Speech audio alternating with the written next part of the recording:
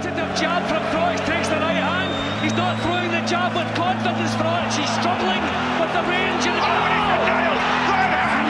George Groves, timing perfect! Froch on the floor for only the second time.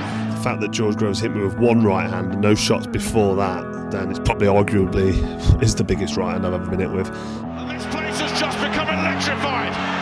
Well, he's tentative with his own punches and he paid the penalty. There's that right hand again. And Froch looks unsteady in the line. He was hit after the bell there. What a sensational start.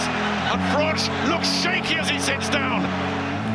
I felt like it was me against everyone off the bat. I thought Eddie Hearn don't like me. Froch, he's a hard case, but I can do him, I can beat him, I can box him, but I've got to be switched on it to do that. But Froch smells blood here. I think Froch needs to finish it here. He really does. Groves is in trouble. He's taken another one and another, and Howard Foster has stopped it. Wow, that is going to be controversial. It's been described as a rivalry that changed British boxing, built as it was on the animosity that existed between two of the modern era's biggest names and most compelling characters. If Carl Froch was the decorated champion, finally recognised for a run of fights to compare with any in history, then George Groves was the exciting pretender, as confident as he was determined to steal Froch's crown. Their thrilling first fight at the Manchester Arena on the 23rd of November 2013 brought a conclusion so controversial that it continues to divide opinion. The rematch at Wembley Stadium in May of 2014 was the most anticipated fight staged in Britain for a generation, attracting a post-war record crowd of 78,000, ensuring both men would become and remain household names. More than a decade has passed since two super middleweight rivals left their mark on each other's careers as much as they did each other's lives. This is Froch Groves, the definitive story, brought to you by Boxing News. Carl Froch. My first recollection or first memory of sparring Groves was at that small gym it was a small ring actually at Gator with Tony Sims and a few of the lads down there. Yeah, and it was a steady spar. I took my time with him a little bit. I stuck it on him a couple of times, put a couple of double jab right hands in, a few body shots in close. But he didn't do much. He was a bit standoffish. I think he was a bit apprehensive. And I can remember sparring him at the England squad quite vividly because I dropped him with a right hand. He only sat his arse down on the bottom rope and stood straight up, but he was pissed off. He got it with a right hand because he was trying it with me. He was hitting me with a few shots. We had a bit of an audience. A couple of the lads from the England squad were there, and when you've got an audience, you tend to switch the sparring a little bit. Me and Tony Bellew had hundreds of rounds of sparring at the England squad with everybody watching, and it was just fucking intense and horrible. I used to get nervous before every spar, and I used to think, okay, now if Tony hits me again, because he hit me with a right hand and put me over, he did. He told me it was a left hook. I think it was a right hand Bellew, but I was the one that got punched, so I'm probably the one that forgot what punch it was, so I'd take it was a left hook. But when I dropped Groves at the England squad, he was rightly pissed off. And he finished the spar, fair play to him. And then the next spar I can remember after that was at the Phoenix Boxing Club, which is my local amateur boxing club in Gedling, or Carlton. It's sort of same area in Nottingham, where I grew up. And yeah, we had a decent little spar, but it was the last spar before I boxed Kessler, like a week before Kessler, and I can remember him hitting me with a left hook. Must have been a left hook, because it was my right ear that got perforated eardrum.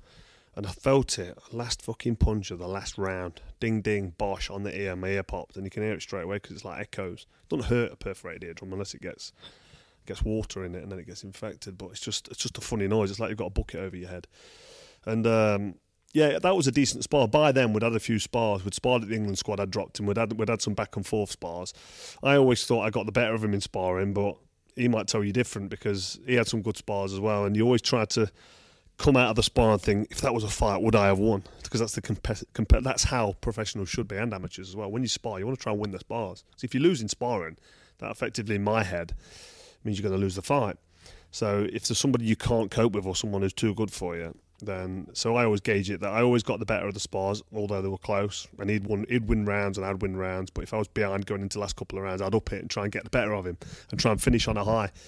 Because there's nothing worse than finishing a spar on the low and feeling crap about yourself. George Groves.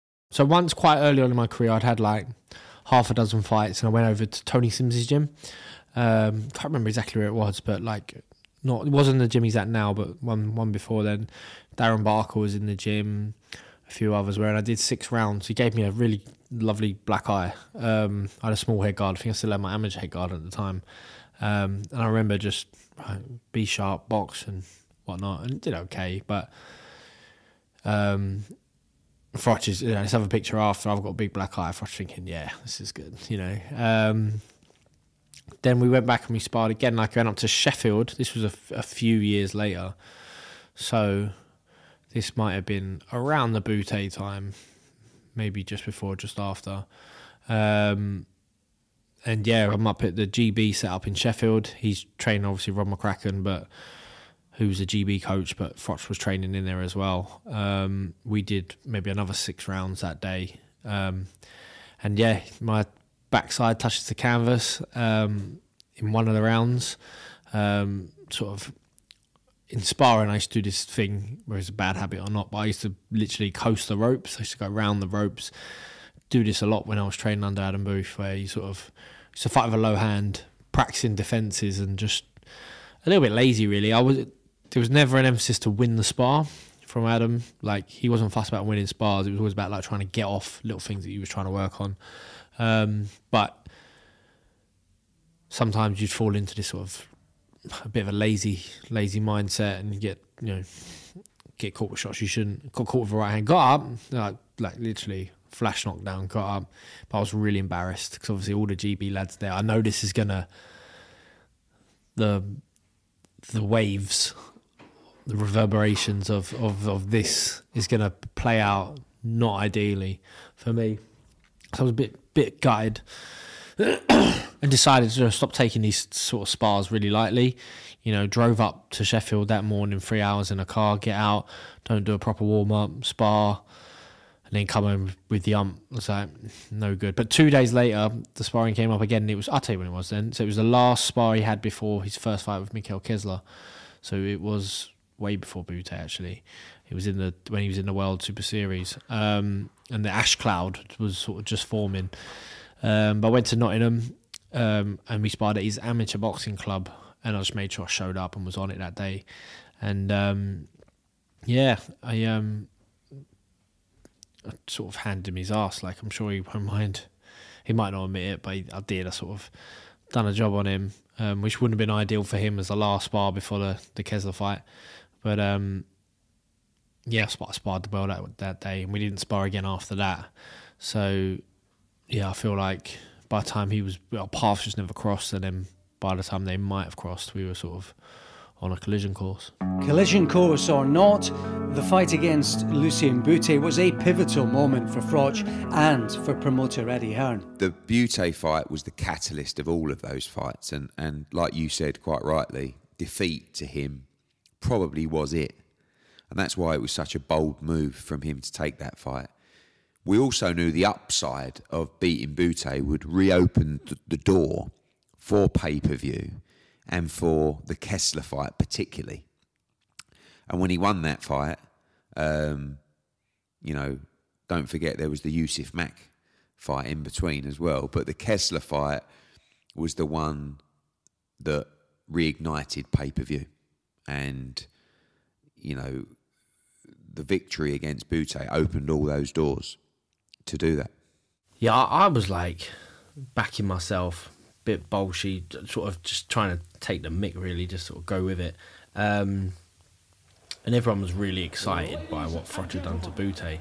But I was reveling the occasion, like buzzing off of his success, really. Like, you're in the arena, you can see, it's like, wow, it's a big night, this is a big fight. He put in a great performance, and I want a taste of that, So my way as a fighter, it was like, yeah, that was good, but it wasn't that good. I can do much better, or I can't wait to do better. So, yeah, I wouldn't say it was like a full-on scouting mission or a fight with me and Froch is like imminent, but it certainly wasn't a million miles away or that much further out of arm's reach. I'd beaten Lucian Bute. Yeah, I'd beaten Bute. And then he was at ringside and he was like, I could beat Froch. I don't think you'd watch that fight and think you could beat me. I think you'd watch that and think, bloody hell, that was a whitewash. But anyway, that was his story. And on the back of that performance, George Groves all of a sudden grown a set of bollocks and said, I can beat Froch. Because he said it to Adam Booth, because he was commentating with him. And I was like, you wouldn't look at that performance. I know I got caught with a couple of shots on the way in, but I walked through them. But I just steamrolled Bute. I backed him up, smashed him to bits and stopped him in round 5. Absolutely nailed him to the canvas. He was fucked. And I felt a little bit sorry for him for about 3 seconds. But that's boxing. That's how it is. But George Groves then thought to himself, I'm ready to take on Froch. So fair play to him. He was brave and he was confident. He believed in himself, and we saw that in the first fight. But yeah, that was the start of the Froch Groves beef, if I leave behind the perforated eardrum before the first Kessler fight. As a fighter, you're coming away and I'm thinking the stars are just aligned. George Groves went over to Denmark, I believe, and sparred Mikkel Kessler in preparation for me in my rematch with Kessler. And when I heard about that was obviously building. That just got the pot of annoyance simmering, listening, hearing that Groves, because I sparred with Groves, and Groves could have helped me, couldn't he? But he was obviously looking at himself as a super middleweight contender, and he ain't going to spar me anymore, which was good work by George. Fair play to him. I'd have been exactly the same. The next fight was a rematch with Mikkel Kessler. Groves was on the undercard of that fight.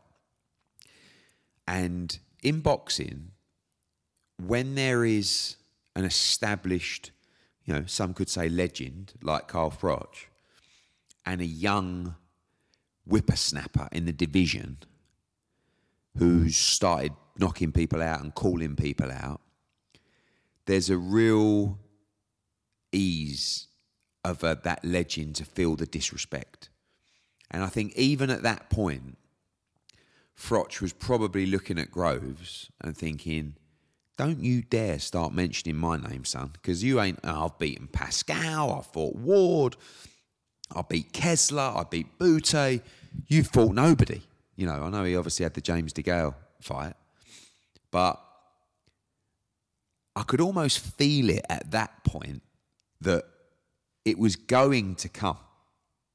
But I also presumed at that point that they would miss each other, because Groves still did have a bit of work to do to get to world level. He was beating mediocre opposition, but he was doing it well. And he started to look heavy-handed, he started looking to the threat, and he started to have a spring in his step. And it's just a case of when you feel the time is right to start mentioning the name. I'd gone out and sparred Kessler. Only one spar ahead of the Froch fight, which Froch took massive exception to. But I just thought, it builds for a fight if it comes around. Beat Kessler on Sky Sports pay-per-view, and it just felt like I'd been... all of a sudden, I was being catapulted to superstardom in the boxing world, getting all the recognition off the boxing news, and Sky Sports were promoting me, bigging me up. I was doing interviews, I've been on ringside, and I just thought, right, what next now? What am I going to do next? And Eddie Hearn, for the next fight, said to me, George Groves is mandatory for the IBF title. Carl Froch had a mandatory due for the IBF, and there was quite a few people in front of George Groves at the time, but some had taken other fights, some were injured, and it kept on going down the rankings. And I remember seeing George Groves just 1 or 2 further down, thinking, Jesus, this could be Froch Groves here. And at the time, it was like, I don't know if that's a mismatch, quite honestly. Or I didn't feel it would be a mismatch, but whether the public would perceive it as a mismatch. I knew Carl had no interest in fighting George Groves at all. He didn't feel it was a big enough fight. He didn't feel it was a credible enough fight. He didn't think George has earned his stripes. And then it went one more down to someone, and miraculously, they were out as well. And then it got to George Groves. And that was really where the fun and games started. I knew how difficult George was, because George had his own ideas. George wasn't interested in really being guided, because I think he lost that trust and wanted to do his own thing. He was very stubborn. And when it came up, George Groves, Carl Froch, I was like, oh, okay, this is going to be a lot of fun. We had a meeting there with Hearn, and yeah, he said we can get you mandatory next. He said you're like 6 or 7, whatever it was, but 1 and 2 was vacant, and 3 was fighting 4. You know, it seemed like no one was in a rush to fight Froch, but I was like, wow, you need me a world title shot with no options and no strings? Like, this was a dream come true, like an absolute dream come true. It's like, oh, I'll have this in a second. There wasn't a lot of negotiating back and forth. It was more like, this is how much you get paid with no strings. This is how much you're going to get paid with a rematch clause. We should have a think about it, let us know. He went away, and I spoke to Adam, and Adam said it's a good deal. And at that point, I probably still trusted Adam, where I trusted his judgment, or at this point, whether I did or not, I just thought, well, this is a good deal for me. Win this fight, and I'm world champion with no strings attached. Like, that was always the Holy Grail. You know, that's what David Hay would always say he wanted to do. But I know he had, you know, to get his world title shot, he had to do a deal with Sauerlands. You know, before then he had a deal with Golden Boy that he had struggled to shake, and a few other things. So they had made mistakes, or not, you know, but they had a bit of baggage. Whereas this was like, no baggage. Yeah, I have this. It didn't take long to get the agreement done, and then to announce the fight. So I think it might have been 12 weeks out from the fight date. For me, as a promoter, I look at it and say, oh, all British world title fight. But everyone was looking at that fight pretty much saying, not mismatch, but too early for George Groves. Like, Froch, you have to remember, Froch was coming off Butte, coming off Kessler. He was perceived to be almost in the form of his career. George Groves hadn't really beaten anyone. There were question marks a little bit over his chin, I think.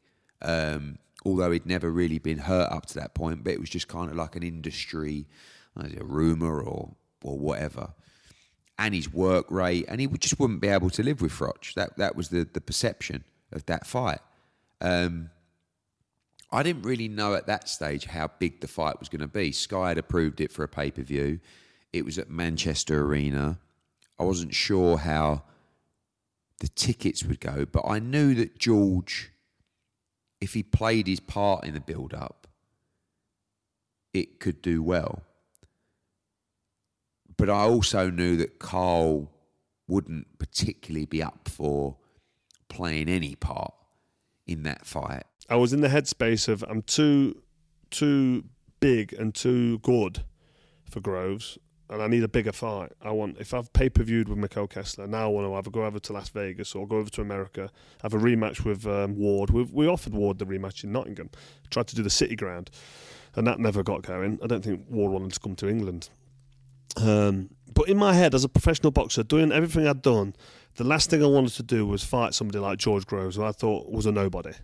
And I didn't think he was good enough. And I was obviously wrong about that, because he's a very good fighter. But that's just where I was. And there's not really much more I can say about that, except for that was my fault and my problem.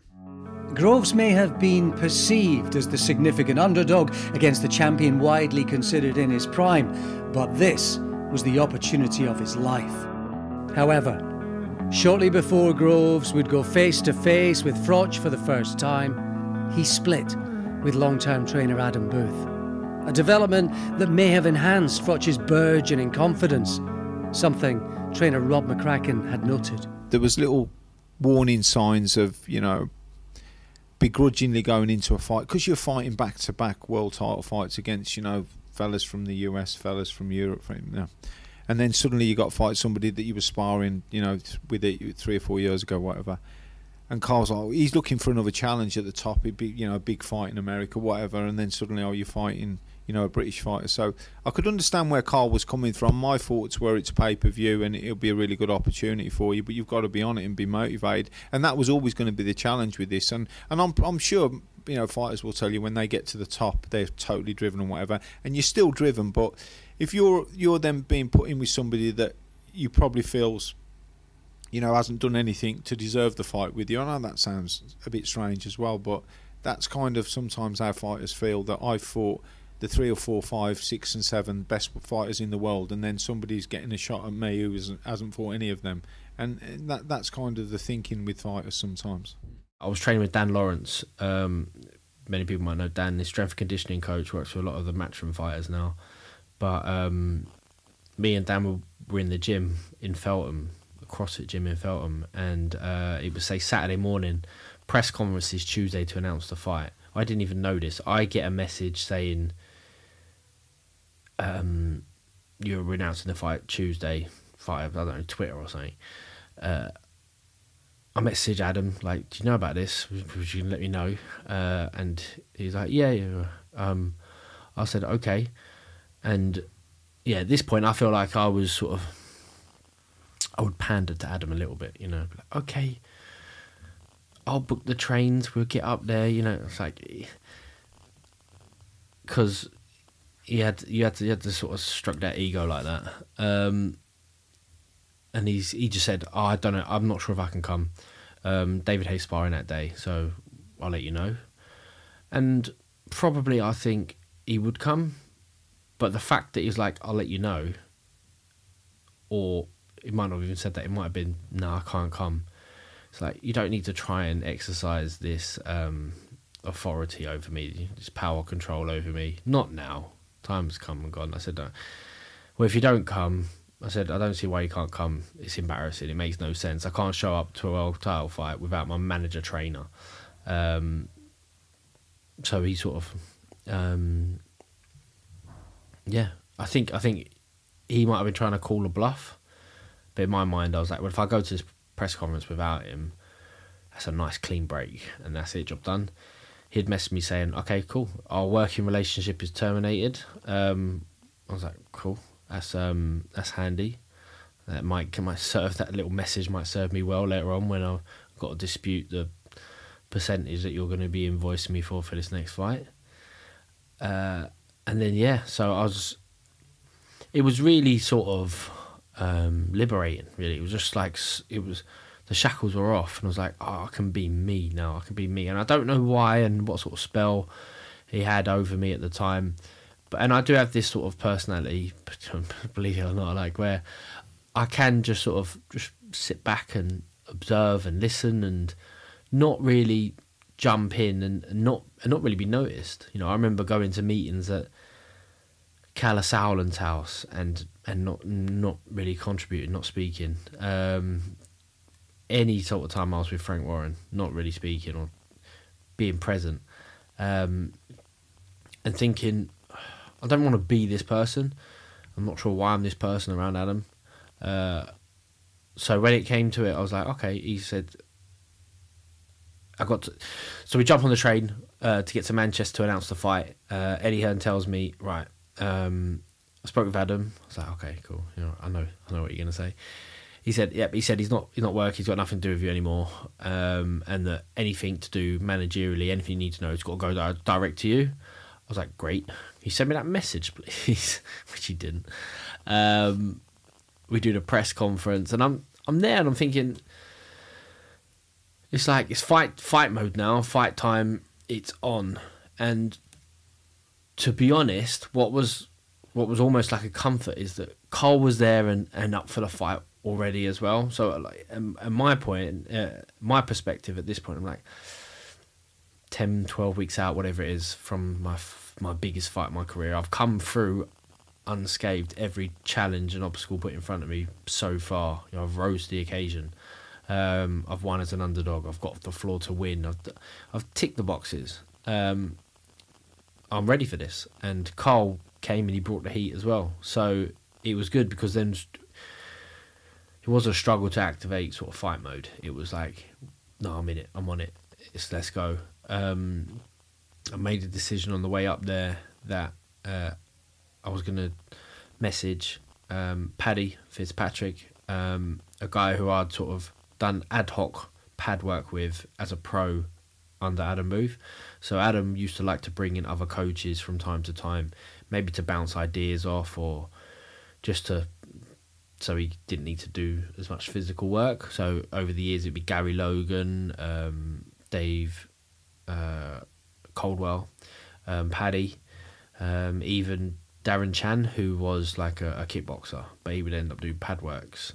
He never boxed, but we brought him in for conditioning, and a good guy, knows his stuff in terms of like beating you up and battering you, and it's from a tough sport, but he's doing pads with him as well. But Paddy was the best one out of the bunch for me right there, and I thought, I like the way he thinks, I like the way he holds the pads, and I need someone who I've got a bit of chemistry with already, because we've only got 10 weeks out. If it wasn't for Paddy, then I would have probably, I'm not sure what I would have done. But training myself was not off the table either. I think a lot of people at that point were concerned for George going into the biggest fight of your career by a mile without Adam Booth, who'd been there with him every step of the way. No one knew what had happened. No one knew how they fell out. No one knew they were going to fall out. But it kind of like, you know, when you talk about narrative, it felt like he was handicapped a little going into that fight without Adam. You know, you have to remember George was really part of Haymaker coming through. And all of a sudden, that changed. And I remember he came up to the first press conference pretty much on his own, or with 2 or 3 people. And the old George Groves under Haymaker would have come with 10 or 12. And I couldn't really make out at the time if that was a good or bad thing for George Groves. Like, sometimes you can be a little bit lost in an occasion like that without people putting their arm around you saying you're going to do it, you know. But he, at that point, was almost like a fuck you to boxing. That I'm going to do this. I don't need people. I know this game. I'm going to win this fight and I'm going to go. It did feel like a blow, but as I say, I felt like I had a better chance without him. 100% I had a better chance without him. In boxing, it's so important. You know, at times, you've got to have full trust in each other, and I didn't trust him as far as I could throw him. You know, he could tell me it's raining outside, and I'd have to go and look out the window. Everything he said to me, I was thinking, well, is that the truth, or are you saying it because that's what's in it for you? So we can't get such and such for sparring today. I'm thinking, why not? Did you make the call? Did you forget? Did you not? Are you going to use that against me later? It was mutual in my respect, because I was like, oh, you don't want to work with me anymore? Great. Done. Finished. I've known Adam Booth for quite a few years, because I used to go down and spar Gary Logan with David Hay and a few people at his gym near the Third Space in London, because I'm good friends with David. I've been for years. And I just thought to myself, I'm not surprised Adam Booth's fucked off Groves, because he's a prick. That's what I thought. I'm not surprised he's got rid of him, because he's unbearable, and I bet he's even more unbearable now. Now he's got a fight with me. He's probably thinking he's like prima donna. You know what I mean? That's what I was thinking. I don't know if that's right or wrong. I haven't really got a bad word to say about Adam Booth, and I haven't got a bad word to say about George Groves either, actually. But obviously, in the build up to the first and the second fight, I despised him. I couldn't stand him. Obnoxious, horrible little prick. Honestly, I wanted to knock his teeth down the back of his throat. Rob did say to me, that might not even be true. Take that with a pinch of salt. Don't even think about it. And I thought, yeah, actually, it might be. But I'm not asked anyway. Like, I genuinely wasn't bothered. But Rob did say that to me. It could have been. You could end up turning up on the night, and Booth comes out the corner, out the cloakroom, like the Dark Lord, just walking down like, oh no, Booth's here. Like, that'd fucking bother me. Do you know what I mean?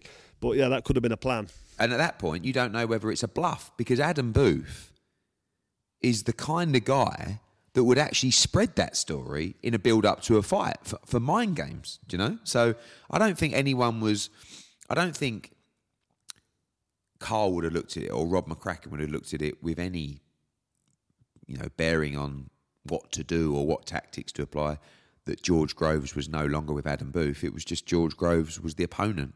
And Carl had a burning desire to take him apart. He never really wanted to box him because Carl worked so hard to get his shot. He just felt that George hadn't. And, you know, the mentality from Carl for fight one was always wrong going into a fight.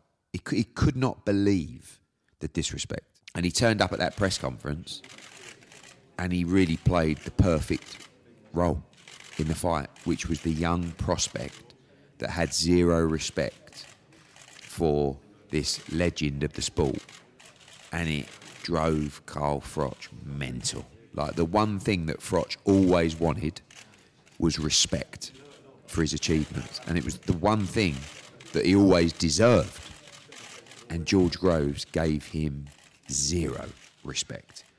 And Froch almost couldn't believe it. I can't even look at this guy. He wants to know why he thinks it's disrespectful. He's saying Froch, and asking me a question which is just ridiculous. What, I'm not allowed to ask you a question? I'd like to make eye contact with me, and I'm the one who's disrespectful. Yeah, I mean, I'm in the middle of it going, this is absolutely brilliant. You know, I don't really look at it how it could affect Carl in the fight or psychologically. I mean, that comes closer to the fight. But in that moment, you're just thinking, this is brilliant. And then all of a sudden, for all the people that said Groves hasn't got a chance, then the narrative changed. He's under his skin, you know. He might be in Froch's head here. God, or, he shouldn't have done that. Froch is going to take him to pieces. He's going to batter him. But it's just the narrative builds. People start talking about it. And George was brilliant in the build-up to that fight. I was fuming. I was getting wound up and annoyed. I was thinking, who's he talking to? What's he say? How can he say that? Fucking prick. You know what I mean? My head was going, which was ridiculous from my point of view as a seasoned professional who's been there, seen it and done it. I was letting this kid, George Groves, 10 years my junior, wind me up. And he did. He successfully wound me into a frenzy. George was disrespectful. And, you know, talking to Carl as if you're slow and I'm going to do this and I'm going to do that, and this worked for Carl and didn't work. This didn't work for Carl. It worked for George because Carl sort of did take the bait and got annoyed and was insulted and was peed off about it, and then it's not ideal then that you just want to I can't wait to get hold of him. You got to.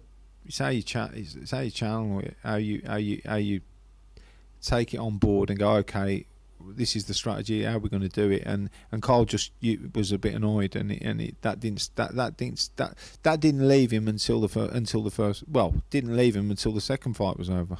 I didn't want to procrastinate over this situation of having to get my head around the fact that I've got a new setup. I need to find a new team. I need to get my head in the game. So having him there and it's kicked off, and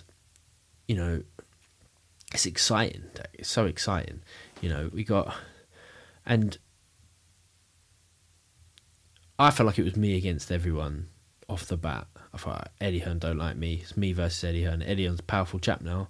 I'll have to don't sleep on him. Froch, he's a hard case, but I can do him. I can beat him. I can box him, but I've got to be switched on it to do that. McCracken was sort of he's a wily old fox. He don't like to move quick, but I wouldn't trust him as far as I can throw him at that point. I'm thinking don't let him kill you with any sort of kindness. Don't let him. Almost just don't listen to him. Froch starts and he's got a bee in his bonnet that he's fighting me to start with. I think his mindset was probably, if I diminish him and make him feel like he's not worthy of even fighting me, he's an easier fight on fight night. I'd say that probably definitely fueled desire in me to be the very best version, just because it felt like I'm in a fight. Could have been how you doing, George? Yeah, all right, good to see you. I know we've sparred and we are what we are, but let's make it a good fight. It could have been quite gentlemanly, but straight away he set the tone with his abuse and his minimising my performance, and I'm not good enough, and I'm slow, and I hold my feet, and I do so much wrong. And I just straight away from the off, unprofessional again. First of all, didn't want to even be there because I didn't think he was good enough. So didn't train properly. And then secondly, I was like, cheeky fucker, who's he talking to? It's still exciting, that because, like, you know, are at war with these people, but Eddie Hearn, after the press conference, says, yeah, we sold out. I said, what? He goes, yeah, tickets sold out. Some of the boxing journalists, it would have been you, Derek, and a few others, like, you can tell what sells, like, and no one really ever sort of explains that to the fighter, but you're like, yeah, this is big, this is getting in the paper. Like, it's your mindset. What do I need to do to get it in the paper? It's getting in the paper? Okay. It means people want to see it, want to hear it. The guys at Sky, you could see they were thinking, you know, it's not their first rodeo. They've done show after show after show, but they know what gets traction, what gets interest. So they were excited. So I'm buzzing. I leave that press conference like thinking this has gone perfectly. I'm flying high. You know, I tried to anticipate a few things that might be said to me. Froch says, "Where's your trainer?" I know I was confident that Adam would tell Eddie Hearn and Eddie Hearn would tell Froch. And then rather than being like, "Oh, it's a dick move," and being upset or, you know, even angry with Adam or Hearn or someone, I was just like, nah. It's like, right, be ready for that. I was like, doesn't matter. I can't remember what I said back to Froch, but I tried to give no reaction. And I felt he left a little bit rattled from that first presser. You know, whether he admits it or not, he was wound up, and that's perfect for me. That's perfect, because I think he almost implodes. He can't help but do his training. That he is that sort of person, and that's why he'll always be a dangerous fighter. Physically, he's always present, but mentally, at times, he might check out. And I wanted him to mentally check out, and I think he did. I think he did after that first press conference. He thought, this is really uncomfortable. I'll do the physical prep. I won't try and battle him mentally, because he doesn't need to lose that battle. Swindon-based Paddy Fitzpatrick had been influential in preparations for James DeGale 2 years earlier, a significant win for Groves. And while he may have been little known generally in British boxing, by the time Groves was looking for a new trainer, he had earned the challenger's trust. He gave me a call and asked me, and I said yes. I had a meeting with Paddy at his house first, and I said, look, I fell out of Adam.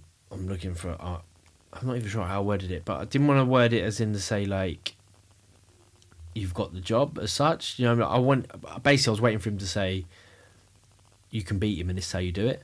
If he didn't tell me that, then I'm leaving with, you know, I can't sack one coach who thinks he's not going to, I can't trust to one that, you know, doesn't think I'm going to win.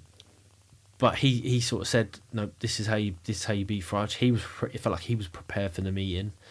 And then between us, me and Paddy, once we was in the gym, we came up with the formula, and it was something that I every bit of it I really did buy into and believe in. I thought it made a lot of sense. I worked with him for the Paul Smith fight, Glencoff Johnson fight, and the DeGale fight.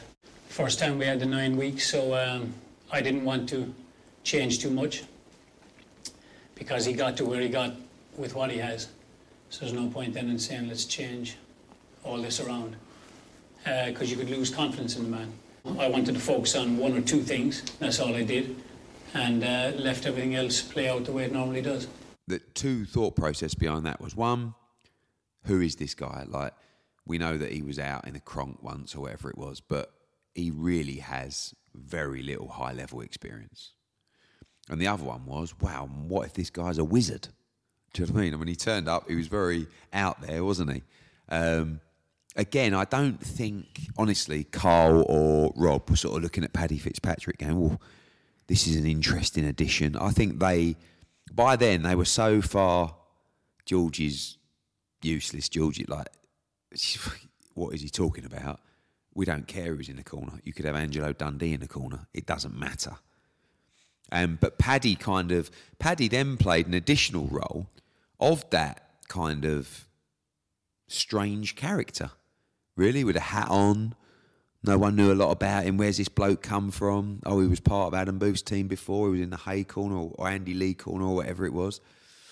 So, yeah, he was just like another weird character as part of this weird behaviour from George Groves. That's what how it was perceived from Team Froch. Paddy, never heard of him, but I wasn't interested. He might have been a top American trainer for all I knew. But I knew he was English, and with a name like Paddy, he should be Irish, but I'm not sure if he is. But I wasn't interested. I didn't think it was a good thing or a bad thing. I just didn't pay any attention to it. I just thought that George Groves was a good fighter, and he was quick. He had a bit of speed about him, and he could punch. And I just that was my thoughts on it. And I thought, you know, if whoever George is training with, then he's going to know them, and they're going to know him a little bit. And that was the case. And yeah, it was about George, really. I don't, you know, it's, you know, the fighter does the fighting. The fighter's the one that prepares.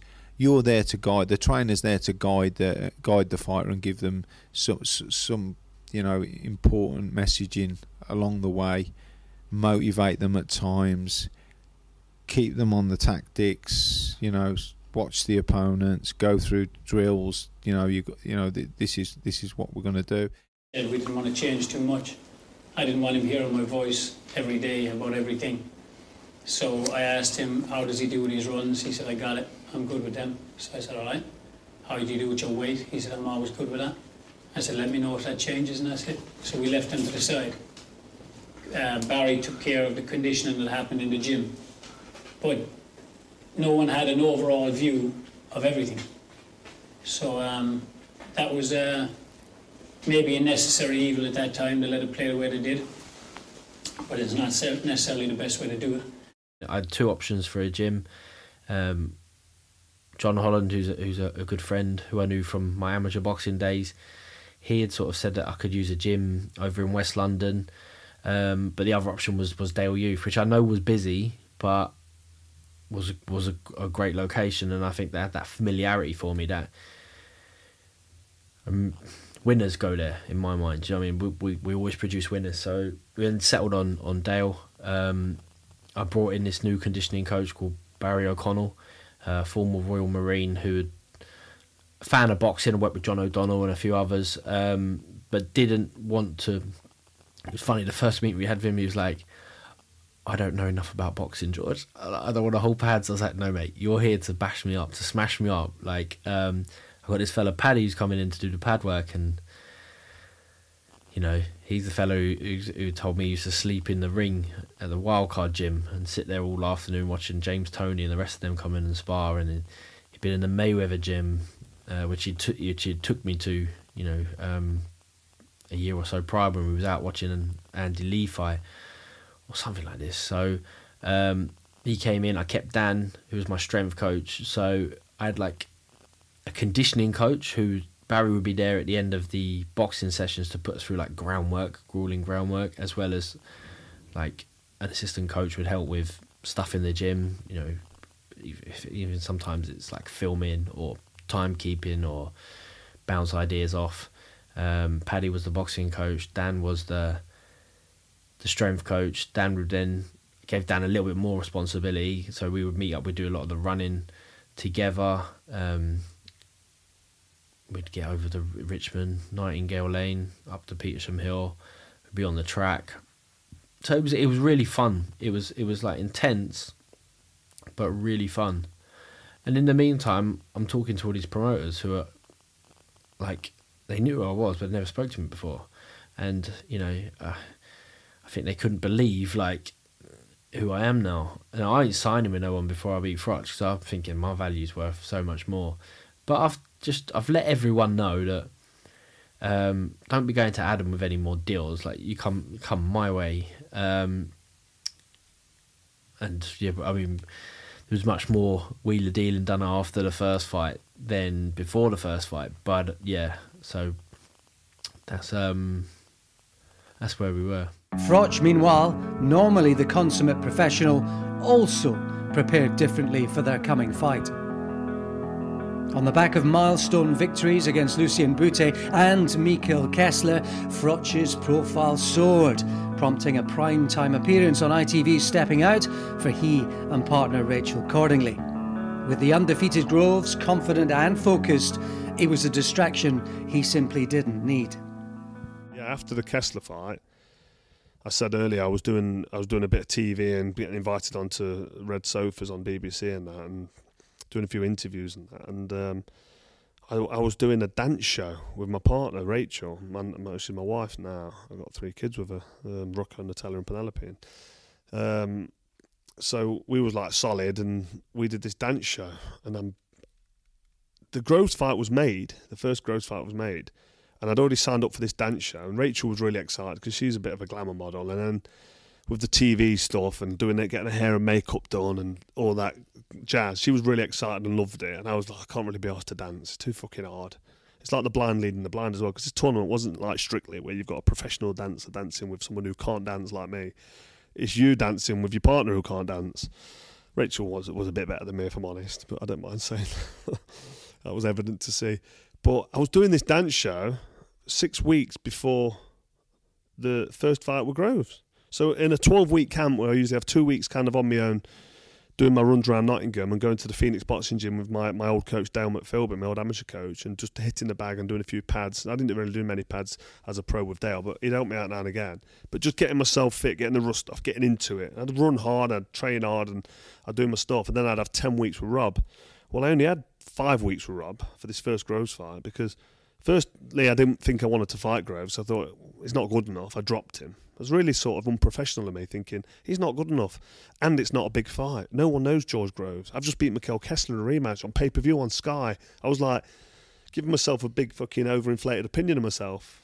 Rightly or wrongly, I was like, well, look what I've done, Super 6. I beat Kessler in a rematch. All right, I've lost to Andre Ward, but it's Andre Ward. I've just beat Butte.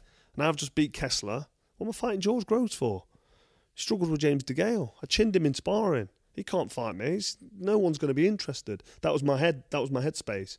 So I did this dance show and got through first week, and then got to the second week. I did the Bangra one week. I did the Rumba the week after. I did we opened the show with a cha-cha-cha number. Let's Get Loud. That was the song. That was the big opener. So it was like a big deal. I quite enjoyed it. And then after week 2 and 3, I was like, oh, I've had enough now. And then I pulled my back out. Honestly, I pulled my back out, and I had to exit the dance show. But I needed to get onto the training, so I had like 6 weeks, 6 or 7 weeks. I don't even get 7 weeks. I had 6 weeks left until the fight, and I'd not done much. And I was telling Rob I was doing my runs. You're never going to go into a fight 100%. You might do it 2 or 3 times, but you're never going to go into a fight 100%. It wasn't 100% for the fight. I think he'd been pissed off, a couple of niggles along the way in the camp. And he's probably walking to the ring on the night thinking, shit, it's on me now, I'm not really fully prepared. And that's why I mentioned there's a few Mondays that went missing, a couple of niggles, shall we put it back, whatever, should we move it back? No chance, not moving it back, let's get on with it. And this is training camps, this is what boxing is. You've seen it recently with people fighting on certain dates and saying, I needed more time.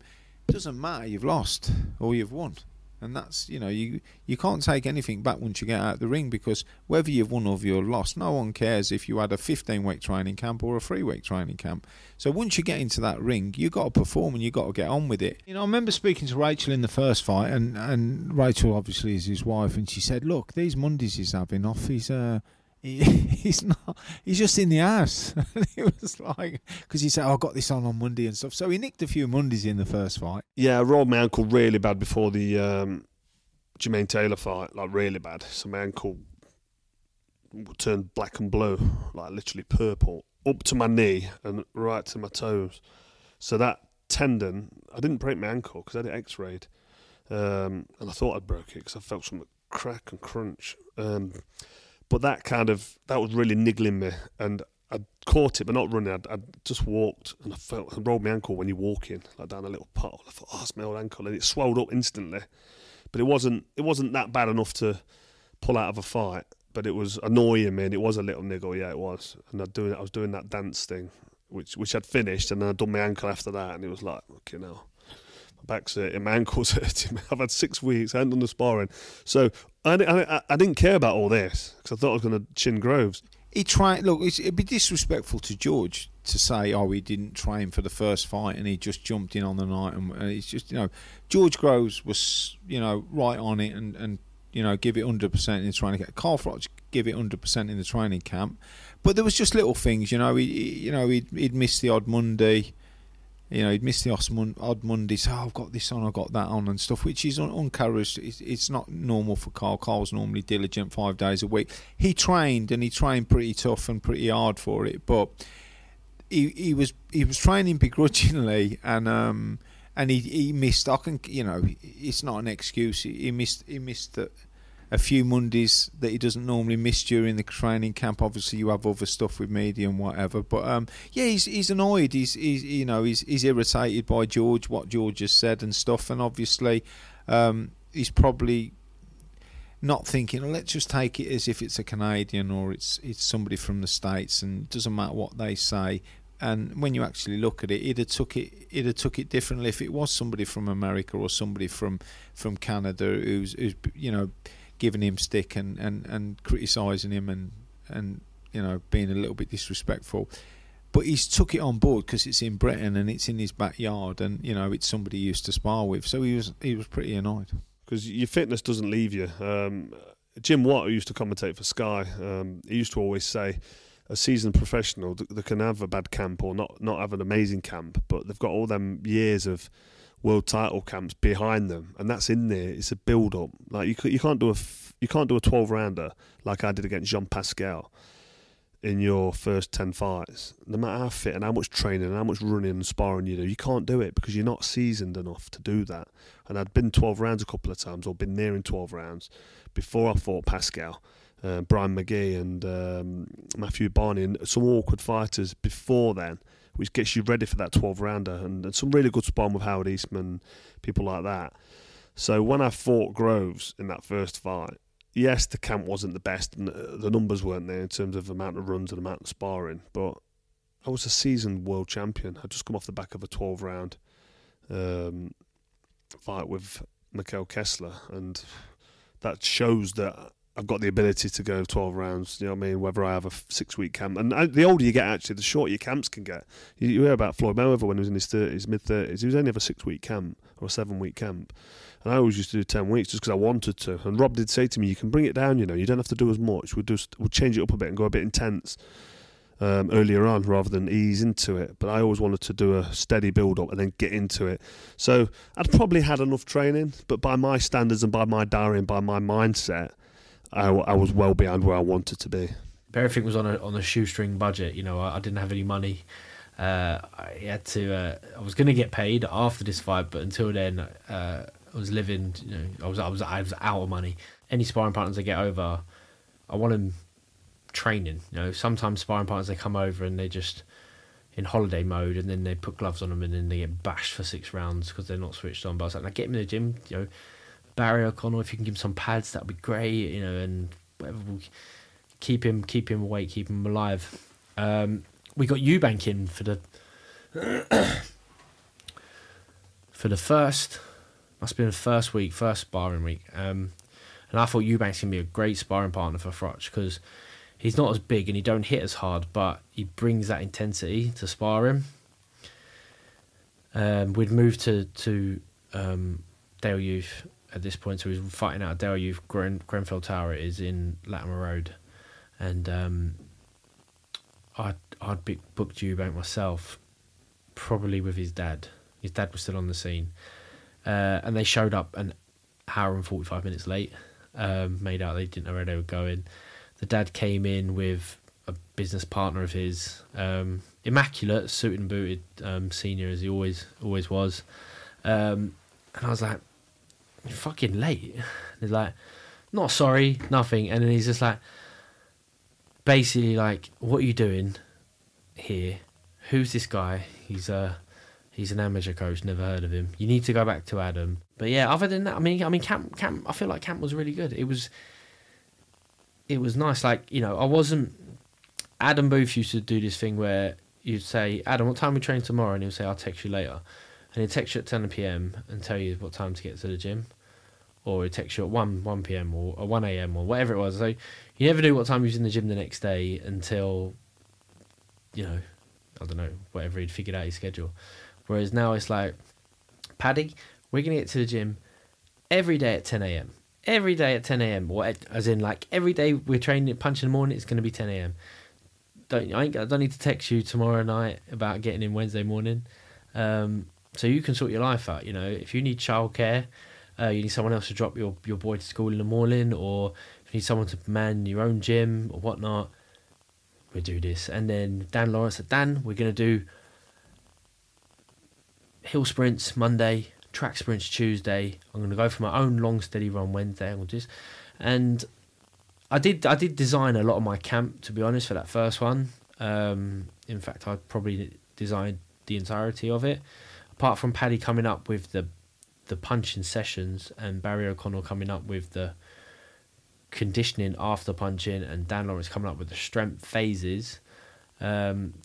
The runs and the timings and what we were doing when we were doing it was up to me. I think that served me well. I think I knew enough about the body, I knew enough about me, I knew enough about this fight to do that at that stage. So camp was a dream, like it was a dream, and I felt like a machine. And when you feel that good, there's nothing else like it, Dick. You know, you feel like you can take on the world. I'll keep saying that I'm lying as such. You know, I'm not confident when I say I'm confident. I'm not ready when I say I'm ready. I think he believes that I'm going to get in there and run from him, but Carl, you're wrong.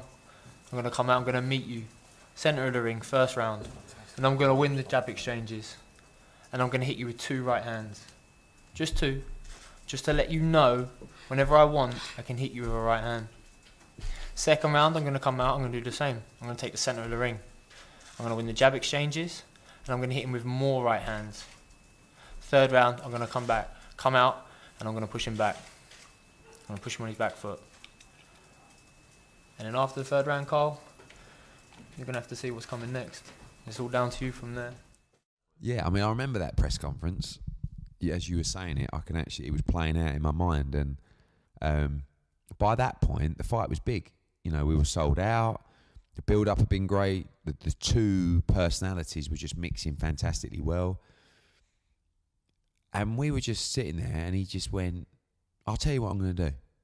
I'm going to hit you with 1 right hand or whatever it was. And Carl's like looking at me and nudging me and looking at Rob McCracken. And I think as well, you know, Rob won't mind him. I think Rob, no one liked George from Froch's side. They all thought he was disrespectful and like deluded. And they were like looking at each other, just sort of smirking and laughing. And it was, I don't think sometimes George really knew what he was doing. I don't think he sat there the night before or a couple of days before and went, right, what I'm going to do is I'm going to say... But he's quite intelligent, George, and like, I don't know whether they were premeditated mind games, but it was such a weird thing to do that it definitely worked. So when he said he's going to win with 2 right hands, I just thought, fucking idiot, what's he talking about? Waterhofer ducked back, but I obviously give him some back and said whatever I said to him, and it was quite hostile. There was definitely genuine needle. He didn't like me, and I didn't know why he didn't like me, because we'd helped each other out sparring, but all of a sudden he's in the opposite corner, so he took that as right. I'm going to get in Froch's head. That's what George does. That's how he boxes, and he looks for the right hand. He's quick. He's got a real quick right hand off the jab, and he eases back, and you know he can bring it from anywhere. So that was going to be coming anyway. But it was just Carl's mindset at the time. He was really annoyed. He's really fuming with Groves. Some of the stuff he'd said in the build-up over the weeks and stuff. So yeah, it was. I think it kind of went over Carl's head. But to be honest with you, that's what George does. You know, he uses the jab. He sets up the right hand nice. You know, he's decent with the hook, but you know, he's jabs and right hands, George, isn't he? And you know, and the difference with George and other fighters is George is really quick and powerful. I mean, I felt like I could share the tactics with him because they were obvious. You know, I'm going to take centre of the ring, I'm going to back you up, I'm going to land the jab and win the jab exchanges, and I'm going to hit you with 2 right. I'm going to hit you with 2 right hands. I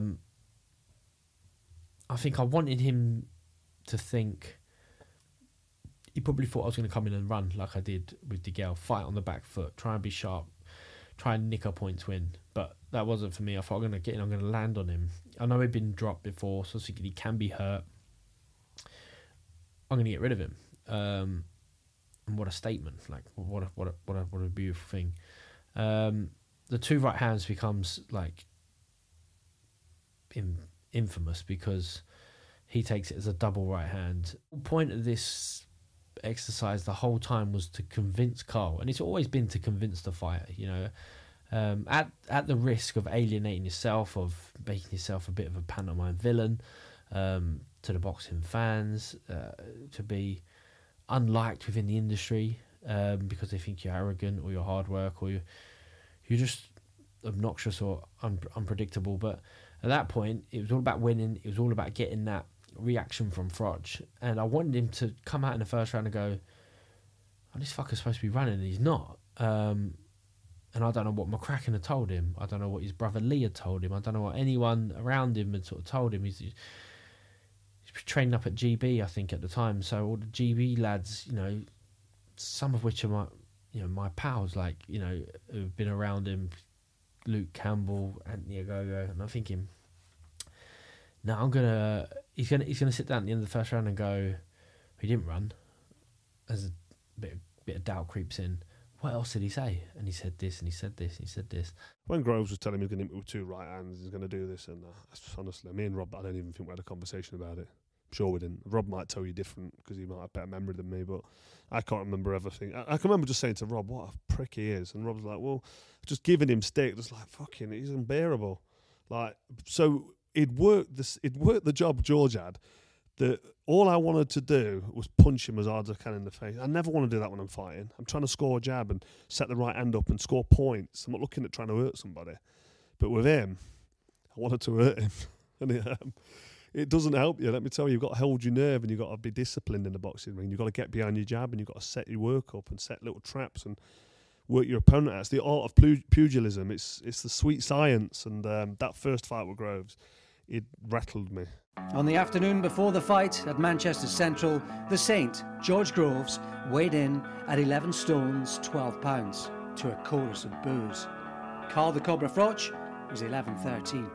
Would you please welcome to the scales, undefeated in 19 contests, 19 wins, 15 inside the shuttle distance.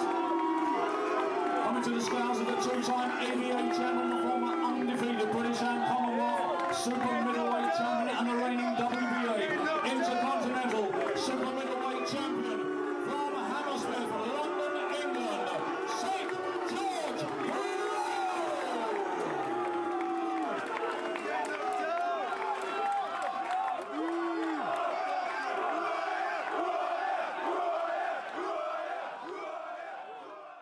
And now, ladies and gentlemen, 33 fights, 31 wins, 22 inside the champion distance, just 2 defeats. Former ABA champion, former undefeated British and Commonwealth super middleweight champion, the former WBC super middleweight champion of the world, and now the reigning and defending WBA and IBF super middleweight champion of the world.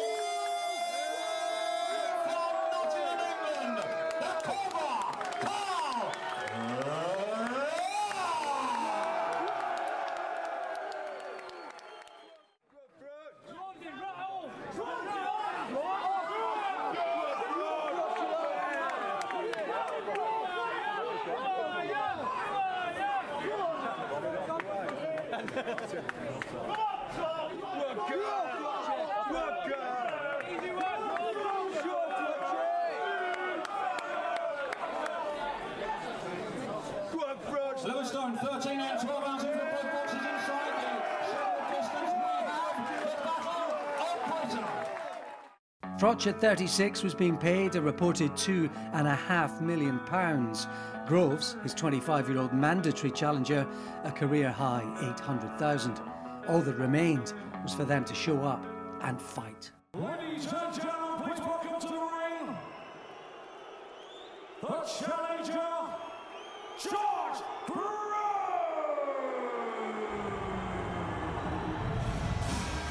revel in his role as the bad guy, hasn't he? And he's been reaping the reward of that right here. Just listen to those boos. But George Groves, as you heard, is made of stern stuff. Physically powerful, mentally tough. Some people think he's not up to this. There's no doubt whatsoever in George's mind that tonight there's going to be a changing of the guard.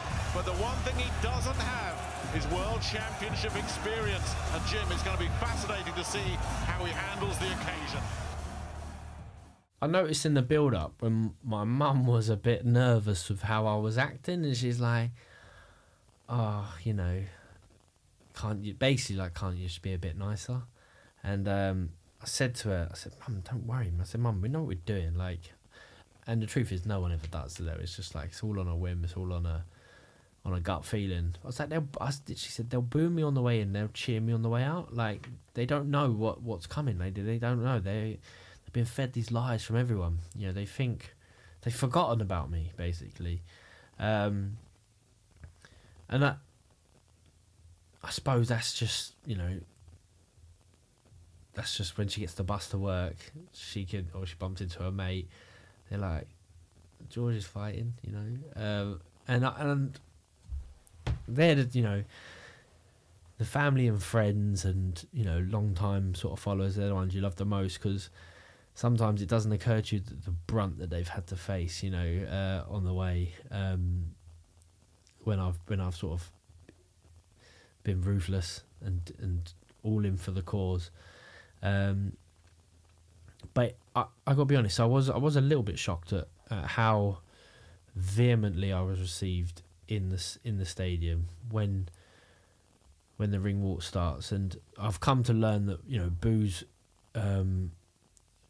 ring much louder than cheers, but it was like they were spitting venom at me for that build up for the ring walk, and I was thinking, oh wow, this is really intense. I was like, well, I'm sure it's just that crowd. We've split the crowd. It's casuals, and then he comes out and they're all cheering him, and I was like, oh, this is okay.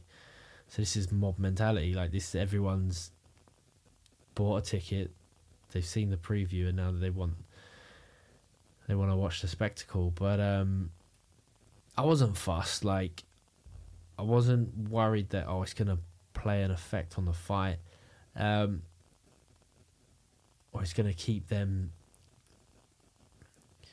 It's going to keep Froch going as such, you know, because they didn't quite feel, or maybe rightly or wrongly, I didn't think they were that crowd. I didn't think they were the Ricky Hatton crowd who were going to, you know, proud for him to go out on his sword and cheer him on. I thought, I'm going to convince this crowd. I'm going to convert this crowd. So they're not going to be cheering Froch on to his last sort of punch, you know, till he's counted out. I'm going to be able to switch him up. Do I think it affected him? Well, he put up a pretty good performance, didn't he? So, but if it had a effect, I think it'll have an effect on anybody. Anybody. You're walking in and you're getting booed, but it's how he held his composure that was impressive. But it will have an effect.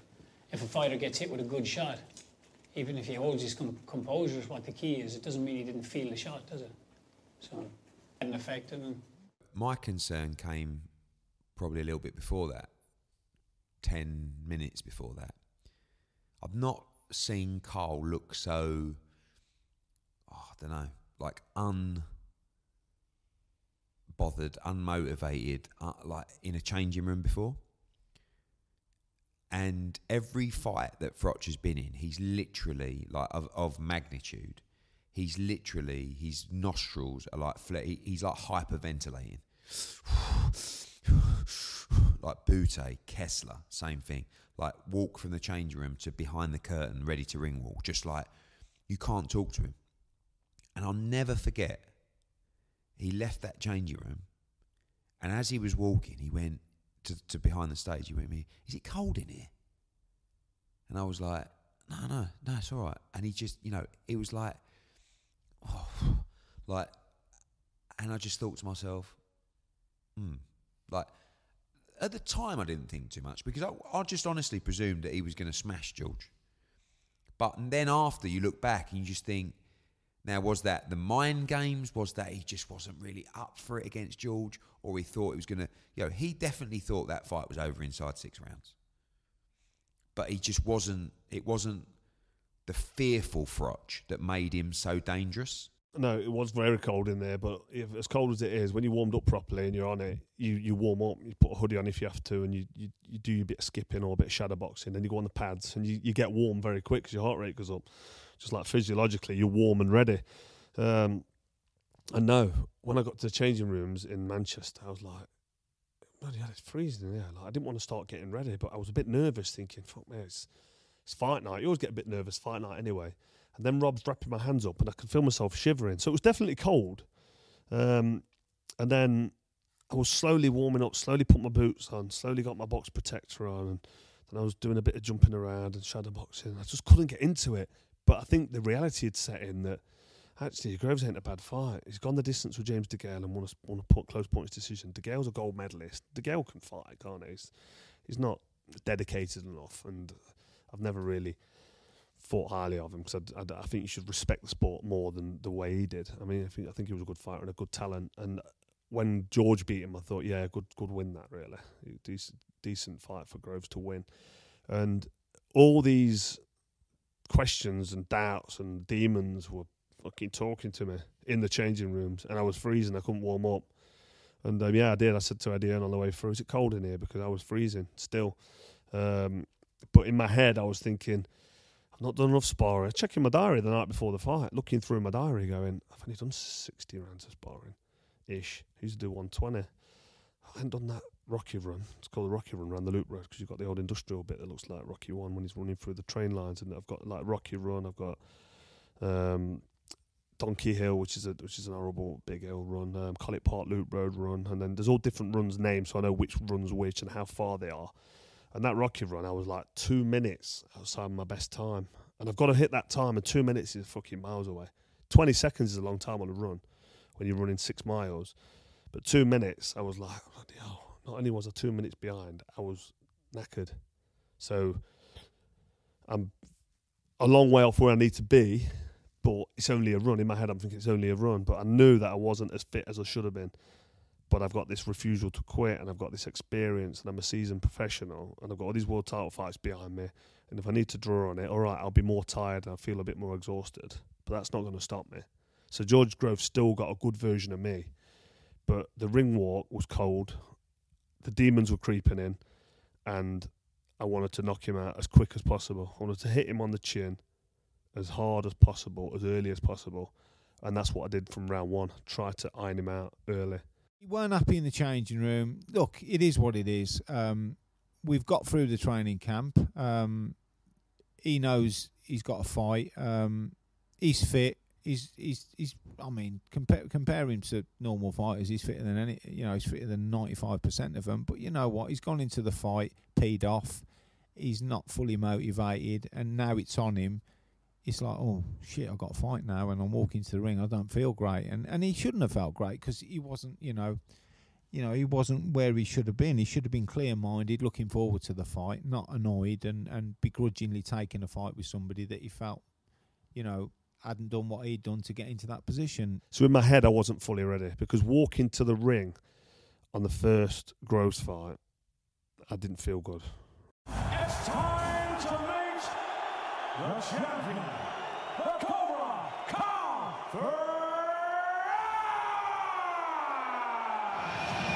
Well, here comes the Cobra yet again. World title fight number 11.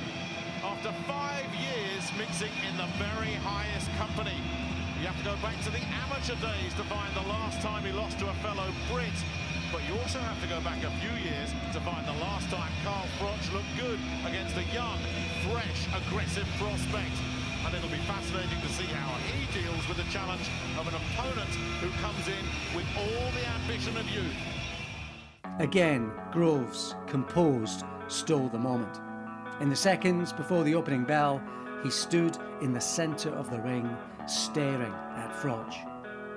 The champion was in his corner, surrounded by 10 of his people, including brother Lee, McCracken and Tony Sims.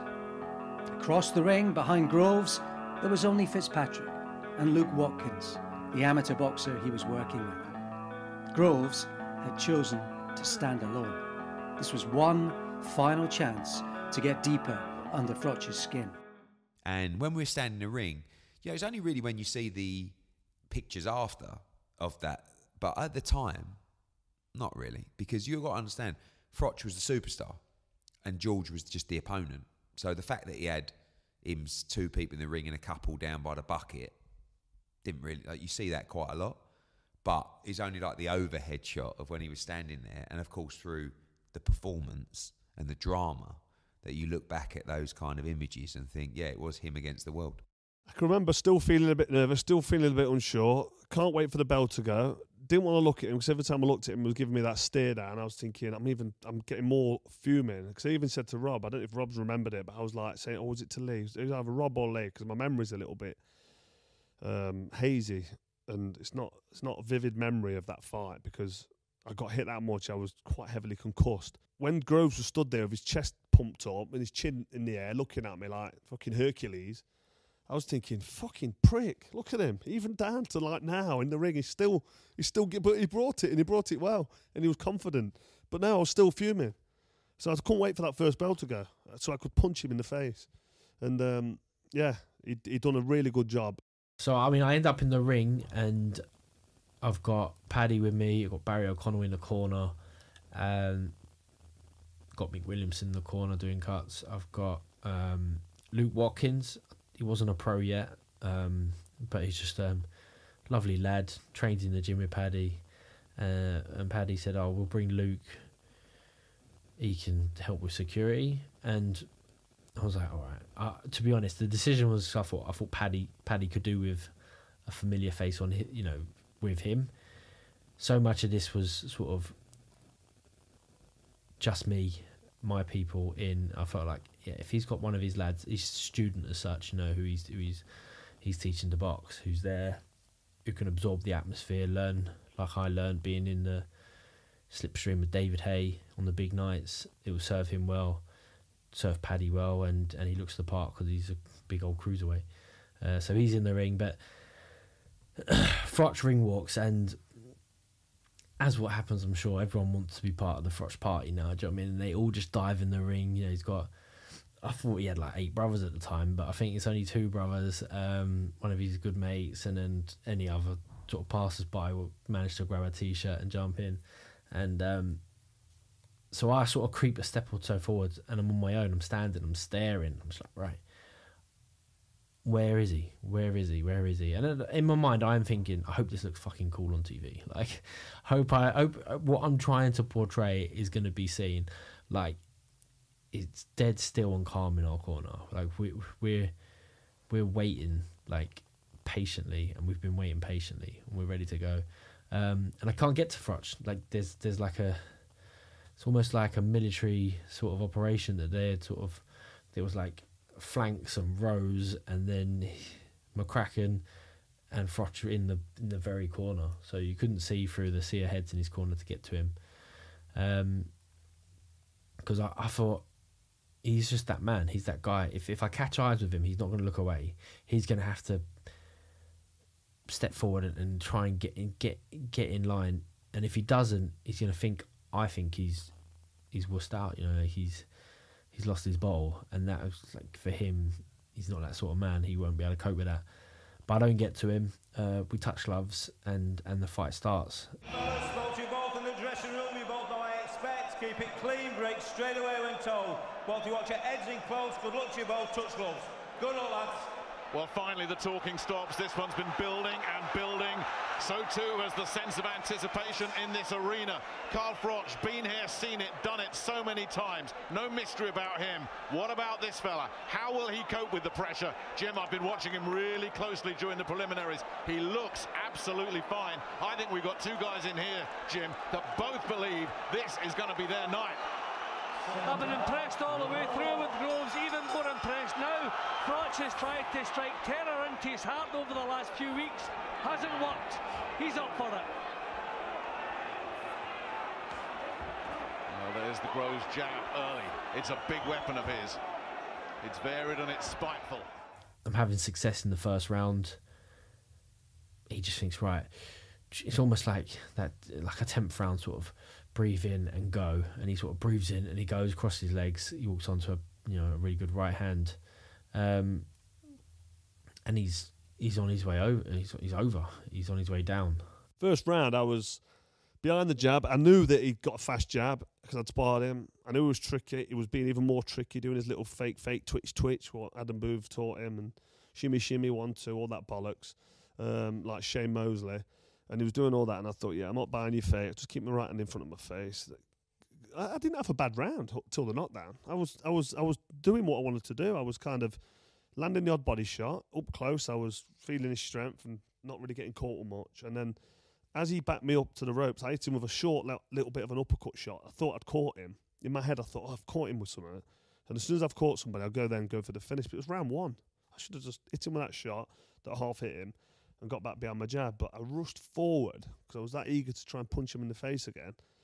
I just left my feet behind, came square on, and missed with a right hand, fell really short of a right hand, and walked onto a nice sweet little 1-2, and the right hand that Groves hit me with, boom, straight on the side of the chin. I saw it coming because I know I'd left myself short, and then I couldn't remember then. It was like I was in front of Howard Foster on my feet.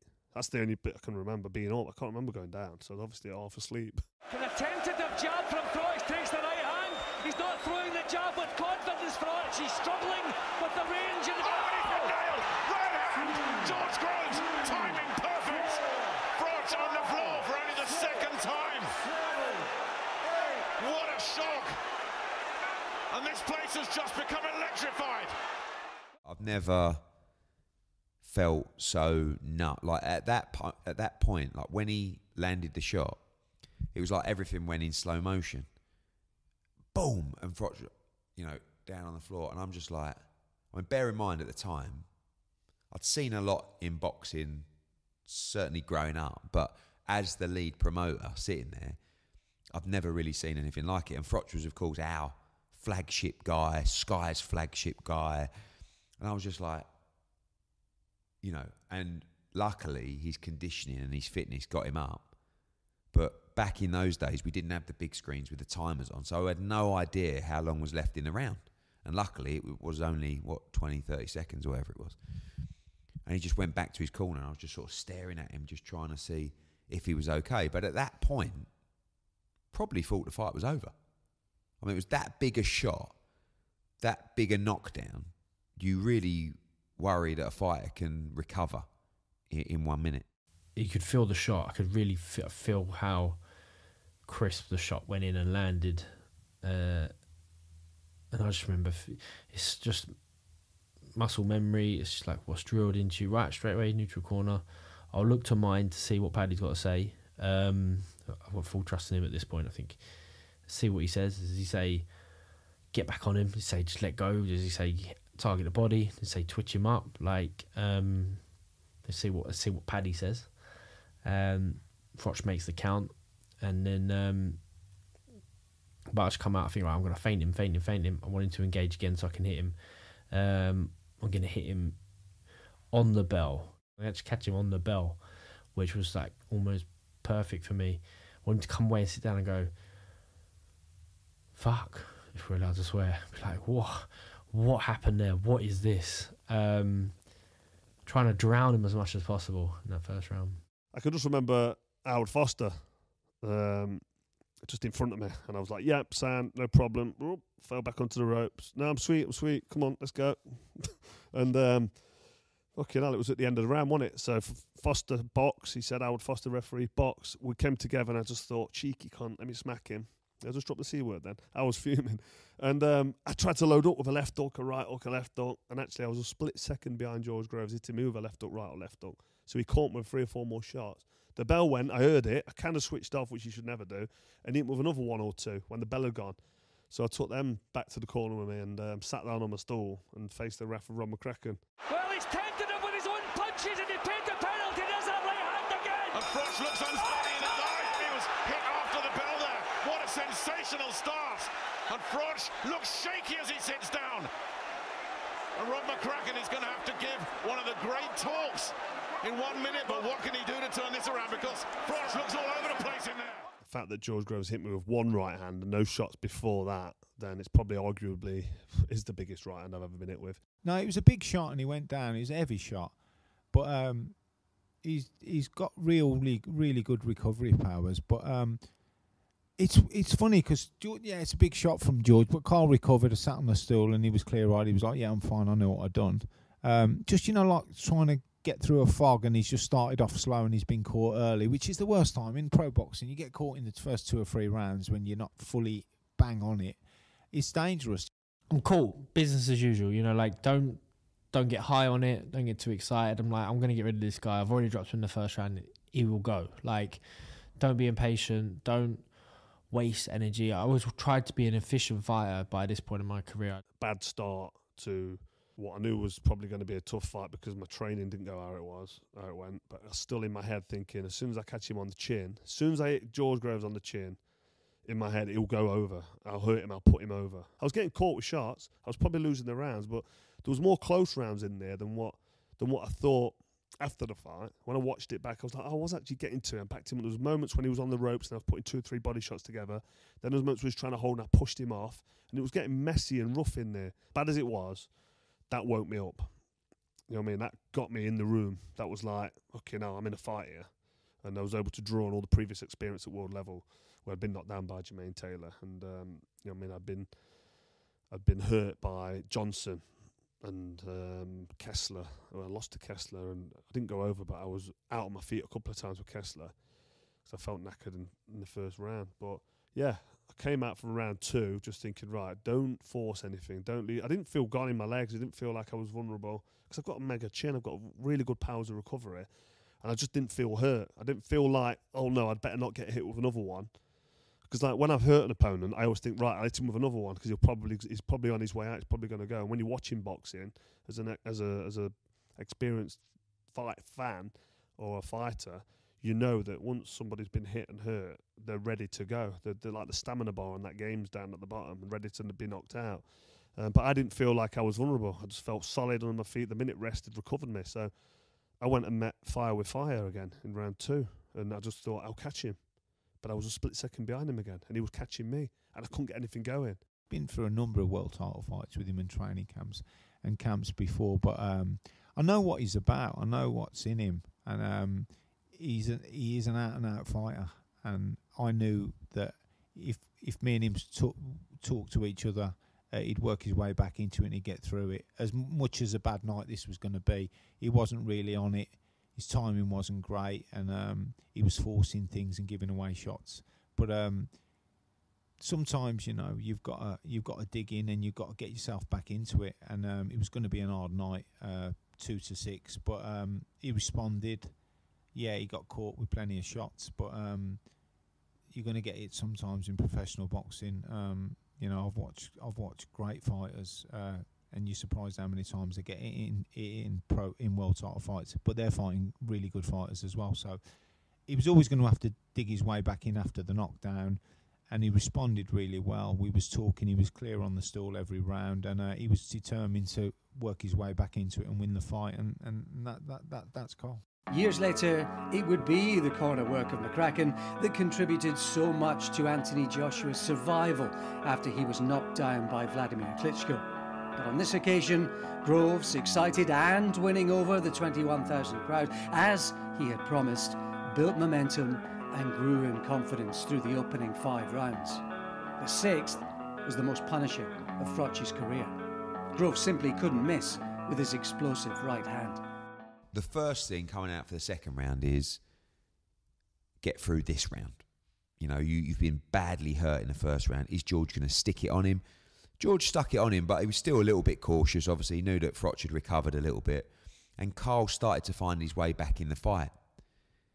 Then George came back, and as you said, I think the 6th round, he just hit him with a kitchen sink. Froch is the one grabbing hold there. It's normally the opponent. The only way they can cope with the strength in Froch. There, the right hand, terrific right hand again. He felt it, Jim, he felt it. Terrific powers of recovery always.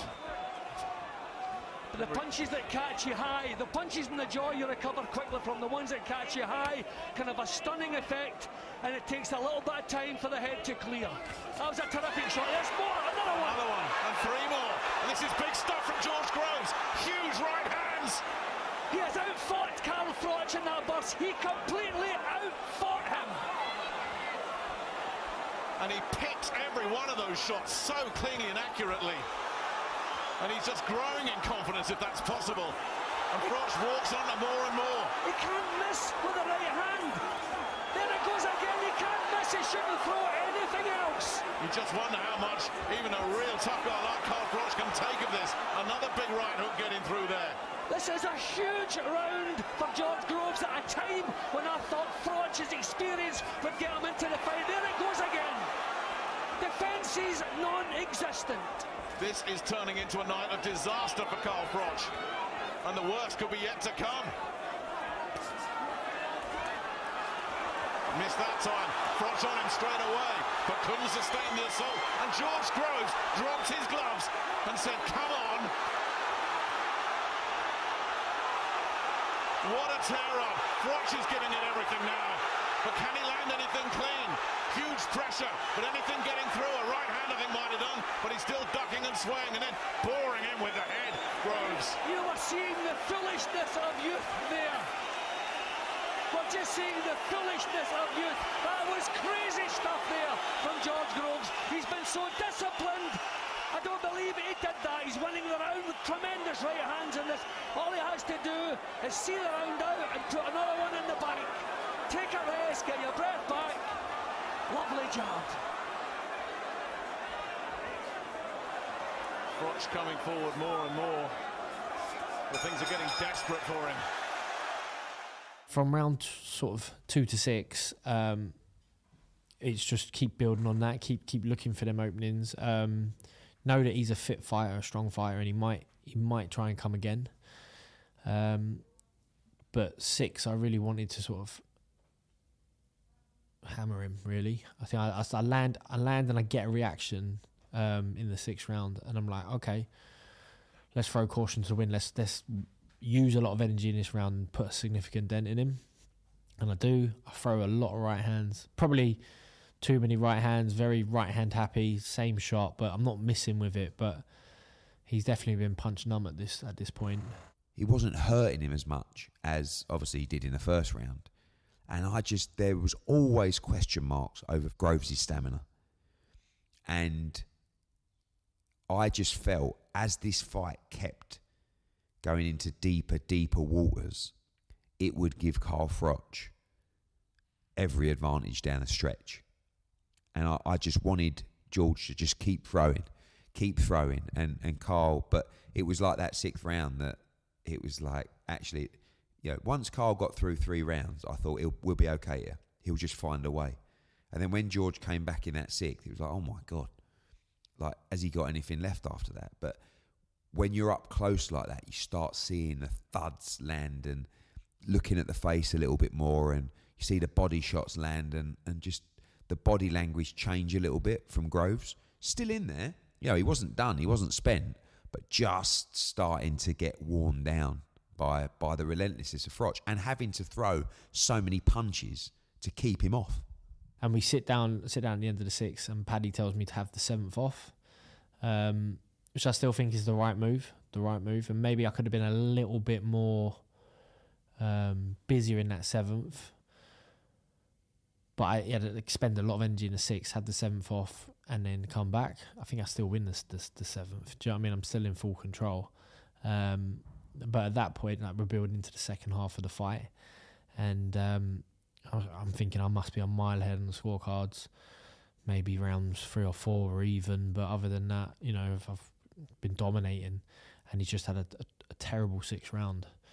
Part of me was thinking, he's that fighter where he needs anything to feel like a positive, and he's going to come again. And don't give him anything. It was all about not giving him nothing. But be sharp and clean. And 7th, if he gets through the 7th, get your have a round off. So round 6 wasn't that bad. up until the point where it was right towards the end of the round. I stayed in range, so I was getting closer and closer to him, getting my feet a bit more to him, but without him backing off and running off. And when I'm able to stay in range to my opponent, I let them fire off, block a couple of shots, or get hit with a couple of shots, but they're still in range to be hit back. And then I'd throw a couple of big shots back. And I can remember in round 6 getting closer to him and landing a few body shots and getting him around the side of the gloves and around the side of the head.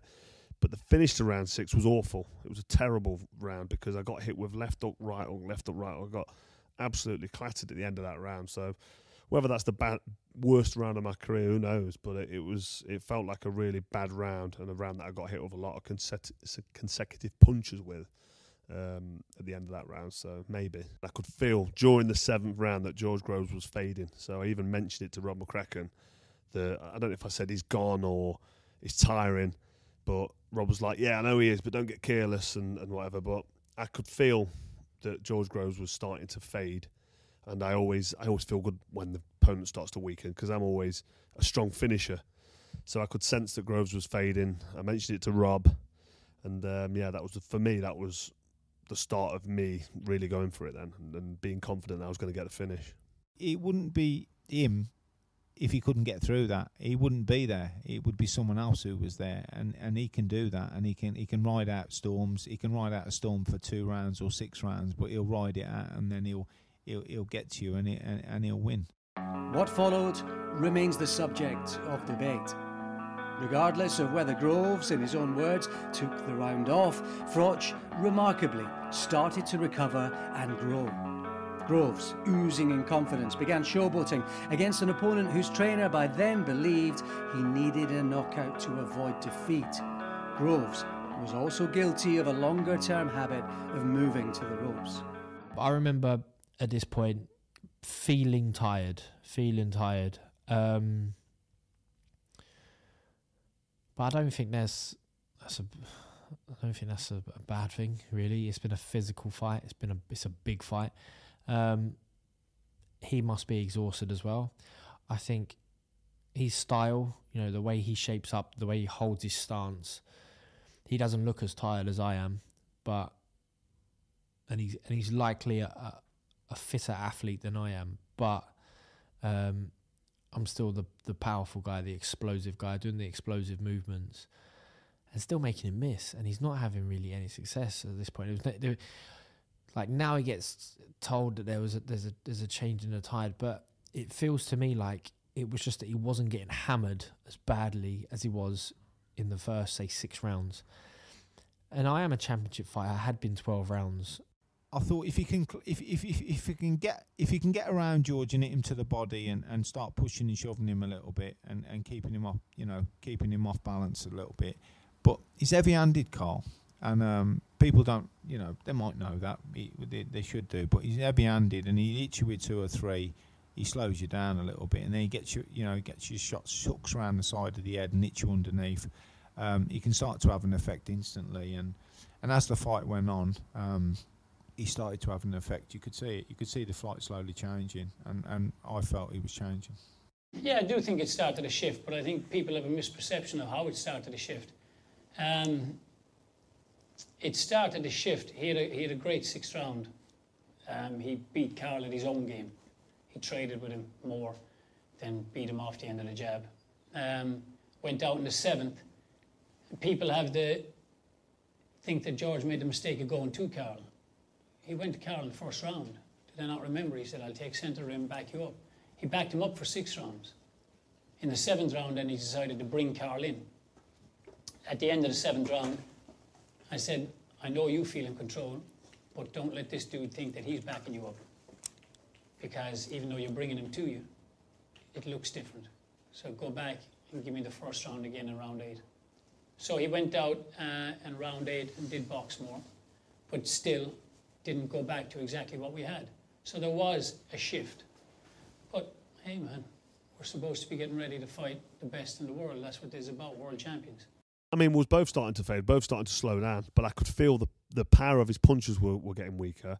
And when I was in close to him and getting hold of him and pushing him off me, it was easier to sort of throw around and lean back. And he was looking to get out of the way rather than stay in range a little bit more. He sat on the ropes and he dropped his arms and give it, because I'd hit him with about 3 or 4 shots around the body and the head. Then I was swinging over the top trying to hit him on just still trying to chin him in round 7 or round 8, whenever it was.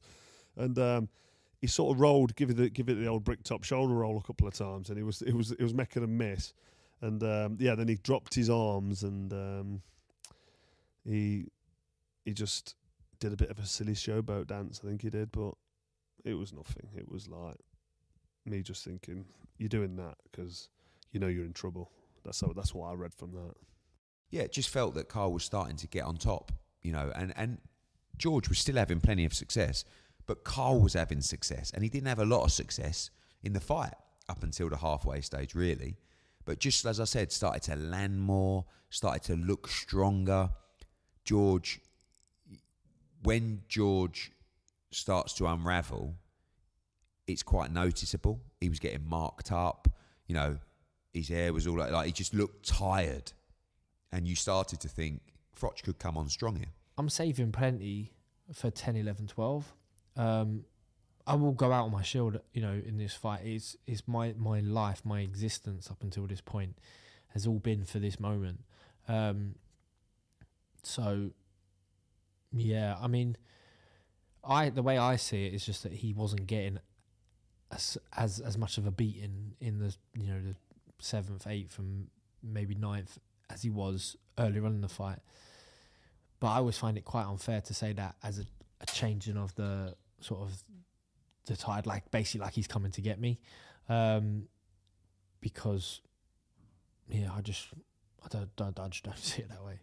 Groves has been on him right from the start and made him fight in every round. The pace is slowing down now. So, beautiful shots again from Groves. Froch knows they're coming, but he can't get out of the way, and there was a little left hook got thrown in there just for good measure as well. Well, Froch certainly has proved his toughness. He says he can't be knocked out. I'm beginning to believe him because he's been hit with several knockout punches. And they're still coming from Groves. And still Froch is standing tall and then lands a right hand of his own. And Groves has wobbled. Groves is in big trouble now, and Froch senses it. And Froch is going for the finish because Groves' legs have gone. And Groves hanging on here, just holding and spoiling, trying to buy some time. But Froch smells blood here. I think Froch needs to finish it here. He really does. Groves is in trouble. He's taken another one and another. And Howard Foster has stopped it. Wow, that is going to be controversial. Groves is disgusted. Groves is furious. And there's going to be some controversy here. Froch had him in trouble, no question about that. But he was so far ahead, George Groves. Was he in so much trouble that it required a stoppage? That's the question that's going to be asked over and over again. Almost everybody believes that referee Howard Foster prematurely intervened to rescue Groves from further punishment. And almost all of those recognise that Groves was indeed hurt. Opinion, though, is divided as to whether Froch was absolutely on the cusp of the most memorable of comeback victories, or if Groves would have, as former trainer Adam Booth, watching from ringside, suggested, resisted Froch's attack and survived. David Hay, a long-term friend of Froch, also spent years training alongside Groves, and that night in Manchester he also condemned the stoppage. I have no doubts that Carl Froch was on his way to winning that fight. No doubts. But yes, I think the stoppage was early. I mean, I must have watched it 1,000 times now. On the night, it happened right in front of me. It was on my side. And Carl hit him with the right hand, and he stumbled back to the ropes, and we all sort of half stood up to say, this is it. And then he hit him, he was unloading. And Carl's sometimes scrappy with his work. And it was just the left hook, I believe, that made George, almost in trading, that made him sort of slump. And then Howard just jumped in. And George was a little bit lucky at that point because it looked like Howard jumping in had made him stumble back. But he was hurt and he was tired. But bearing in mind the way the fight had gone and bearing in mind what was at stake, I think it was 4, 5, 6 punches too early.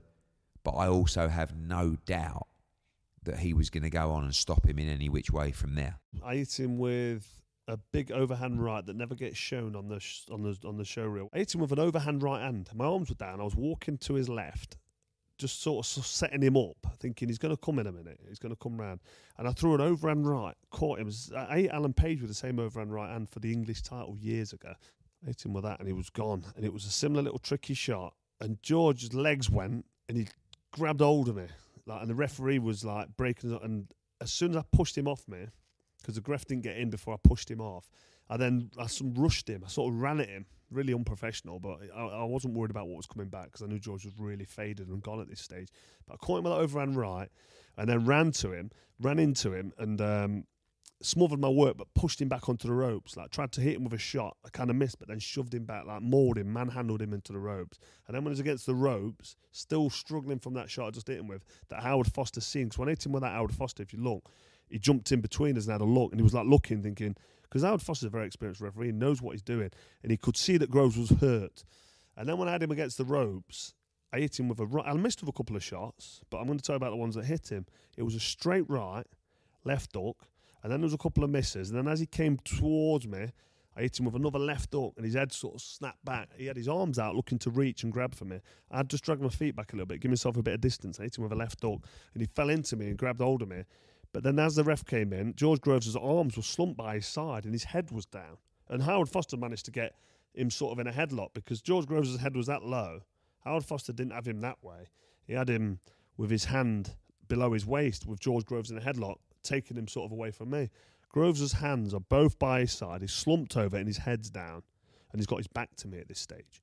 So, yeah, the fight could have gone on for another couple of seconds and he'd have got knocked out and badly hurt. That fight was only going one way, and yes, the fight could have been justifiably stopped, which in my opinion it was. The referee stopped the fight because he knew George was hurt and he knew he just took 2 or 3 clean shots and he was on his way out. But if I'm there as a fan, a paying customer, that fight should have gone on. And you want to see that conclusive finish. You want to know if George Groves could have survived the round and go on to win on points, because he wasn't going to knock me out. If he was going to knock me out, he'd have done it in the first 6 rounds. Or you want to know if I could have finished him off conclusively and got the proper stoppage where the crowd cheering instead of booing me, and or knocked him out. But we didn't get that chance. The stoppage for me was bizarre. The stoppage for me was bizarre. I just couldn't believe what had happened. It made absolutely no sense to me. It felt like a conspiracy. It felt like, right, at any moment that was possible, because of the way this fight was going, Froch was never going to win on the points, that they've made a decision to rob me of what I've worked my entire life for. I was devastated. In terms of the physical fight, I wasn't worried at all. It's not like, fighters know, I better punch back, or the referee's going to jump in here, or I've got no more free shots, don't do this, don't do that. Granted, I can't physically see myself, but I do know that, I got pasty pale skin that goes red when I'm hot and bothered and been punched. My nose has been broke since 2011, so my mouth is open, which obviously makes you look more tired. You're trying to breathe in air. I've got this sort of relaxed stance that at times can look sort of hunched over, like you're sort of tired, but the round under the back. And yeah, sure, it's not immaculate posture, but it's been a physical fight, so it's round 9. But I think I'm doing well. I think I'm winning this round. And as I say, I'm planning to build into these championship rounds. He's always been talking about getting me a championship fighter. He's thinking he's going to get me in the 11th. He's not thinking he's going to get me in the 9th. He's thinking he's going to get me late championship rounds. And I know I'm going to be fit and fresh and give it to him as best you possibly can. I'm making a miss. I'm landing on him. He's landed a few on me, but nothing that's stiffened the legs, nothing that's wobbled. As I say, part of the tactics was when we come close, I'm going to grab him, I'm going to hold, and then wait for the referee to separate us, because I can win this fight at mid to long range. The shorter range, don't want to give away any free shots. And at the point of the stoppage, he doesn't land anything clean on me. He doesn't land a big shot. Like, I'm punching, like, even if you shorten it right down to the clip of the last time we come together and there's punches thrown, I catch one, he misses one, I slip one, I punch back, you know, all the things that means I'm still in the fight. And Howard Foster just bizarrely and randomly just calls a halt to the action. It's almost like I don't know why he did it. It's impulsive of his. He just felt like he had to break up the action there and then. And his muscle memories kicked in and he's realised, well, if I'm breaking it up, then I've got to have to stop the bout. But it come out of the blue. There was no warning. There was absolutely nothing and no reason to stop the fight. You know, people will say one punch too early rather than one punch too late, but he hadn't even landed a shot on me that had shown any real effect. Apart from I'm looking a bit tired, but I'm sure he is tired as well, Carl. It's still the worst stoppage I've ever seen. Like, and I'm sure I'm biased, but it's the worst stoppage I've ever seen.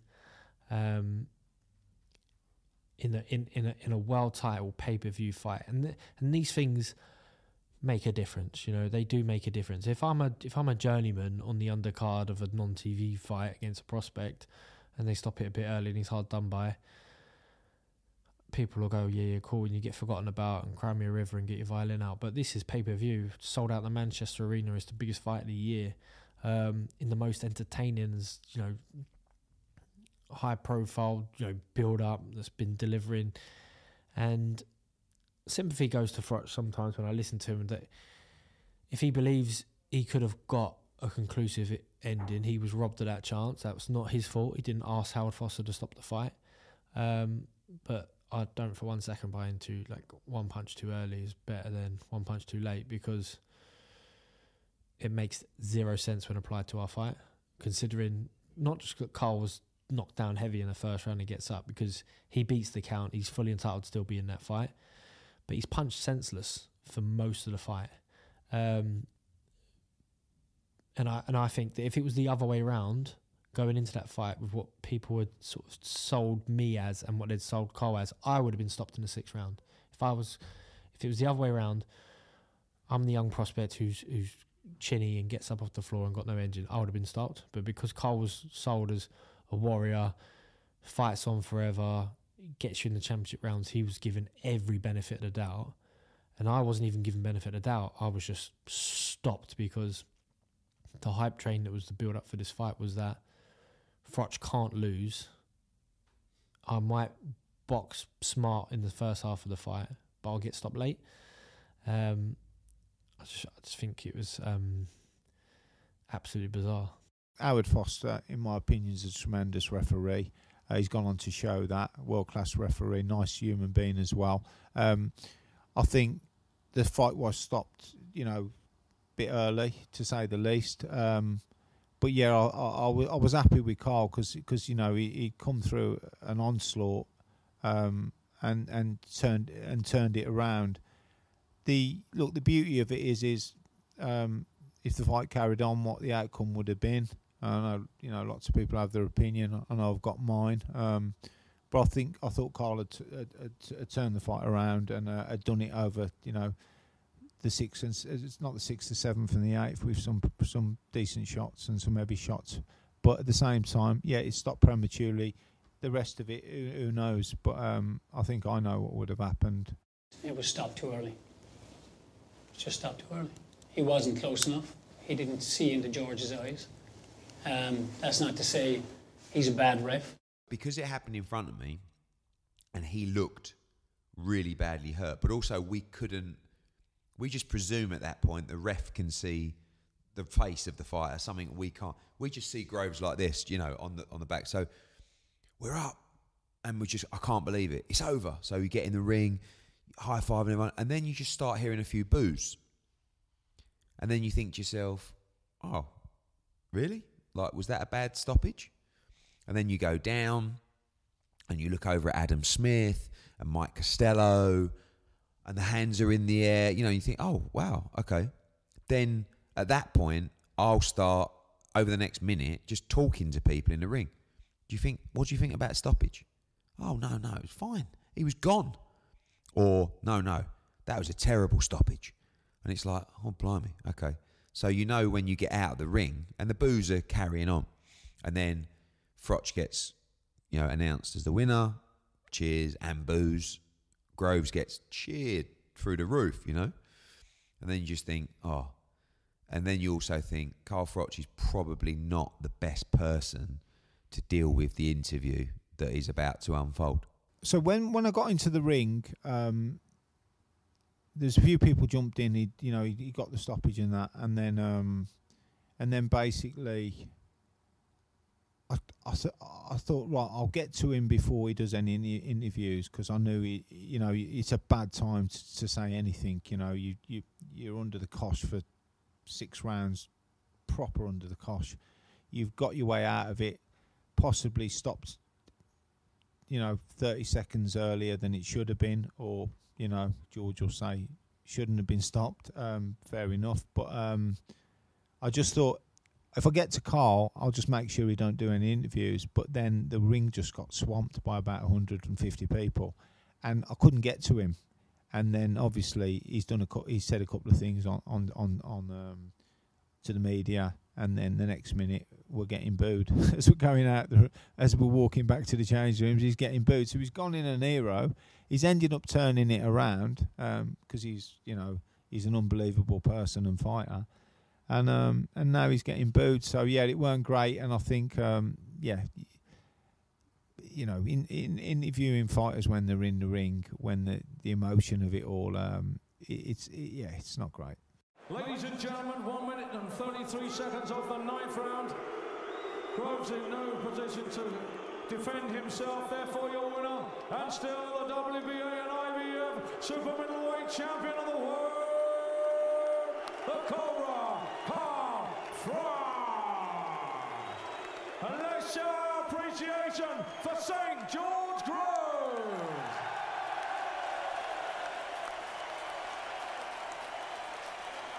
What do you make of that ending?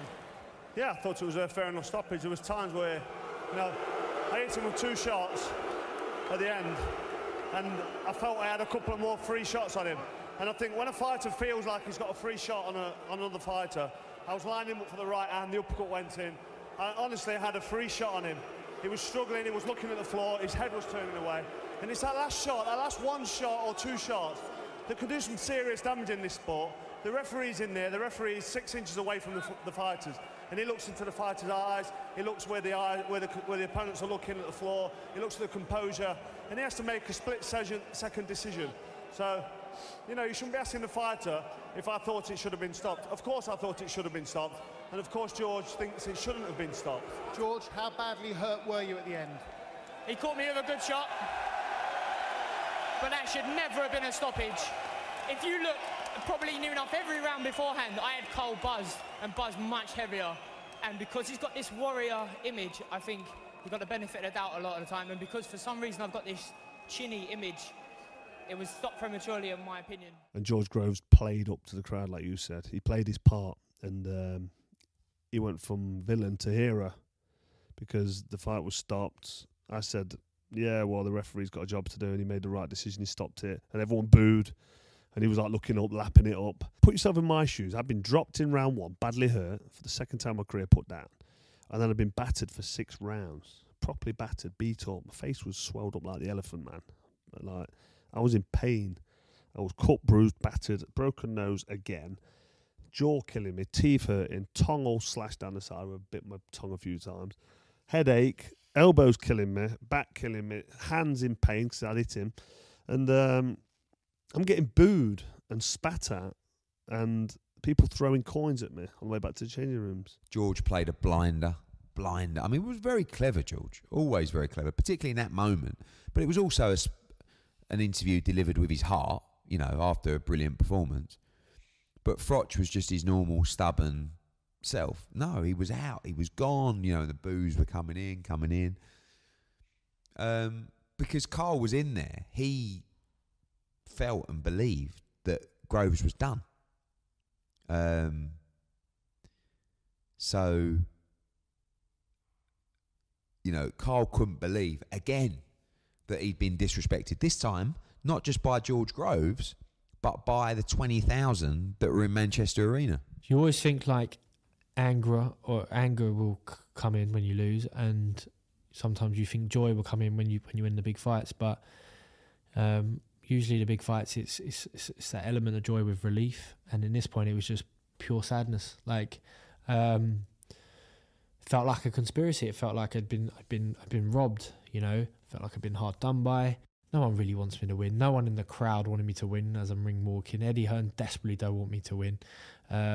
Sky seemed to not be, you know, particularly fond of me at this point. They're portraying me as obnoxious and just arrogant. Froch obviously definitely doesn't want me to win, and now the British Boxing Board of Control, who 3 weeks ago ruled in Adam Boo's favour, have now decided you ain't allowed to win this fight, son, like by hook or by crook. And I don't think that is what it is. I'm not saying it was a conspiracy, but that's exactly how I felt at the time. Just like what's the point? But it only lasts for a split second, really, because you can't switch off. Like, and certainly at this point where I'd felt like I'd had to have been one-man band, lead from the front, you know, you're on a mission. The mission wasn't over. The mission was extended. It was so I need to think fast, like think on my feet, assess the situation, and how do I sort of use this performance as a platform to get a rematch. Because that was, you know, that's the first thing I thought of. Right, I need a rematch. I sat on the ring apron. I could hear the boos ringing out, and I thought, right, how do you play this? Like, how do you play this? The only thing I've got of value at the moment is public support, maybe public sympathy, and I've seen that can get switched off instantly. You know, so I've got to create it like from now. To keep it going as well, not come across as whingy and whiny, which some fighters do, and not let anyone else diminish what's happened tonight. So yeah, we sit on the ring apron. I'm thinking, I hope Cole doesn't show me any sympathy or any humility right now, because that'll be perfect for me. And he fucks it up. Like, he says, I think it was the right stoppage, which he shouldn't have said. He sort of, I can't remember exactly what he says, but he finishes it with, maybe we'll have the rematch. And at this point, he's really stretching for a bit of sympathy. I remember I was thinking, do I cry? Do I not? I was thinking, I don't feel like crying, but if I eke out a tear, would that serve me well? It's like, it's not maybe hopefully not what people want to hear, but you're so calculated at this point. You're like, fuck me, what do I do? Like, what do I do? So show humility, show a slight air of vulnerability, but try and nail home the injustice and shut people down and close people off. So if Sky say, oh, we think you look like you sure he wasn't getting on you? Absolutely not. No. If Eddie Hearn tries to say the same, and Eddie Hearn's becoming quite a powerful promoter at this point. He's got a bigger voice than me. I've got to shut him down. So at this point, I'm not really too fussed about Carl. I'm thinking Carl is sort of dead and buried, like in terms of commercially, in the argument here, and post-fight interview, he won't recover from that. Need to keep Sky on side and just essentially deliver good content for them, because then they'll push the message. And you know, I do a lot of work with Sky now. I've always got on with the vast majority of people at Sky, or at least I hope I have. You know, they like me, and I've always tried to deliver them good work. I think they knew that at this point, and yeah, it was more Eddie Hearn, and then thinking, well, what are the options? And like, you know, I'd sort of try to go through this in microseconds, in the ring before we sit down and do the interview. So I think this is going to go, this bit's going to go sort of everywhere, go viral, as well as trying to deal with the grief, like the grief. Like part of me would love to have gone, just sat down the ring apron and gone, what a load of effing shit. Fuck you. I knew, fucking, how did I not know this was going to happen? Fucking Robert Smith at the board, you can fuck off. This one can fuck off. Because that's how I was feeling at the time. Say, it's a fucking conspiracy. What's the fucking point in boxing? But I knew that, you know, first of all, I'm upsetting the people you shouldn't upset. And that would have gone maybe viral that night, but doors would have been shut on me after that. And then it only takes a couple of influential people to say, well, I thought the stoppage was okay.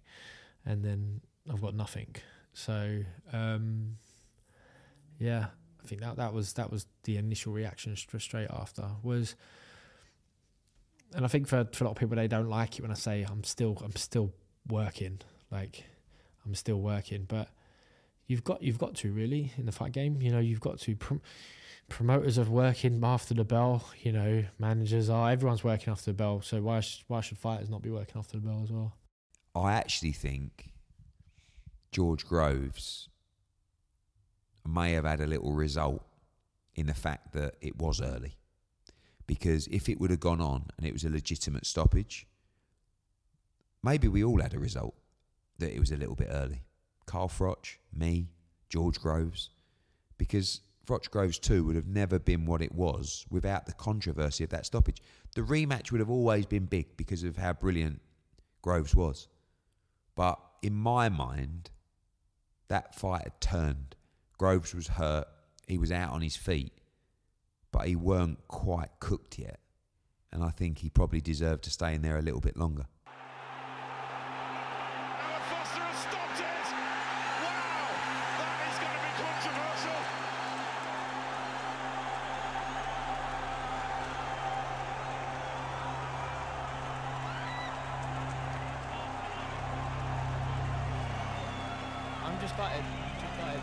Eddie, maybe we'll get the rematch, we'll sort it out somewhere else.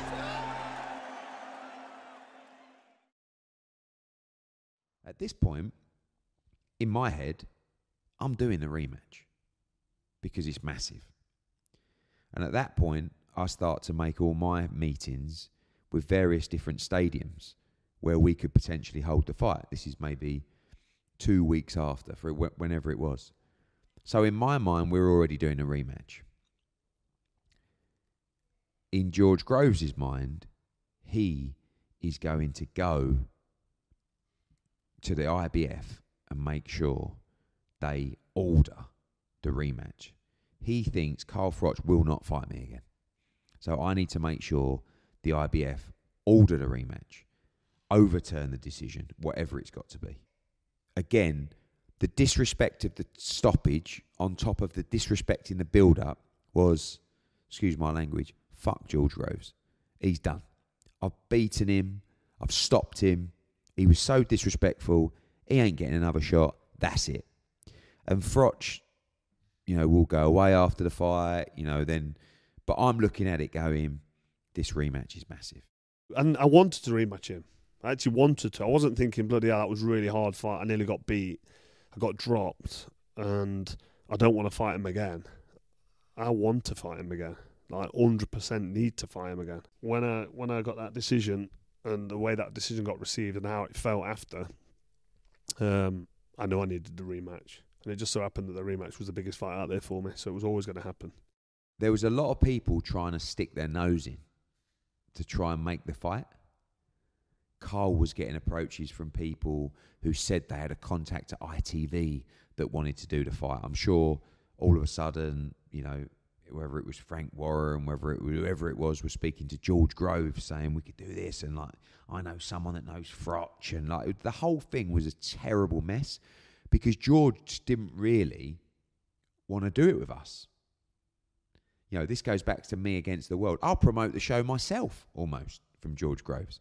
And I started to reach out to him, I think by text and stuff like that, to say, look, I can't remember exactly, but I probably would have sent him a message like, I just wanted you to know, like, we don't get involved in officials, like, whether you think it was a bad decision or not, it was the decision of the referee. I'd like to look at the rematch. Maybe let's have a meeting. And I think we might have had one meeting before the fight was made, but it was very frosty. Like, he really, whether he was playing a game, but not really, he didn't like us. He didn't, and he felt like he'd been shafted. So, and we took the brunt of that, really. People start emerging, you know, influential people in boxing. I think seeing Adam Booth after the fight, and him think, you know, he probably thought there was a moment there we can do something, and he told me that his contacts with the WBA would be an option. I don't know if that would be for a regular belt, so it was kind of a super belt. I think it was on the line, creating a belt. I wasn't interested in that. I definitely wasn't interested in doing any work with Adam. I was talking to Al Heyman, and I was talking to Golden Boy, which was predominantly Richard Schaefer and Robert Diaz, and their option was WBC. So like, we can get you a WBC shot. Al Heyman was just starting to show up, I felt like, you know, and that was like that was amazing and really exciting, but really frightening as well. It's like a man who'd never seen before. It's offering you more money than everyone else. I was like, no, it seemed a little bit too good to be true. Al Heyman also said, you know, the IBF are straight shooters, but I've got a great relationship with Daryl and all the people there, so, you know, we'll make sure you get looked after. And I was talking to the Sauerland brothers, who had Arthur Abraham with the WBO. They didn't quite offer me the WBO on a plate. I think they needed that belt for their German TV, but they were very keen to be part of the journey. You know, they've said about how they've had, you know, been part of the journey for a lot of British fighters. You know, they grew up, I went to school in Britain, so Nissa, who I knew, was probably the fellow who lived closest to me in proximity out of all the promoters. So even though they were foreign, they felt familiar. And I knew them guys through their connection with David Hay, and I'd box on their shows and vibe with them a bit as well. But ultimately decided, right, the best route for me would be an appeal. It was going to be an expense, which is risky, but I backed myself more than probably any other time in my career at this point, and was happy to roll the dice on everything. George Groves, like Eddie Hearn, the team at Sky Sports, and the boxing public, was desperate for the rematch. Carl Froch said he realised as early as the morning after the night before that a rematch was inevitable. Still, heavy with resentment for Groves and with the lingering ache of what felt more like a defeat than a victory, Froch wasn't willing to concede an inch. Groves was all in. With the support of Paddy Fitzpatrick and his lawyer Neil Sibley, he lodged an appeal with the IBF. I'd never appealed with a governing body before. I didn't really know what you need to do. So we had psychology reports drafted. So we got we found experts to come in and say, Howard Foster, his decision during the fight could have been swayed by the public opinion. We found Facebook statuses where he was liking comments before the fight saying Groves getting knocked out in the 9th round, and we were sort of painting this sort of picture of it's all subliminal, like it is all subliminal. But I'm not saying him liking a Facebook status is what triggers something. He had to dive in and stop it there and then. But the fact that I think he definitely bought into, Groves gets tired, Froch comes on strong, Froch will stop him late, and I liked the idea of sort of floating the conspiracy, who's looking after who. Is there too much collateral damage if Eddie Hearn's fighter doesn't win that night? Is there too much at stake, for other, am I just too rogue at this point? No one knows where I'm going. Eddie Hearn's got the exclusive deal, and you can't let Groves win and then say and call the shots. Basically, it was just such a fascinating turn of events because George, I don't know, I wouldn't necessarily call it a mistake because he forced a rematch, but the original fight was called at 85-15. Because George Groves was number 6 down the rankings. And obviously in George's mind, in the rematch, he wants 60-40. He's just beaten Carl Froch as far as he was concerned. And I said to Carl Froch, look, he's trying to appeal the decision. I don't think they'll order a rematch, but they might do. And if they do, And Carl Froch went to Dubai with his family. Now, when this appeal was in play and in process, I was trying to make the fight. Because one, if the IBF order the appeal, the rematch, we have to do it. So I'd rather get a deal done now before the result of that. And we don't know what split they're going to order the rematch at or whatever. So let's try and do a deal now. George wanted to wait for the appeal. We presented to a board, I think the main people at the IBF were in the room, and they had some of their expert sort of judges, their most experienced judges, and we were getting out file after file, talking about this, talking about that, and then they sort of paused us for a second and said, "Can we watch the fight?"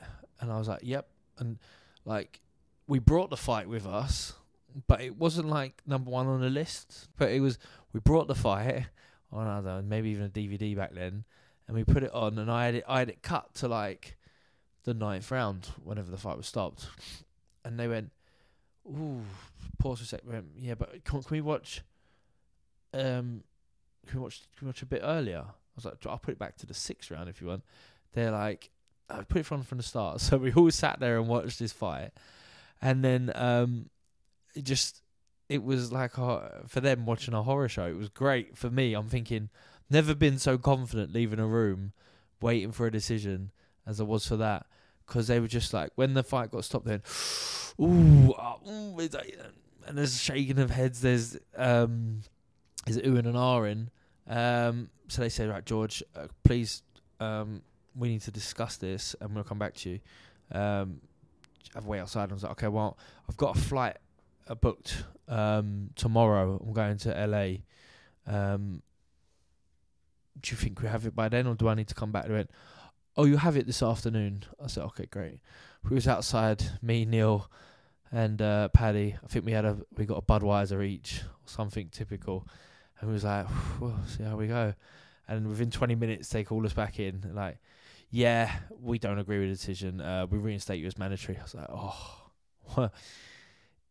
It felt amazing because it felt like what's the words? Vindicated. Is that the right word?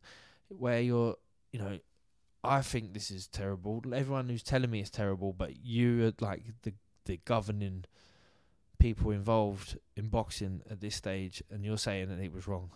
So that was brilliant. George won the appeal, which was massive for him. But what wasn't massive was they ordered it on the same terms of 85-15. Now, he ended up getting a lot more than that. But that set the marker. So if we went to purse bids, that's what George Groves was going to get, 15%, which was a joke, really. But they still ordered the rematch, which I didn't think they'd do anyway. And that just enabled me to, because, you know, I think Georgie's first demands were something like 60-40. And I think I spoke to Froch about that. He went absolutely mental. And it was like, no. And we weren't getting anywhere. And then I just think when that split was ordered, it just enabled us to have more of a sensible conversation with George. And we started to have that. We did that through the lawyers, etc. And then, but purse bids were approaching. And the last thing you want to do really is go to purse bid, because you open it up to other promoters and your fighter can lose control of the event, and, you know, having the promoter run the event. And we had like 2 days to go, I think, till purse bids. And I couldn't get hold of Froch. He was being just completely non-responsive. And part of that was probably because he was trying to drive a hard bargain with me. And secondly, because he was pissed off with the whole thing. And he was in Dubai with his family. And I remember, like, I was texting him and he just wouldn't come back to me. I give Eddie Hearn a run for his money, and I said I was bold, I was brave, and I didn't care, you know. And maybe just to that point of, like, being blindsided by what it was. And he was... it was times where I felt like Eddie Hearn was trying to explain the maths to me, and I was like, mate, I can do maths, I know maths, but I'm doing site visits at Twickenham, I'm meeting billionaires in Monaco, I'm backing this fight. This fight is going to be enormous, and no fight really had been that big before. Matchroom, definitely at the time, were notorious for being cautious with their bids, Barry Hearn, by his own words, says that he's an accountant, and that, you know, everything has to make business sense. And so if I'm saying, well, you want to win a purse bid, you got to put down 10 million. Like, he knows Cole's a difficult character. Cole ain't gonna want anything less than his 85% of that 10 million. So I felt like I had him in a decent position. I was like, well, I'm not taking 15%. You know what I'm worth. Let's do a deal. And he makes a joke about he had to give away like 105% of his of the show, but for him, obviously, just being the man who gets to walk around Wembley Stadium with the Wembley scarf above his head before any tickets have gone on sale has a significant value in itself. He'd just signed Joshua and a couple of other of the Olympians. He'd made some decent signings, and he was trying to grow. So this was perfect timing for him, and he's got, as all promoters have, the boxers to do the legwork. You know, me and Froch is fire, it's chemistry. You know, it's exciting. It puts bums on seats. It's a promoter's dream. The hours were going by. I'd sent him an email saying, I really need to talk to you. And I think he replied and said, look, I'm on holiday with my family. I'll speak to you when I get back. I can't speak to you when you get back. We've got the purse bid. And then in the end, I phoned the room, because I think he was deliberately ignoring me to come up with a better deal for him. It's supposed to be my mate. And I remember his wife Rachel picked up the phone. She's like, hi. And I could almost see him in the background going, no, I'm not here. You know, and I went, Rach, she's Carl there. She was like, and he was like, anyway, he came to the phone and I was like, mate, what are you doing? He's like, what? Like, trying to pretend that he didn't know what he was doing. I said, mate, you can't listen. Anyway, I said about the deal. We went to Sky. We got a better split on the pay-per-view. And ultimately, we got to a place where everybody was happy. And, of course, by then, I'd already been to the venues to decide. And that was one of the things when I was pitching it to Carl and to George. We're going to do this at Wembley. I wasn't making Eddie sweat, and I wasn't going to sign with Frank Warren. I wasn't looking at doing another deal with anybody else. I was just in Dubai on holiday, first holiday I had in ages with my kids, and I was just like, leave me alone. I want to fucking sunbathe and spend some time with my kids and relax and just not think about boxing. I don't like thinking about boxing and thinking about training and fighting when I've just fought and I'm in my chill zone. I don't want to think about going back to the gym because it's horrible. It's like, you know, when I used to have a job and I had to get up in the morning at 6:30 and start work, and you get out of bed and it's cold and dark and you're driving to work and you're freezing cold. Well, that's what boxing's like. You get up in the morning really early, it's freezing cold, but you can't fucking walk and you've got to do a 6-mile run. And when I say you can't walk, you can't walk. You have to jog dead steadily just to get warmed up like an old cart horse, and then you slowly get into your run because your lower back loosens up, your Achilles tendon starts to free up, you're starting to wake up, and then you get into your run, and it's just horrible. And the older you get, the worse it gets. And I was in Dubai with my family, and I just wanted to get up and have some breakfast on that nice, lovely food they've got in the JBR resort. I think it's the Jeremiah Beach Resort was on, and it was just all laid on, and there's a beach there, and there's water there, and my kids are there, and I've got my phone's ringing, and I'm just thinking, fucking leave me alone. I don't want to talk about boxing. I'll talk to you in 2 weeks. My fucking ears were still ringing from the fight. I didn't want to talk about George Groves. So I was always going to fight him in the rematch. I'd already spoke to Rob and said, we'll fight. And then when I did speak to Rob, Eddie Hearn when I was in Dubai. I spoke to him a couple of times. I don't know why I say I'm letting him sweat. I think it was a couple of days I was ignoring him. And then he managed to get my fucking hotel room number. And my hotel room was ringing. So he got me on that. And I just said, look, it is what it is. I'll fight him. We're going to fight. And I said, but let's get that deal where you're on about. He's got himself mandated. Because I still didn't like Groves. I was still calling him a prick, an obnoxious prick. To be precise. And I said, he's got himself mandated now, but he's not ranked. So it's 85-15 split in my favour. So let's make sure, not for me for money, because I've never been motivated by money in boxing, never. But just to make a point to him that you're not this big guy you think you are. You didn't beat me in the first one. I'm still champ. I'm IBF champ. I've got the belt. And you're not getting paid as much as me. As good and as big and as bad as you think you are, you're not getting paid as much as me. And looking back, that sounds a bit mean and sounds a bit horrible and a bit like entitled. But I was the world champion. You know what I mean? I'd done what I'd done for my whole career, and he'd just come knocking and give a really good account of himself in the first one. But he got beat fair and square. Cole probably wanted to price me out of the fight. He won the appeal, but he lost in a sense because of the split that was ordered. But listen, without winning, perhaps the fight would have never taken place. You get down to a point where you're like 5% out with what Froch agrees with and George agrees with, and then you go back to Sky and you try and get a better split on the pay-per-view, and so in the end, no one's ever really happy with the final deal. Do you know what I mean? Or very rarely are they, but it was the deal that worked actually. And I think George was heavily incentivised by the pay-per-view, which was massive. Everybody was incentivised all round. And we just got to a stage where it was almost like I'm not 100% happy, but okay. And that was when the deal was agreed. The last time a fight had been staged at Wembley Stadium was in September 1995, when Frank Bruno, from Hammersmith like Groves, defeated Oliver McCall to win the WBC heavyweight title. Bruno, then the UK's most popular sportsperson, pulled in a crowd of 30,000. The new Wembley had opened in 2007, and though yet to host boxing, seemed the perfect setting for a huge event. With the fallout from the first fight still simmering in the boxing news, Groves and Hearn felt this was a perfect storm to justify staging the rematch at the vast Wembley Stadium. I told Eddie, let's go to Wembley Stadium. Like, obviously, I backed myself, and he's thinking, yeah, you ain't on the hook for, doing the show. But really what he's thinking is, you're not on the hook for, if it doesn't sell out, what does the show look like? Because he's in a no-lose situation. He's paying his fighters a percentage of profits, and he's taking a percentage off of Cole. So, and he wasn't, and I genuinely believe, he might say something else, but I genuinely believe he's in it for the promotion of his brand rather than making money for this fight.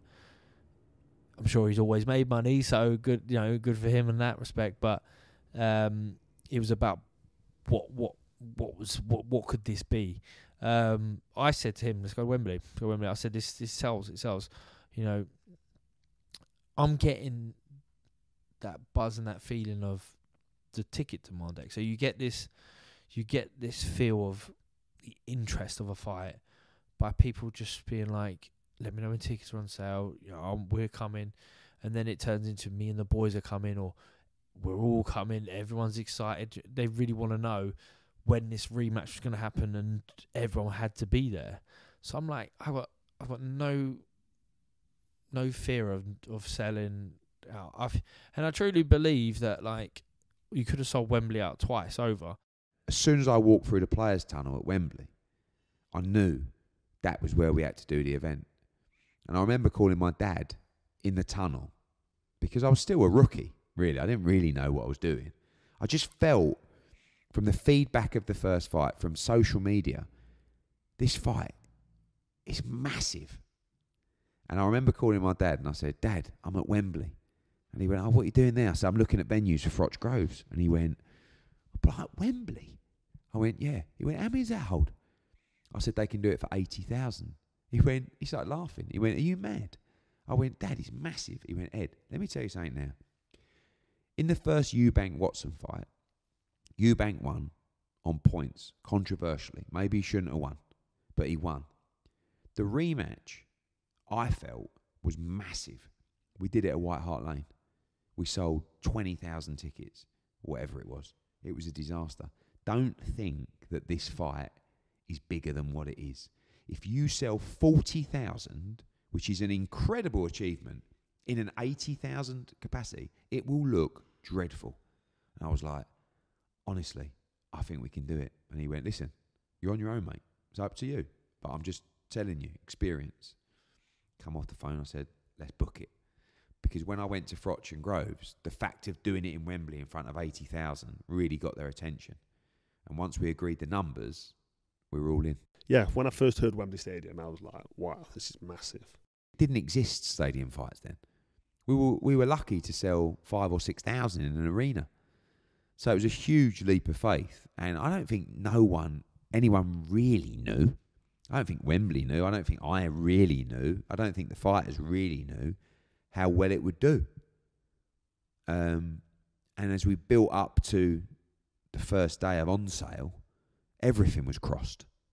Toes, fingers, eyebrows, everything. Just begging that we'd be okay. It felt like a risk because the number, I knew it was massive, but it's 80,000.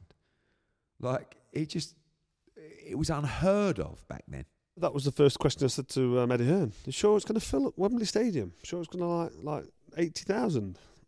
It's only 20 at the O2 or whatever it is. 16, 17 in Manchester. Are you sure we can do Wembley? And he's like, I think so, yeah.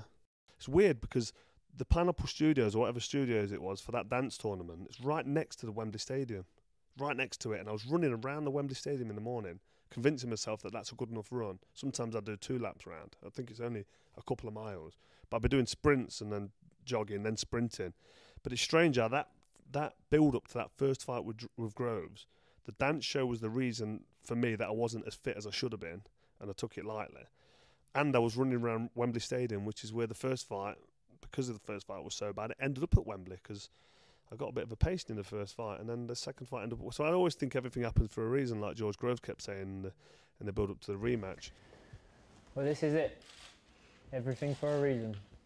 He didn't want to take this fight, but he's been forced to take this fight. I think that's round 1 to me. Sky Sports box office and Wembley Stadium, it doesn't get any bigger than that. So to be given this opportunity, I'm sure George Groves feels exactly the same. It's a wonderful opportunity that we have to take with both hands. I've had an unbelievable break. I've had some bonding time with my baby girl. I've spent some family time. I've been at home changing nappies and night feeds. Let me tell you, that's overrated, but I've enjoyed it. And, you know, I've missed the gym. I've missed boxing. I've missed hitting the bag. I've missed listening to Rob and, you know, working hard on the road runs. And that's bad news for George Groves.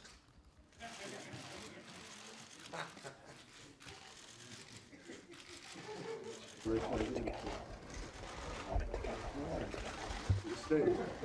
got a CD12? All right, guys, thank you very much. Pleasure. Thank you, George. Face to face. Good.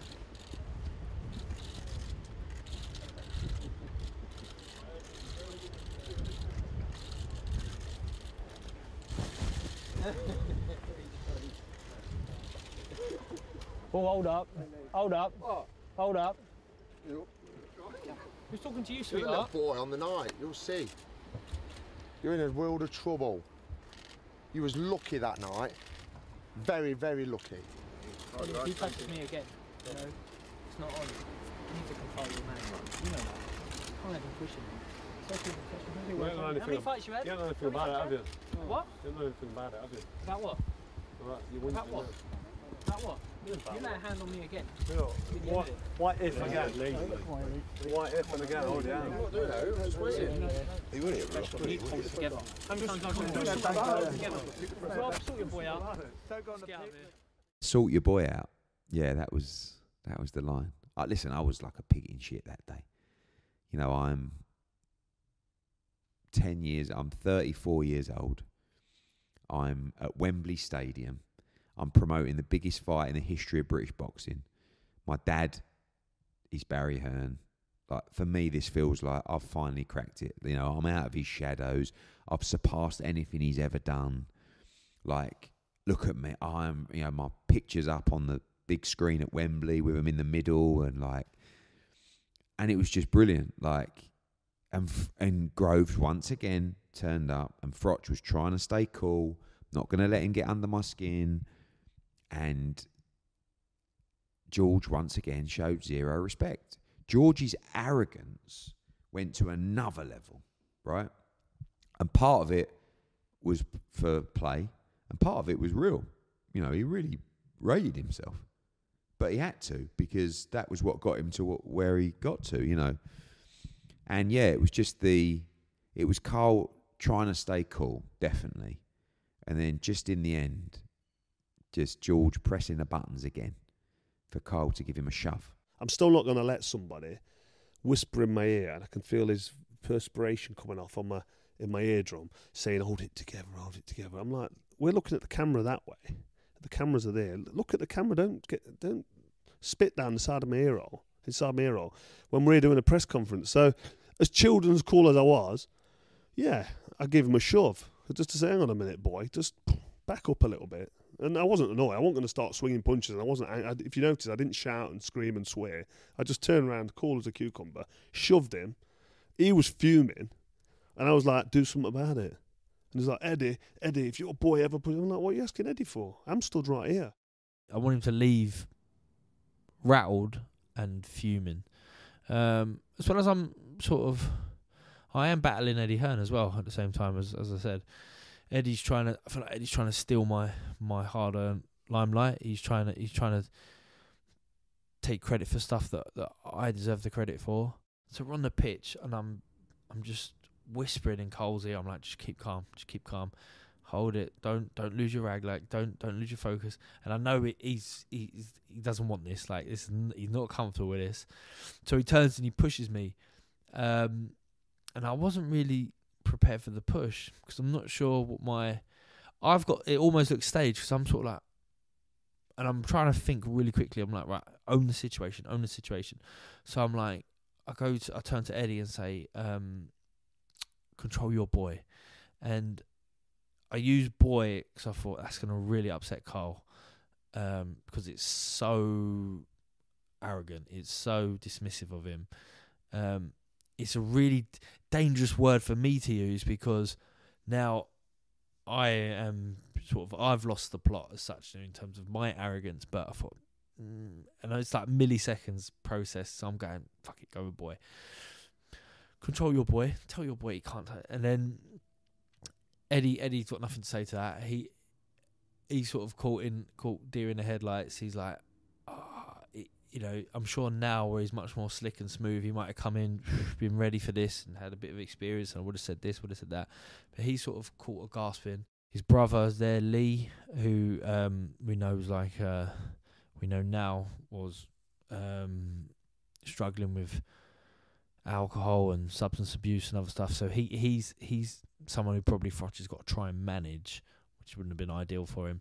But he's raring up. I think George Groves actually came over to my brother, because my brother's not a trouble starter. And even though at the time he was not sober, he wasn't sober like he is. He's 8 years in sobriety, Liz. I'm dead proud of him. 8 years. And he was drinking and gambling. It ruined his life. And he was on rock bottom. And he's turned it around. But at the time when George Groves stood in front of him at that press conference, I was looking, thinking, I might not end well. Because George was like looking at him, and Lee just sort of said, "Yeah, what do you want?" He was like, "Yeah, what?" And George didn't really say much, and Lee was like, "Is that it? Is that all you got? Nothing to say?" So it was a bit of a nothing, but they had a face-to-face that could have gone terrible for George, not Lee, because trust me, Lee can fight. How you feeling, sweetheart? I'm fine, mate. How are you? I'm very good. Fine, thank you. Anything else? Yeah, all good. Nice to see you. Good luck. Oh, okay. What do I do? Cuddle or talk about what? Hey.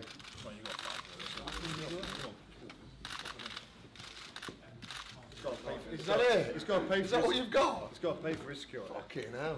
Come on. See you later. You guys security? You got to pay for it. Oh, you guys security? Ukrainian Evans. Yeah, man. Oh yeah, Bob. Ukrainian Evans. I'm going to do it. What was I saying? You're the clan. Get on with it. I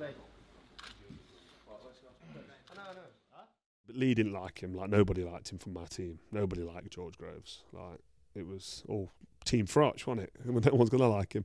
We all like him now. But at the time, it was what it was. It was the rematch. I've got to beat him.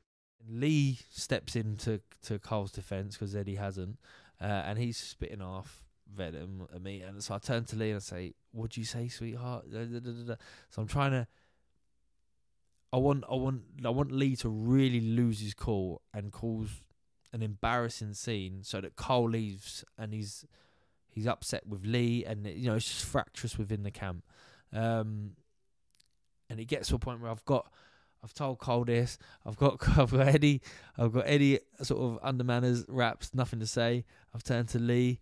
I've sort of stuck it on Lee a bit, and he's gonna bite back. He's much like his brother. He doesn't necessarily back away from being cornered. So I've gone, right, that's it. Come on, let's go. And I've finished the exchange. Much like when you're in a fight and you want to show you're in control, you finish the exchange, you come in, you let your combination go, and you finish the last punch in the combination. I felt like finish this last moment of this pitch walk, and then I'm off.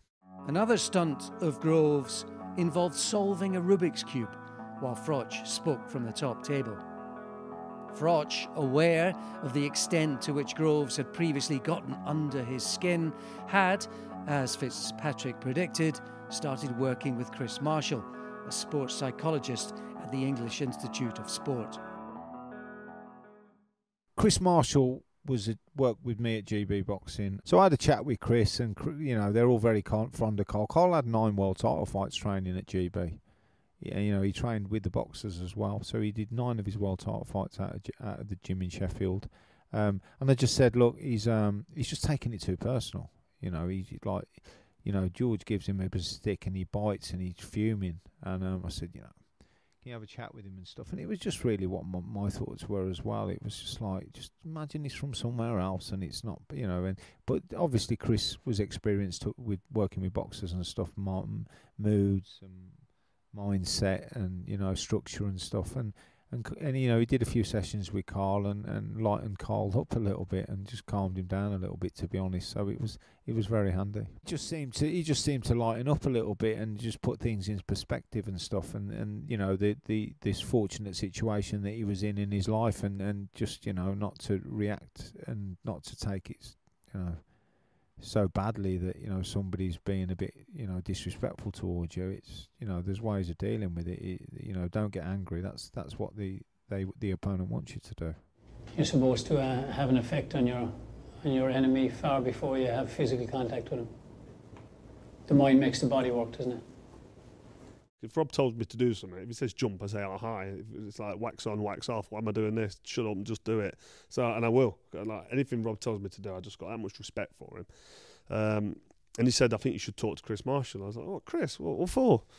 He goes, oh, he'll just sort of get your head right because George winds you up in that first one. I was like, yeah, all right. I had a chat with him and we basically just had a normal conversation about, what did you think of that first fight? I was like, Groves really pissed me off. I was fucking gob on him. And all the stuff he was saying about, I'm not this and I'm not that. And he knows how I go down because he sparred me. But yeah, but why do you think he was doing it? I was like, well, obviously to wind me up. But, he's doing it at the press conferences and it's fucking disrespectful. He goes, yeah, but he's being disrespectful to get to you. I said, yeah, it fucking worked. He goes, well, are you going to let him do it again? I went, no chance. But I'll be fit and strong and I'll beat him in the rematch. He goes, yeah, but you still sound like you're a bit angry about it. He says, I think you should just forget about him. Just ignore him. I said, yeah, I'm going to ignore him. I'm going to concentrate. And then we sat down there. I was on the watt bike pedaling away, and I finished that. Then we sat down in the office, and he drew a round circle on a piece of paper.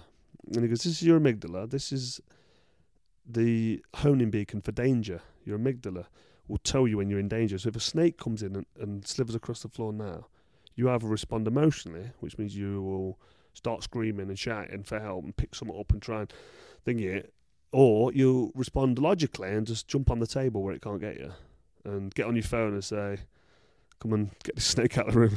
Whatever this fucking snake. So I was like, oh, right, okay. So logic or emotion, yeah, I get that. So one side's logic, one side's emotion. So when George Groves opens his mouth and talks to you, do you want to respond logically or do you want to respond emotionally? And I thought, well, I've done all this at the Sports Science and Phys Ed HND I did at Loughborough University. Early part of my career, so I understand like the psychology and how the brain works and how you respond, but I just needed reminding of it and just needed a little quick refresher. So Chris Marshall just reminded me how the human body and the human brain responds to somebody trying to wind you up or how it responds to danger. So George Groves was danger for me. He triggered my emotion and I needed to just shut off the emotional response and just concentrate on just staying more cool, calm, collected and logical. And from that one conversation with him, and we had a couple of follow-up conversations, or he'd send me a message on Twitter. I go, look, he sent me a message on Twitter saying, TikTok, you'll be not long now, 4 weeks to go and all this. And he went, just block him. You're still reading it. You're still letting him thingy. You're still thinking about him. So just block him. Because I don't want to block him because you'll know I've blocked him. He went, yeah, but he'll know you've blocked him. And then he won't be able to send you messages anymore. Then you'll forget about him. I went, all right, okay, block him. Blocked him on Twitter. And then I forgot about him. And then I just ignored him. And then it was just really simple and easy.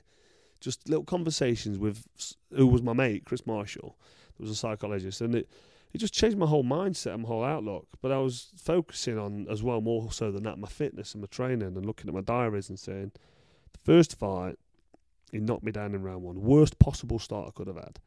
Then he beat me up for 6 rounds. He hit me with a lot of shots. Whether he won or lost all them rounds doesn't matter, but I thought a couple of them were close and I thought I nicked a couple. But in my head, if I get dropped in round one and then hammered with everything, including the kitchen sink for 6 rounds, how can I now and still win? Still won the fight, regardless of whether or not Howard Foster jumped in 2 seconds too early. It wouldn't have made any difference to the result. But in my head, I'm thinking, how can I now lose to this guy if I turn up 100%? How's it possible? How can I possibly lose? I know I'm now fighting someone who can fight. I'm now not trying to knock him out. I'm going to box him. I'm going to back him up like I did Kessler in the rematch. I'm going to do what I did to Lucien Butte at times when I need to. You know what I mean? Jean Pascal was a 12-round toe-to-toe war. I'm doing the stuff, the runs and the training that I was doing then, but I'm more of a seasoned, experienced professional now. And I'm going to have the best camp of my life, which I did. I was smashing targets and doing my runs quicker than ever. My heart rate was lower. I was fit and strong. So I was drawing on all of this through the camp, as well as enjoying it, as well as thinking, this is probably going to be the last time I fight. So let's make it a good one. So I was in such a good place. To be honest, I did see it as a weakness. So I thought I'll test the waters a bit and see if he'll bite. And see if I can just be like, you're admitting defeat there, Carl. You know, you're giving me a win. But I can't remember exactly how much I decided or therefore tried to hammer the point home. I might have had a little. It feels like I had a little gauge. He was ready for that, and that's what I realised a lot of time. He was ready. So the sports psychologist was just preparing him for what I was going to say to him and how to deal with it. So whether that be to just lock off, switch off, shut down, don't engage, or when he says that, then come back with this. So that's, you know, that guy definitely got him ready for the gloves are off, and he got him ready for, you know, anything that sort of came his way. Because we're in the social media era now, where I can tweet him. I was inboxing him a weekly a weekly countdown until he blocked me. I was like, and I'm not sure you take the block as a win, but I was like, I think I was chasing it by that point, and I'll admit that I'm getting it wrong by sort of needing that, like needing him to bite, and not because I needed him to be out of sorts to win the fight, but just because I wanted that win every week. I just turned my attentions to Lee. I think I started inboxing Lee instead, who I didn't know was so drunk he probably couldn't even read the messages. But yeah, I think the sports psychologist definitely helped him, and I think I sort of gave it a nothingness. I thought he can't beat me. He's not gonna beat me. Doesn't matter if you've got a sports psychologist or not, because I wasn't banking on him being mentally out of sorts to win this fight. I'll beat him regardless. Froch, determined to avoid the same distractions he had encountered in the build-up to their first fight, and being paid a reported £7.5 million, did as little as possible to promote the rematch. Groves, financially incentivised to the tune of £2.5 million, and with his profile bigger than ever, pushed the event as much as he could. Yeah, he did a great job. He was at every opening of an envelope. He was at every looking like on the sofas and talking to news and boxing news and interviews. And I've got no loyalties really to TV broadcasters. They didn't look after me when I was in the Super 6, Sky. They need me more than I need them. I've got Eddie Hearn to do the job. If I don't turn up to a press conference, you think I'm bothered about promoting the fight? I'm not interested. I'm not bothered. I kind of knew I was going to retire after the fight. And although after the fight, I was looking at fighting Chavez Jr. and there's potential few options that came a bit later with Golovkin or whatever. In that training camp, from the first day of the training camp, I've took the camp and I've said to Rachel and my kids, this is the last time. I didn't have Penelope, I just had Rocco and Natalia, but I was like, this is my last time I'm going to train, so I'm going to be away from home for quite a bit, but I won't be doing it again. And that made me have a happy camp. I think Rob McCracken picked up on it because I think he knows that I was smiling a lot and I wasn't as horrible. I'm not a horrible person, but I'm not always pleasant to be around and I'm not always receptive and I don't want to talk to people. I just want to come in, do my training, sparring's horrible. I get nervous for sparring and it hurts, sparring does. It's painful and you're hungry and you're doing weight and you're doing morning runs, then you're back in the gym doing strength and conditioning. It's hard work, boxing, and the older you get, the harder it gets. So, but that camp I really enjoyed. Stayed in Sheffield, I enjoyed it. I was eating some of the food with the lads in the morning, having the laugh and the run in the morning. Then I was back in the gym doing strength and conditioning with them. Then I was sparring and that, and I was like, let's take this all in and let's give it the best shot. Let's really steamroll Grovesy boy, because he's still sending me messages on Twitter. And while he's sending them messages, I'm doing my strength and conditioning. That's what I was thinking. Did the Monday to Fridays here for like 11 weeks. And we had a plan, and he stuck to it, and we had different sparring partners, and he cut the ring off. And the whole idea was to close the ring down and to cut the space off. And he worked at it diligently, and he stuck to it, and you know, he was a really good training camp. He gave it 100%, and you know, we had lots of sparring partners, but he cut the ring down, he closed it down, cut it down, came off, cut it down again. And that was the plan. The week before, he's laughing and joking in the gym. He's happy as Larry, which I remembered thinking, God, look how happy he is, and possibly because he was going to retire afterwards. But certainly he was really happy in the build-up. He was very confident, and you know, he'd done a lot of work. He worked really hard. But he was here Monday to Friday, and there weren't I can't. I'm doing this. I'm doing that. Carl sort of went, I'm not really interested. Carl didn't prepare himself brilliantly for the first fight, and he nearly paid the price. And he just felt, this time around, I am going to train like a lunatic. Don't bother me.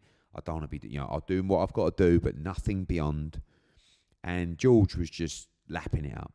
I mean, I wouldn't say George lost his head a little bit, but he definitely got carried away with the promotion.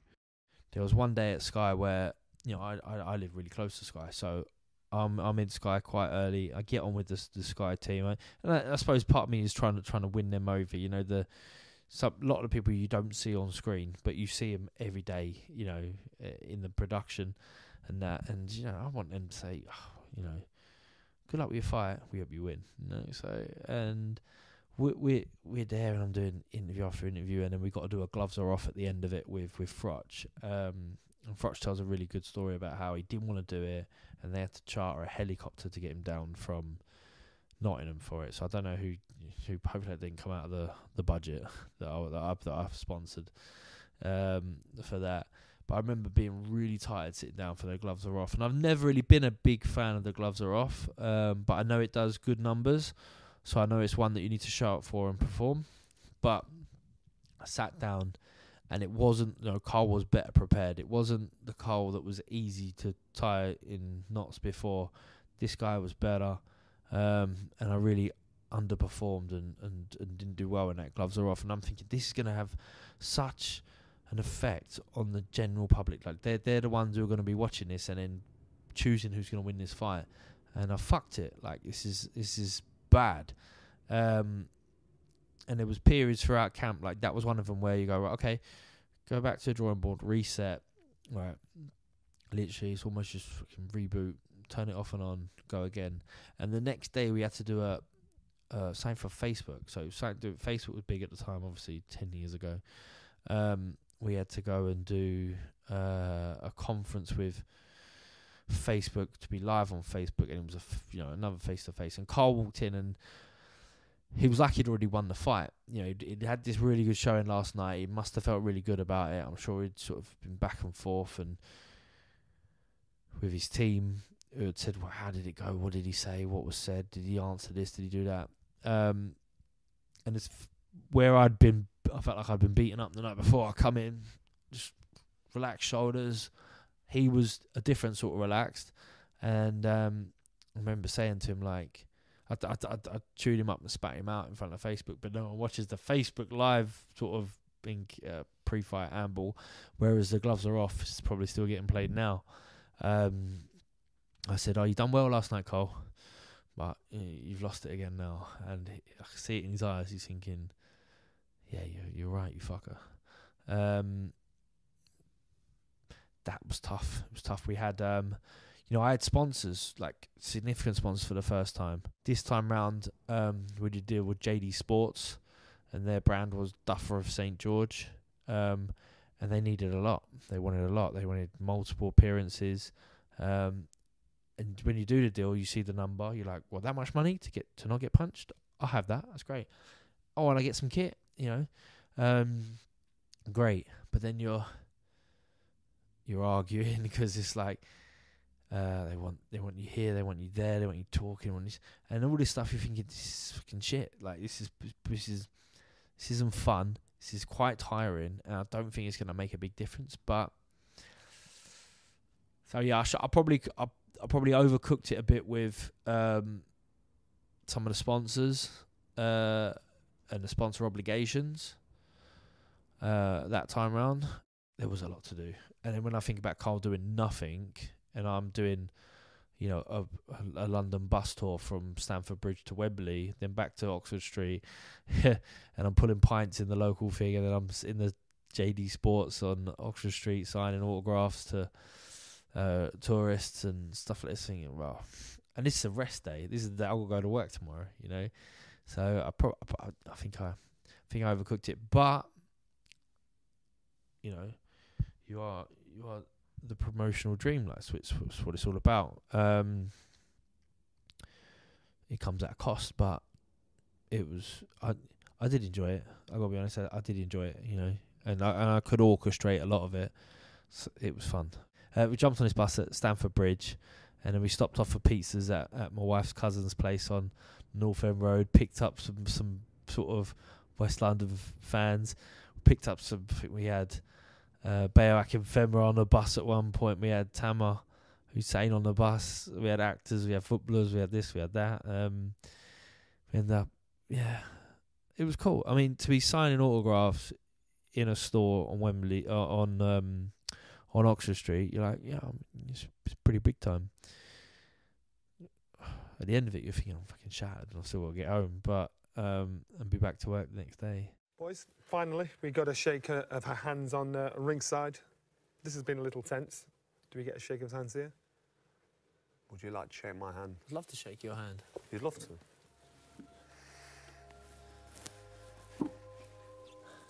It's been a pleasure talking to you. Yeah, pleasure to you too, mate. What are you doing? We can all pull about a little bit. Do you want to pull about? Have a little pull and a push.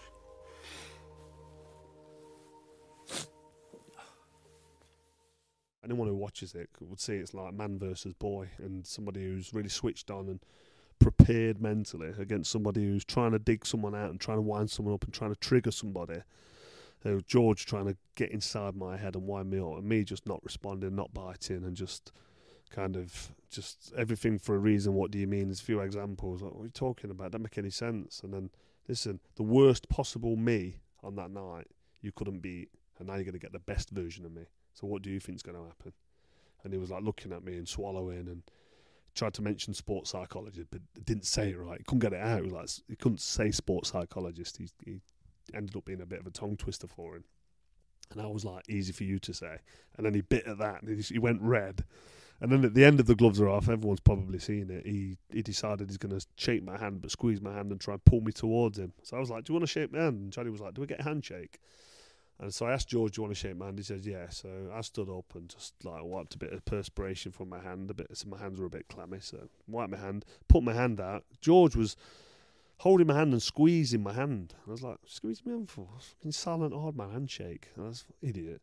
And then he starts pulling me forward a bit, and I'm like leaning over the table. I had to put my left hand down on the table to stop myself from falling over. And then I just ragdolled him over the table, pulled him over the table, and I was going to grab the back of his head and push his head against the table and get that water and pour it down his face. But I thought that'd be a little bit. I pictured it in my head, and I thought that's a bit too aggressive. It's a little bit bullyish. So I just rag him over the table. So we can all pull about a little bit, have a little pull and a push. I don't even know why I said that. It was just something to say. We can all pull about. But I'll never, in a Yorkshire accent for some reason. But I'll never live that down. But actually, I won that session of Gloves Are Off. Everyone loves it, and it went viral, didn't it, since social media got big. But it's one of them funny moments to look back on. But actually, it was quite a significant moment because George Groves had an absolute stinker. And when you watch The Gloves Are Off, it was terrible for George. It made me look really cool, calm and collected. Made him look like a petulant child. He couldn't get anything going. And he must have gone home fuming. Well, he did go home fuming because he's since told me. And, 2-0 for the Cobra. You know, Johnny Nelson is coming up with that unique line. Are we going to have a handshake? Well, I'm never backing away from a handshake. I remember with De Gea, I put the hand out, and I'm not shaking his hand. I was like, well, for a lot of people, for a lot of boxing fans, that's a sin you can't commit. You can't pull away from a handshake. Jesus, I know who these people are. So I'm like, yeah, of course I put the hand out, and I just want to give him a nice strong handshake. And I do sort of, I'm pulling him in, trying to give that strong handshake, which he takes as like, I don't know, the ultimate macho sort of challenge. And then he drags me across the table, which is hilarious meme because it's just so cold, it's so Froch, isn't it? It's like we can all pull about a bit, we can all have a bit of a push and a bit of a pull, whatever he says. And it's like fucking hell. I want to laugh. I wanted to laugh then, but also like I was like, you don't know how it looked. Like, is that really embarrassing? I mean, watch it back. It's not that bad. It's not that. That's the bit of the Gloves Off I've seen the most. But it's so cold. It's so Froch. Like it's just we can all pull about a bit. It's so it's one of them. Don't like. And I tried to create catchphrases, but I don't have a natural gift of it as Cole does. You know, I'm trying to say everything for a reason, and something it could be cliche, but I'm trying to create these characters and make it that sort of a show, but still it can't trump Froch and his caricatures of himself. Tickets for the May 31st date at Wembley, meanwhile, were among the hottest in town. People are going crazy for these tickets, and I've got my really good friend Jason would be my sort of ticket seller. He had a ticket line. He would send out a message before a fight, like, who wants what, and his ticket line blew up. Like I think I ordered 3,500 tickets before general release, thinking that should be plenty. Hopefully we haven't got to send any back. he sold them the first day. I was like, how do you know these many people? And I'd say to him, Jay, stop selling to people we don't know. Because people were coming on and ordering 150 tickets. And like, he was just so excited to be selling me this many tickets. And I was like, yeah, save some for friends and family, yeah? Which obviously he did. I got so much thanks for Jason and Lisa, his partner, who used to, the headaches they must have had trying to get, people all sitting together, the right money, juggling. It would have been hundreds of thousands of pounds worth of money that they had to sort of look after. But I thought Wembley would work. Matchroom started doing this thing where they would sort of release information before, ticket sales. They talk about fights potentially being made and stuff. And then I don't think anyone had really done that before. It was almost like the fight's announced, there it is, and then the tickets are on sale that day. And it hadn't really created a stir, whereas they got very good at getting everyone charged and then having a date for tickets, and you had to be like first in or they're all gone. And the tickets went. And it sold out really quick. That's how big the first fight was and how much it had captured the public's imagination, that we, between us, we'd been involved in a fight that had really crossed over to an audience that wasn't necessarily a boxing fan, just a general audience. The armchair fan wanted to be there. I think the first day they could only sell 60,000. If they went, they were going to add another 20,000, but they were like ticket because they were worried about getting everyone out of the stadium at the same time at night. You had to buy a ticket for a coach that included a ticket for the fight, and you had to pick it up in Luton. And like they were trying to be really hot on that, because obviously people didn't care. They're like, I'm living in Newcastle. I'm not making my way to Luton to then get to the fight. I'm making my way to Wembley. But I think there was quite a lot of stipulations on how you could get in there, or at least for that big fight at Wembley. But really exciting times, like amazing times. I didn't really know what it meant, apart from it was a lovely feeling in the belly that's like, it's going to be incredible. I don't know what it's going to look and feel like on the night, but it's going to be incredible. It's a shame the way they're absolutely disgusting. Rubbish. We can't learn this. Social media reactions. Very bad decision. Have this for the rest of the Stonewall robbery. I've just beat him. Huge boxing news. The rematch is on. The biggest fight in British boxing history. Wembley doesn't get any bigger than this. Everything for a reason. This is the biggest fight on these shorts. That's bad news for George Groves. He has zero chance of winning. There's something in the air when Froch and Groves get together. George Groves had his chance and he blew it. He winds himself up. Let's not forget I've already beat him. I know I can hurt you. I can hurt you. Froch on the floor! It's the rematch that everyone wants to see. Massive. I mean, again, going back to, like, we do a show nearly every week now, and all around the world. And back then, it was just like there wasn't anyone that didn't know that fight was happening. Everyone and anyone was trying to get tickets, was trying to come. It was across every paper. I remember there was like a pull-outs in every paper, like for that fight. It was a complete one-off. 80,000 at Wembley. As fight night May 31st approached, there was feverish anticipation for Froch Groves 2 in the UK.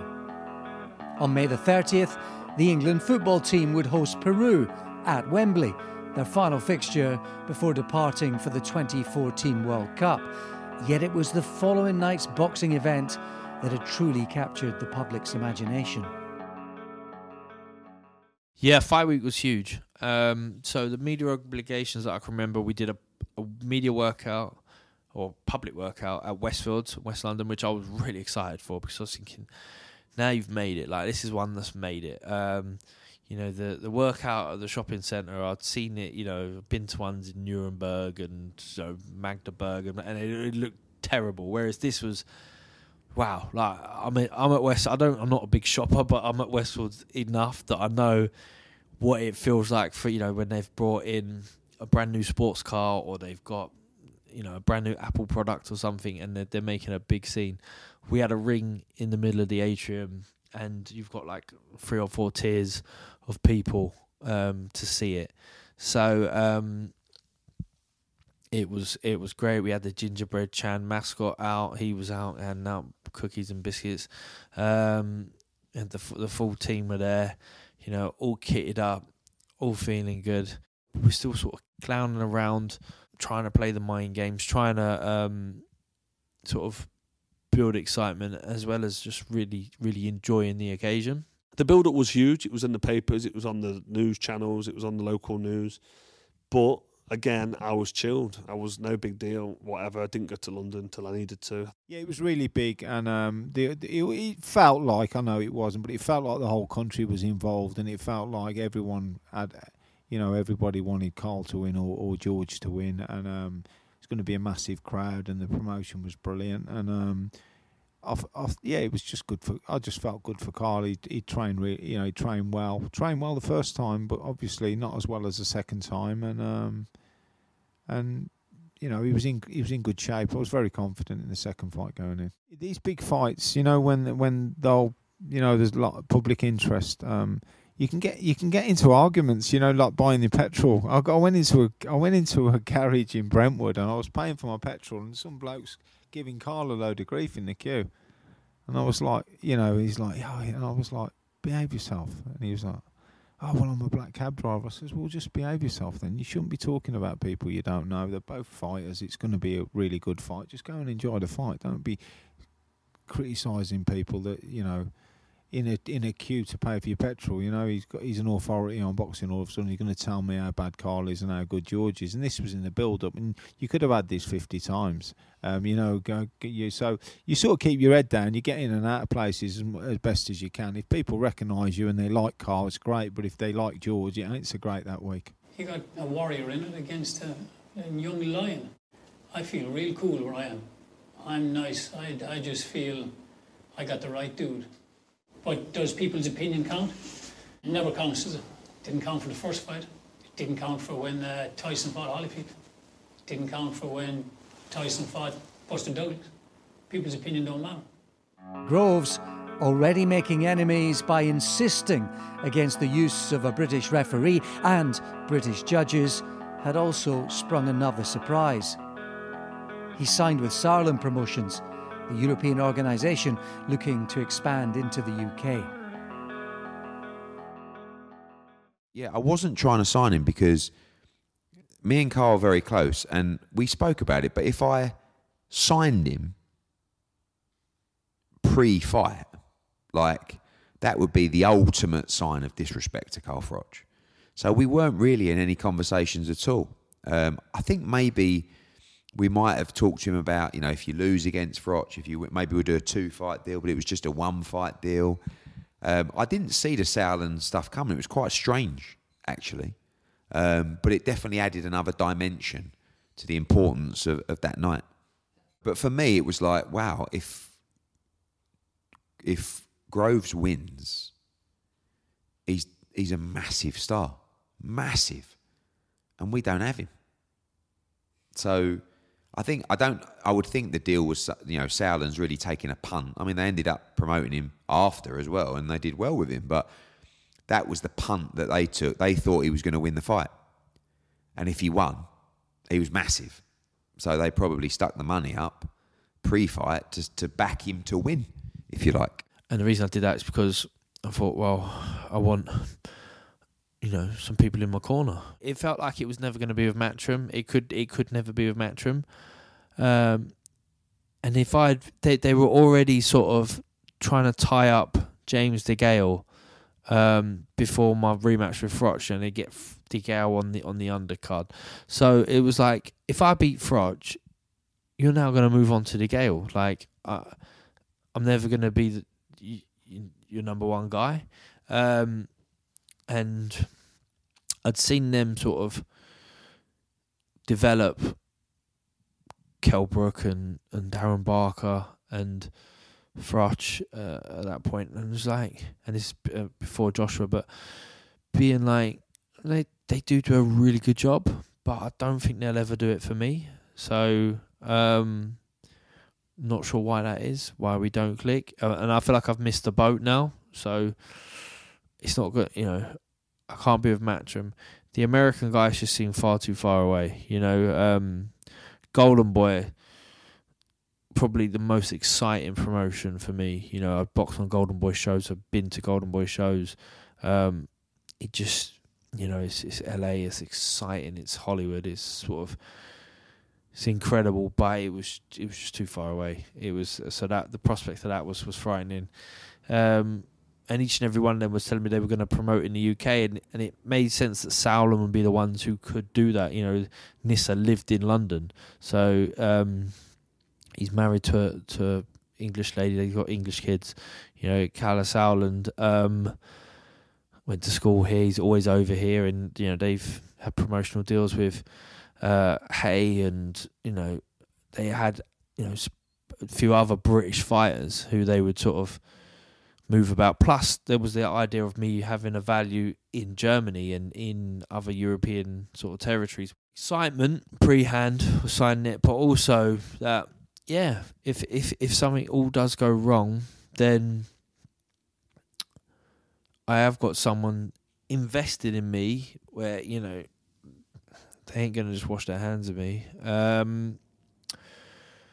Which maybe I didn't get with, and maybe I got that. Maybe that was the overpowering thing for Sauerland, where I felt like they were going to look after me best when things went wrong, compared to, you know, if I'd signed with Al Heyman and then lost the Froch fight, I might have never met him. We insisted on non-British officials, which Robert Smith hit the roof. Me and Robert Smith didn't get on for years. We've got a quite good relationship now. I think there's a lot of mutual respect there, but at the time, he was livid. He was absolutely not. We can't have the biggest fight in British boxing history and no British officials, no British referee. I was like, no. I said, not. I said, right now, I trust no one.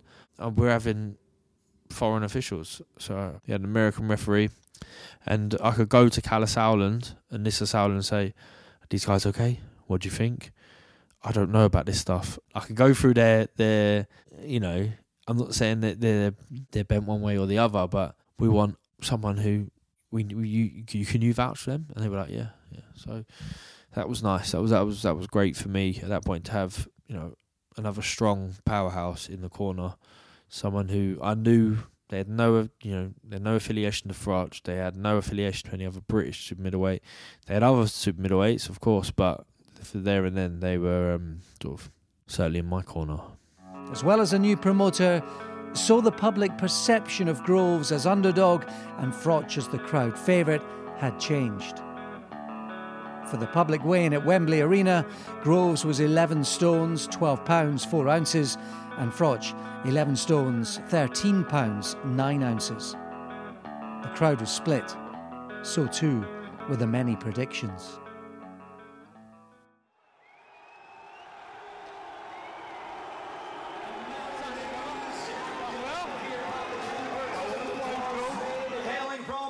Smith, London. Ladies and gentlemen, please welcome St. George Groves.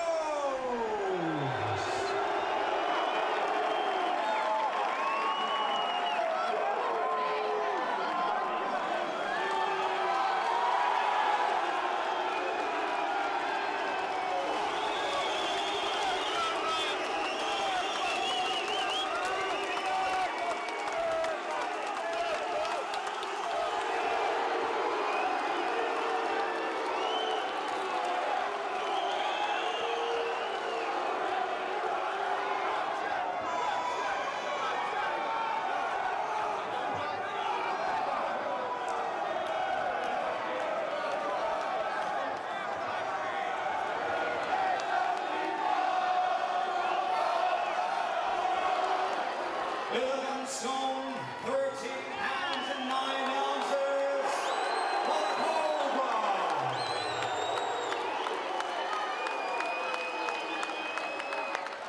Here we go face to face, boys. Keep it clean. Mics are on. Hey, out of shot, out of shot, out of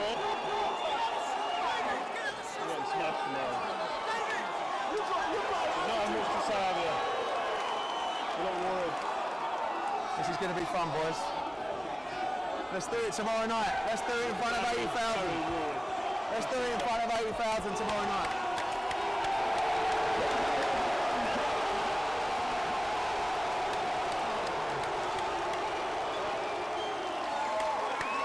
Well done, boys.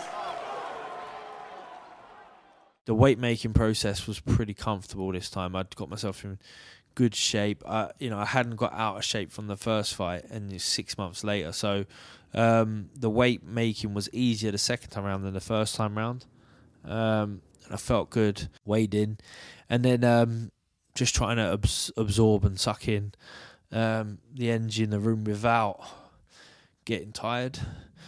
I remember watching Hatton versus Mayweather, his weigh-in, and him just being so charged and so energized, and then wondering, what's the come down from that like? And then, are you going to be flat the next day? So I was just like, just looking good, trying to feel really good, without overbaking it, overcooking it. But yeah, the weight making was good, and then we took care of ourselves, rehydrated. Yeah, night before the weigh-in, I went down there, I think, and stopped in a nice, comfy apartment near Canary Wharf, nice area, and stayed there that day for the weigh-in, and then got my head down the night before the fight. We stayed at the hotel at Wembley Stadium. Two of my security were staying outside the door, and I said, I don't need it, that's fine. They're like, no, we insist. So it had that big fight feel. You're in a suite rather than a room, and I don't remember it dragging. I don't remember it feeling long. I remember, again, me and Paddy, it's only our second fight. So what? And last time we was in Manchester, this time we're in London. So Manchester feels like you're away from home for me, and then sometimes when you're away from home, you end up lingering together more. Obviously, when you're at home, it's like your own space, do your own thing. But I'm sure Paddy came up at one point, probably with Barry, just have a little chat, see how we're feeling. I'm testing him out, he's testing me out. And then I look out the window and I can just see swarms of people coming into the stadium. And I'm like, this is a lot of people. I hadn't quantified what that looks like. And I think every time I've been to Wembley before for football. I've been to Cardiff for football. I've been to Cardiff for rugby. I've been to these big stadiums before, but I've never looked round and gone, oh, it looks like a lot of people. Whereas this was like, wow, you look and you're like, that's a York Hall, that's a York Hall, that's a York Hall, and they're just like little clusters of people wandering in, thousands upon thousands of people, and yeah, I think you're excited. No nerves at all. Just excited. I felt like everything was in place, everything was right, everything was going to be perfect. So there was nothing to be nervous about. But yeah, that morning I was thinking about the ring walks. I always visualise what I'm going to do and put myself in the place. And I was just sitting there nice and calm and relaxed. And then I just done the ring walk. Well, I didn't know what the ring walk was going to be like, but I could imagine it going onto the pitch, covered up, maybe being able to see the clouds or the moon or the stars or whatever's up there in the sky. I'd be able to see it, and it'd feel like it's outdoors instead of feeling a bit claustrophobic like you're inside. And as I think about the fight and as I'm picturing the ring walk and picturing George Groves' face, my heart rate starts to raise and starts to beat and pound the inside of my chest, and that's just the adrenaline kicking in and putting myself in that moment. And I think it's really important. I do that quite a lot. Visualise something big before I do it, because it gets your head and your brain ready for, it's almost like you've already done it. But yeah, I can remember that on the morning of the fight, and it was quite a moment. And when you've done that and you've been through that, you kind of get your breakfast, and you've got all day, because the ring walk's probably not till 10 o'clock, and it's a long day of waiting around and just fueling your body up, not overeating and not over drinking, and having a little walk and a little bit of a stretch and maybe a little loosener up. But yeah, it was a long day waiting for the call to go and jump in the car and go to the venue. I went in to see Carl in his flat. It was about midday on fight day, and it was the same thing. What do you reckon about tonight? I said, you're going to smash him. He went, yeah. Do you think he'll be a tough fight? This is Carl. This is what it's saying.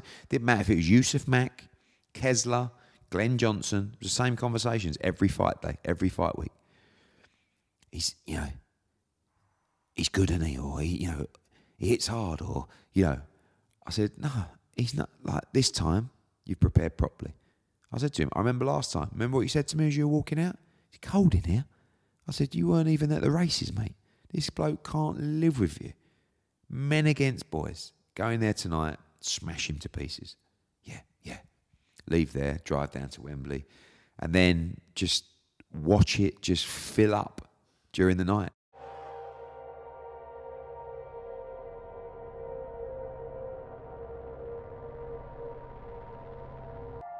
We're creating history. The main event is one that's gripped the nation. It's a pro-Groves house. That dislike will never disappear. It's up to the fighters to remain composed. It's got everything to make this a rematch like Ben Eubank. The competition is really all about psychology. George Groves had the tools to be. People will remember this day for the rest of their life. We haven't a clue what's going to happen, and everybody's looking forward to it.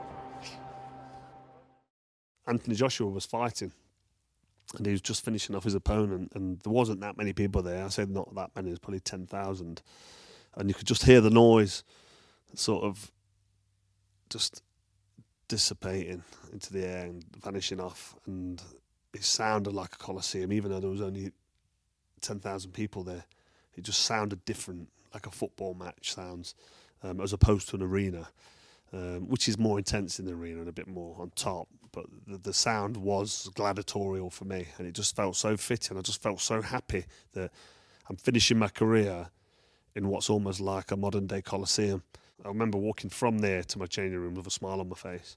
And when I got to the changing rooms, the drug testing officer was there waiting for me. I'd already seen him like a day before that and 2 days before that. And every day for the last 6 weeks, like, I must have been drug tested about 25 times. It was perfect. It was ridiculous. I mean, it's good, but come on. And I just thought, I'm here quite early and I've still got 2 hours to wait. So I went into the physio part, and there's obviously a physio bed, and I lay down on that. I said, I'm just going to get my head down for half an hour, just have a rest and visualise the fight. And if I nod off, I nod off. And the drug testing officer was like, well, I need to keep the lights on because I need to see you. I said, shut the fuck up. I've got nothing in my pockets, nothing in my bag. I'm lying here, I'm going to get sleep. I've got a big job to do. I know you've got a job to do. But I've been drug tested how many times, and now you're telling me I can't switch the light off. I ain't got an eye patch. I'm turning the light off.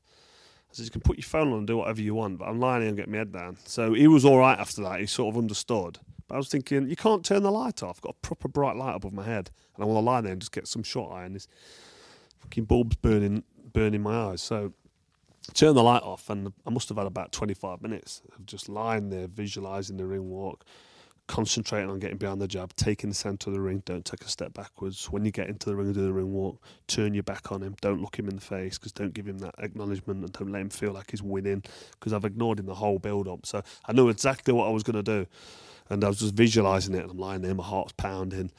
And heart rate's up now, actually, sitting here talking about it, because it's so vivid.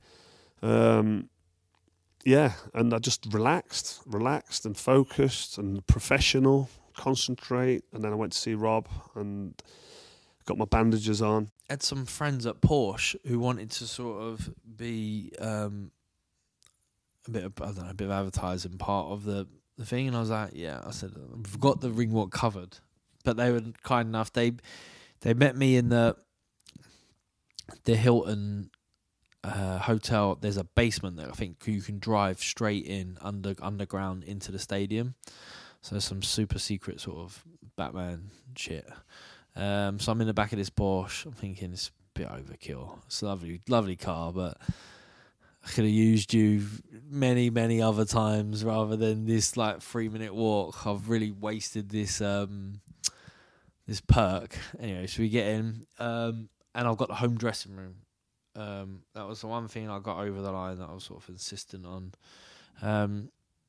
And I was like, it's London. This is my hometown. I want the home dressing room. And it's going to feel like a little bit more spiritual. Lovely big changing room, as you can imagine, for the home football team at a stadium, much bigger than some of the other changing rooms I'd experienced on the road. But yeah, we get in there, and it's sort of business. Like once you get in there, for me, the change room is always like business, but this one probably felt a little bit more like business. It felt like you're in there. People were really diligent about who was allowed in, who was not allowed in. You'll have your border control guy who'll be there to inspect everything, to make sure everything's like all and above board. The anti-doping, so I think it was UK anti-doping who would have been there. So that officer's with you the whole time. I got my physiotherapist, Kevin Didlow, who sort of helps me with a lot of that stuff. So he'll fill in the form to make sure, you know, he gets all the right medications down if I've had anything. I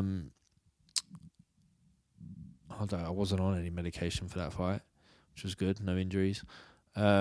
He'd give me a nice sort of nerve stretch, Kevin. So before I do anything, like, you know, you ever slowly get changed, put the music on,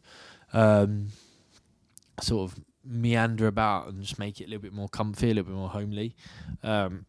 He'd brought the couch and he would give me the nerve stretches, which just sort of primes everything up, wakes everything up, and it's slightly uncomfortable, which is nice for me because it's like you're about to have a fight, so you start off with something that's slightly uncomfortable, and then we just grooving into warming up, getting wrapped. I remember feeling really good in the change room.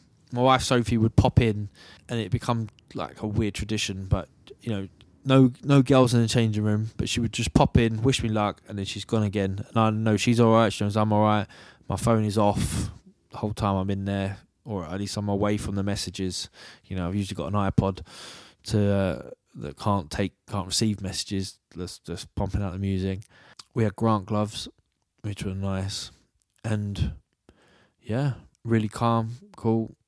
Remember Kevin saying, "You look like you feel in really good shape," and he'd never said that to me before. And to be honest, he never said it to me after either. But I'm thinking, oh, that's nice. I've never heard that before. That must mean something. Yeah, Gordon Ramsay came in, said hello. I think Wayne Rooney came in. Not many women in the changing room before my fight. My mum never comes in. My wife never. Rachel never comes in. I don't want to see the women. The women open up a little emotional side of me that I don't want. I don't want to see my mum, which I never have done, or my wife, or my kids before a fight, because I'm focused and I don't want to be like, oh, I'm going to see him after the fight, my son and my daughters, and I'm going to give my mum a kiss and a cuddle, and I'm going to see my wife and give her a kiss and a cuddle. And I want to save that until I've done my job. I don't want to. That's like a reward for me when I've done my warrior bit. So I've never had the women in the changing room beforehand. Not any women that I know anyway. No women that are close to me. So just pre-fight rituals, getting my boots on, box protector. Rob McCracken wraps my hands up. All pretty normal. Really good warm up. Felt great on the warm up. Sharp on the pads, strong, confident. Little bit of nerves kicking in, which was great. Could feel my heart beating a bit, and I could feel the butterflies in my stomach, and I was like, yeah, I'm making me sharp. I was feeding off that, and then Sky Sports come in, 6 minutes you're on. And then it's time to go. Anthony Joshua, James DeGale, Jamie McDonnell and Kevin Mitchell were among those to win on the undercard that night. David Hay, Nassim Hamed, Amir Khan and Frank Bruno, the main attraction the last time a fight had been staged at Wembley, were among those ringside. With the last undercard bout concluded, there was unmistakable tension spreading across the stadium. All among the 78,000 present knew that Froch Groves 2 was imminent. The 6-month-long wait was nearing its end.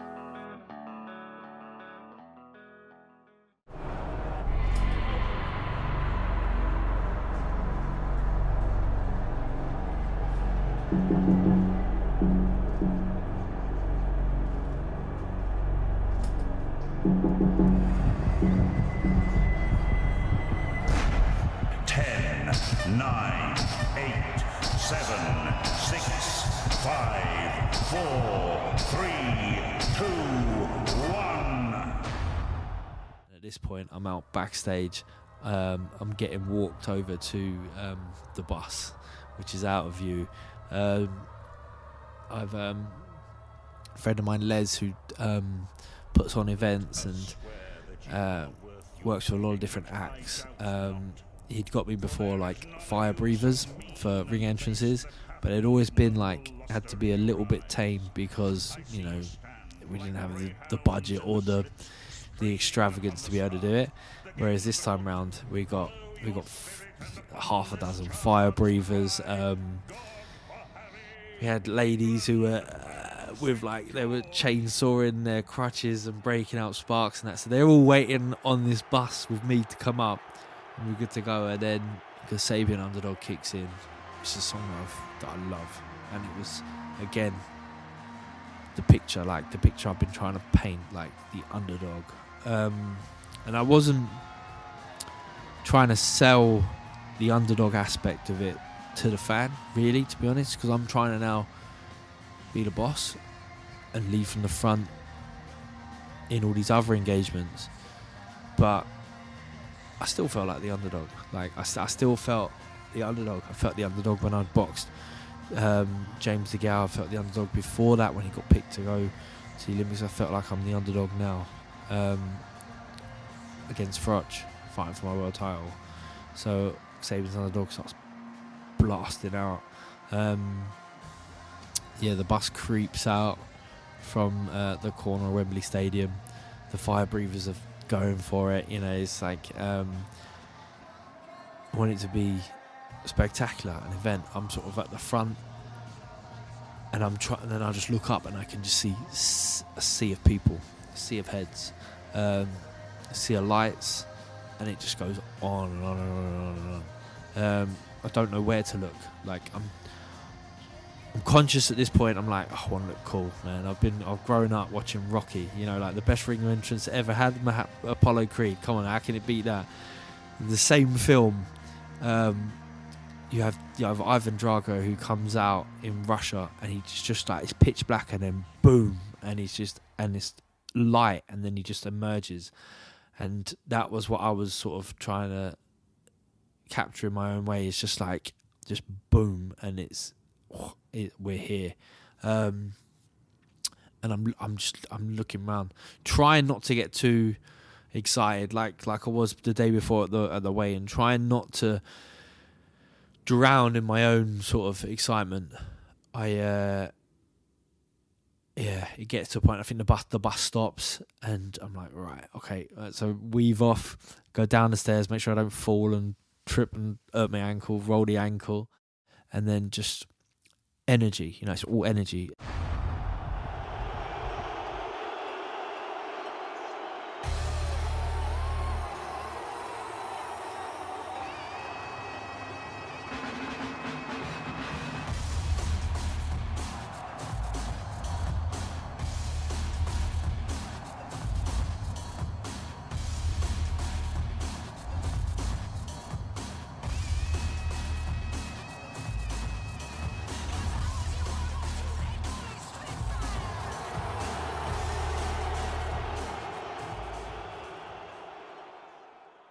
So we're up on the stage and the pyrotechnics are flying behind me.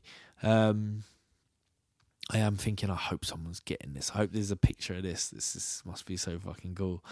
Do a couple of little laps, and then I think Spitfire then cuts in, and then that just means one thing for me. That means it's business now. It's showtime. We go to work.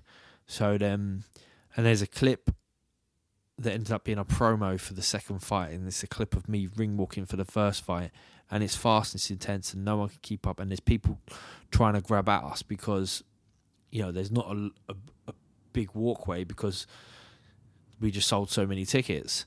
And I love them ring walks where, you know, they got to be safe, but people, you can see fans in the ring walk where they're trying to be part of it. They just, you know, that's what you would do at a music concert. If you go to see the Red Hot Chili Peppers, like you want to be as close to them as possible. So I was hoping for the same nice and quick whoosh into the ring at Wembley Stadium, and I've got to wait for Froch. Mate, did the ring walk, walking out to that massive crowd, thinking, I wonder what this is going to be like. It was dark, and everyone had the phone lights on. I was walking down the tunnel. I could hear him. I was with my mate Bruno, my late friend Michael Smith. God rest his soul. He was walking me in, taking me down the through the where the players go out to get on the pitch. Down the tunnel, and I just stood there for a minute while the Sky camera's in front of me and just had a look around and took the atmosphere in. And now my heart is pounding. I'm actually shaking a little bit now, trembling. It's weird, but I can put myself there, and it's just amazing. The noise, the crowd, the pyrotechnics, the big flames, the lasers, the music, AC/DC, Shoot to Thrill. It's just an amazing moment. And George Groves was already stood in the ring, and I was stood on the platform. And I just had a look over at George Groves. I thought, I'm not going to look at him when I get in the ring. I'm just going to turn my back to him and give him no respect, because he don't deserve it. I've got a job to do, and I don't need to be looking at his face before I do the job. And I never looked at his face through the whole fight. I looked at his gloves and his chest, and did my ring walk, went on the platform. Sky wanted to stand on that for a bit. Music changes or kicks up or ramps up, a few laser beams, a few flames, whatever. I'm not really interested. I just want to get in that ring, and I want that first bell to go. Took my time, walked to the ring, had a look around, soaked it all up, which I don't usually do, but I soaked it all up thinking this could be my last ring walk. So I quite enjoyed the ring walk.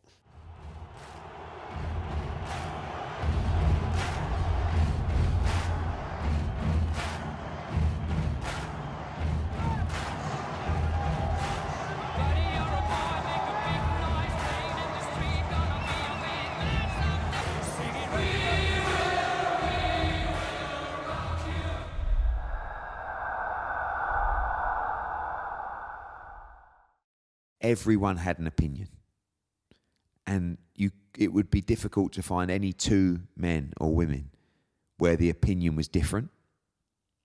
So you could almost feel and hear people in the venue going, "This is it. What do you think's going to happen? Like, who'd you fancy?" I remember Carl Froch walked out to "We Will Rock You," and there was another song I think before, but he walked to the platform at the back where the goal was.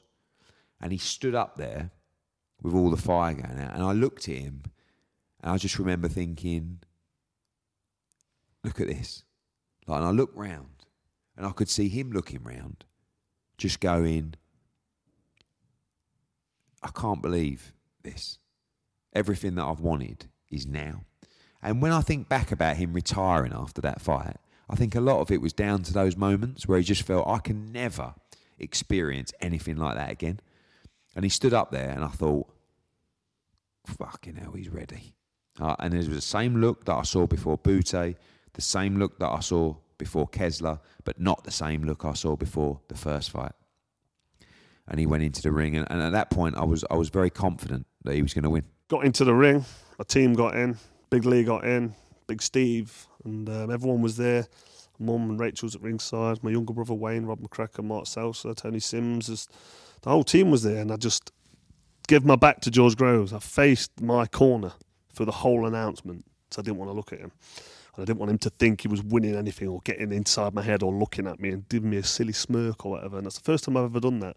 And the first person that ever did that to me was a guy called John Pearce in the amateurs, the middleweight ABA semi-finals in Desborough, top fighter, Commonwealth Games gold medalist. He gave me his back, and he was warming up, and he didn't turn around until the ref said sent to the ring, turn around, touch gloves, then back. And I gave him my back from that memory in the amateurs when it made me a bit nervous, and I thought, this is probably going to do George's head in. So I turned around, went to the centre of the ring, smiled at him, and had this gum shield in that, don't know what the logo was, but it was a gum shield that realigns your jaw when you bite down. It's supposed to make you punch harder. And I know that George wanted that gum shield, but because they give it me, they didn't give him one. And in my head, I was thinking, he's probably seen that logo, and he's thinking, oh shit, Froch has got that gum shield that makes you punch harder. So whether he did or not, in my head, he'd not got to look at me. The first time he looked at me, and I saw him eyes look down at my gum shield, I thought, win at the press conference, win at the gloves are off, win at the weigh-in, and now I'm winning now right before we get in the ring. All these little mind games that I thought I was winning. Only little niggle, ones that I know would bother him, that I didn't really make too big a deal of. But in my head, it was just all a build-up to that first bell going. Yeah, he ring walks, he's in, and it's business. Like, it's time to go.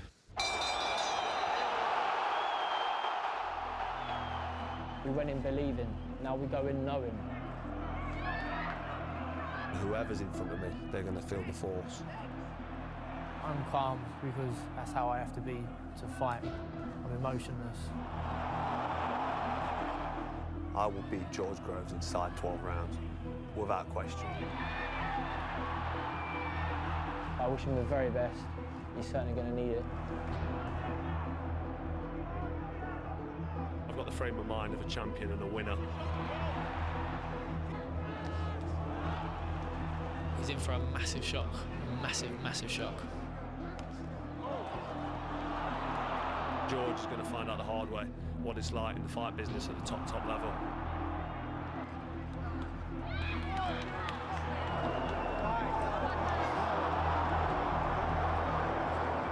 I know that I can beat for hand speed, foot speed, and I can hurt him.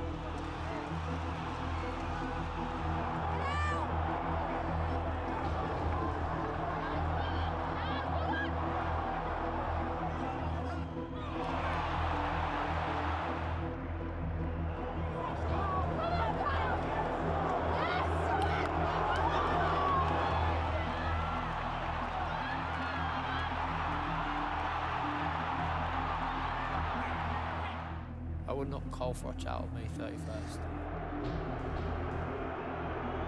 I win the fight. I win the fight inside the distance. It's as simple as that. Second fight, but the second fight was that we were gonna. It's not gonna be all action from the first bell. We'll build into the fight. We'll box him, beat him, break him down, and in the second half of the fight, we'll start to really crank it up. With hindsight, I don't think that was the right tactics. That's a tough way to approach a fight. Sort of, an 800-meter runner don't sort of coast the first 400 and then try and sprint the last 4. You run an even pace race, and it's what boxing is really. You have to use it or lose it. If you don't start quick enough, then it's hard to come back. You hear loads of fighters that start slow and it don't work out for them. Plus the psyche that was sort of that we didn't really think about was that Froch had a torrid time in the first fight from start to finish, and he might say like now that he was building to the fight, he was come back into it, but he wasn't. It was an absolute gift that the fight got stopped when it did. To start that second fight and not put him under that instant mental pressure was a mistake.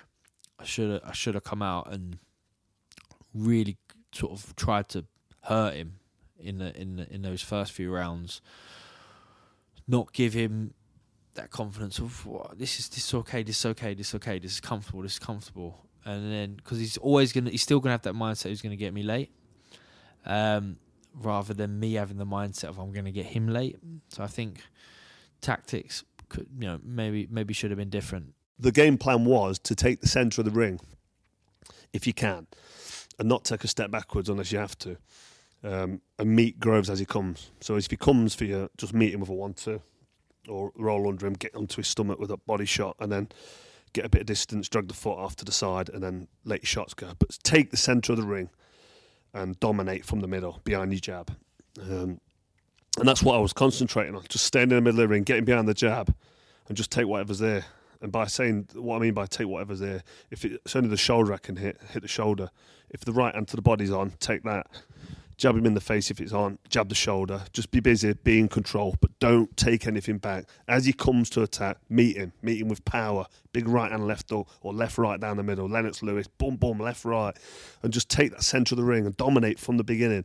And if you watch that fight on time lapse, you'll see me in the middle of the ring most of the time, circling the middle of the ring, turning around on the spot, and George Groves doing laps round and round one way, laps the other way, because he's being forced to stay on the outside, because I'm not letting him engage. I'm not taking a backward step, because if you give him momentum, like I gave him momentum in the first fight after that knockdown, then he'll come forward with punches, and he's a good fighter, George Groves, by the way.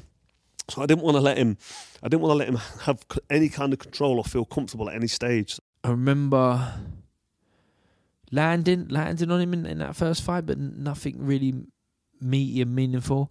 I remember jamming him in the chest a lot, so I just jammed to square him up. So I'd be shooting the stiff jab, and trying to land just right on his left pec, you know, just below the shoulder, to sort of shoot him square, and also negate him from throwing his own jab. Wanted to hurt him to the body in the first half of the fight, just to slow him down, you know, water in the basement, just keep him honest, keep him, you know, it will keep going, and he's fit enough to keep going, but there's a difference in as with everyone. You're not the same in the end as you are the first, especially if you're taking punishment, taking shots. But there was no worry or anxiety from me. I thought I was winning the rounds. Me landing the odd jab, him landing the odd jab. I landed the odd body shot, a couple of body shots. And then after round 4 or 5, when you start to feel the pace a little bit and you start to slow down, then we started to get a bit closer together, and I just started to edge my feet in. George sort of got a bit of momentum and started to get his eye in and started to get a few shots on. He's got that speed, hasn't he? And he started to get back into the fight a little bit the round or two, a couple of rounds before. So it was just a sticky, little tiny sticky sort of area where George just started to land a couple and get a bit of speed and get his timing in and his eye in. And then it was just Carl negating that and getting back to what he was doing, which was keeping him off balance and landing decent shots the first few rounds. It's nip and tuck. You know, and sometimes when you get that build-up and you get the fight of that magnitude, there's so much on the line that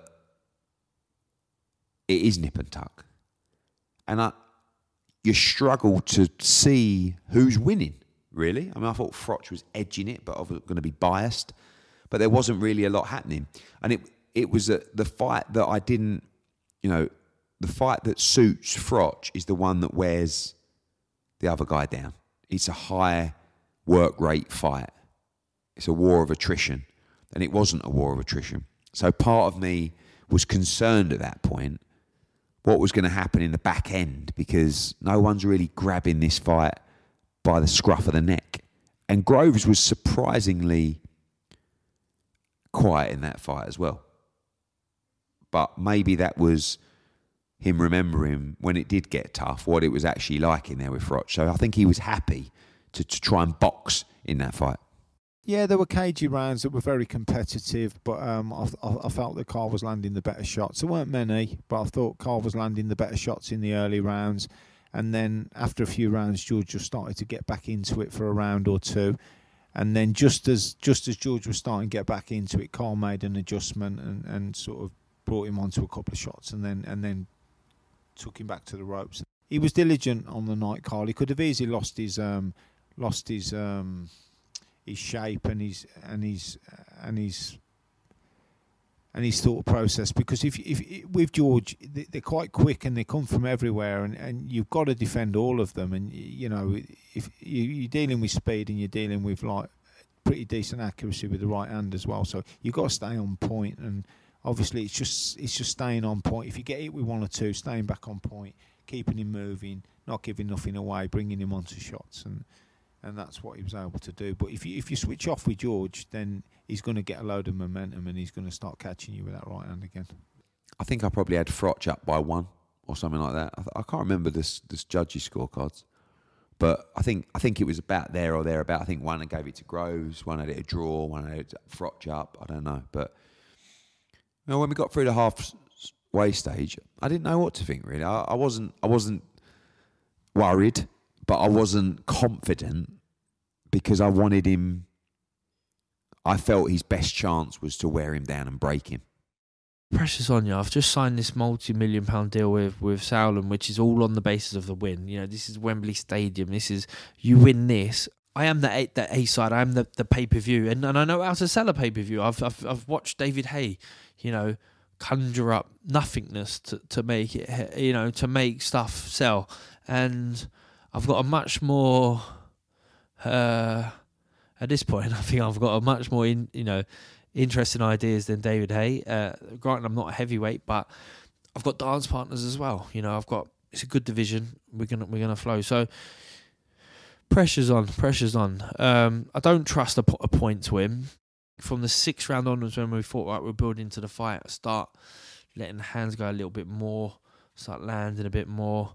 But there isn't a change of pace, because I think that is, for me as a person, that's quite almost impossible to just switch it on. You know, I don't train that way. I have to start the way, you know, it was the same as sparring. If I didn't show up switched on and I'm having a stinking spar the whole way through, and then if you start chasing it, you tighten up, you spar shit. Whereas if I was switched on before I started, nice and sharp, start quick, I end up icing the sparring partner who's been brought in, and the same in the fight. And obviously, I'm razor sharp, switched on, like chess match for that first half of that second fight. He landed a bit of a jab come uppercut in one of the rounds, which bounced my head back, and I just thought, I switched off there, and I wasn't expecting that shot to come. It was an awkward punch. That's why sometimes when you spar people who aren't very good, they can catch you with shots, because they do something like, you think, what have you done that for? Like, if you do that again, you're going to get knocked out because it's wrong, and I'll be ready for it. And George Groves threw a corkscrew left jab uppercut thing and caught my head back, and that was the only one sort of eye-catching moment of the fight up until the big finish. But up until the big finish, before that, a couple of rounds, I was just getting my feet a bit closer to him because I couldn't land the jab properly. I couldn't really get any leverage on the punches to close him down because he was constantly moving on his back foot, running.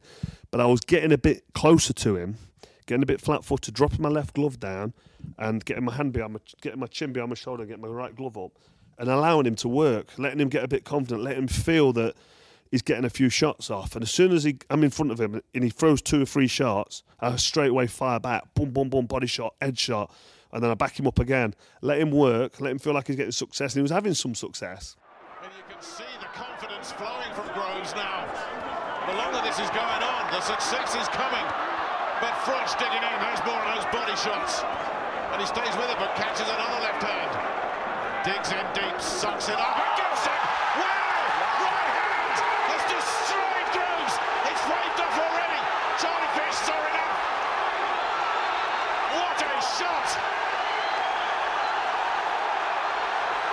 You will not see a more explosive finish than that!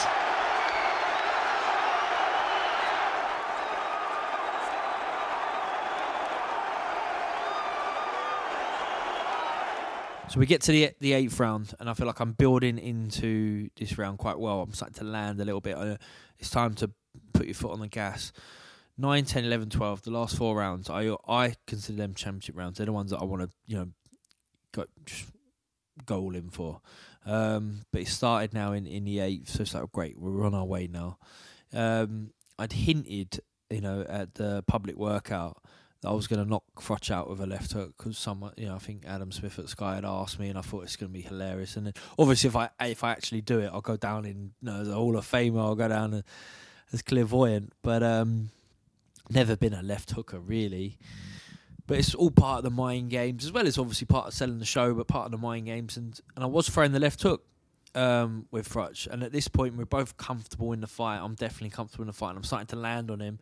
And I don't think I thought I was going to knock him out of a left hook, but I wanted to keep him guessing. And I've thrown a couple in the round. I'm not sure, I can't remember now if any had landed, but I know I've seen the finish enough times that I'm moving round to my left. I'm stepping round to my left, and I throw a lazy left hook, like a little check left hook, which I do really well when my weight's on the back foot, and it's almost just like a variation of a jab, as a long left hook, jab, just giving them different look. But I throw this lazy hook, and I know Froch, he likes to step across to his left when he throws his big 1-2. The jab comes out, it's a real reaching shot, and he detonates just an amazing right hand. It goes from A to B in a perfect straight line, B being 2 inches past my chin. Punches right through the target. My head rolls, and I hit the deck. Now, this is me explaining it, watching it back on TV. At the time, nothing. I'm in the fight. I remember throwing that lazy hook and then looking up at the stars. The commentators were like, all this is turning around. George is having some success. George is getting momentum. But I was actually closing the distance, getting closer and closer. If you watch it on replay, you'll see that I'm in range of him. Like, I'm letting shots land on my shoulder, and I'm blocking that left hook. And a few scuffs are landing on me. But I'm answering back straight away with little combinations, body shots, head shots, getting to him, slowly backing him up. And then when he got him on that ropes in round 8, I think it was round 8, the first one was 9, wasn't it?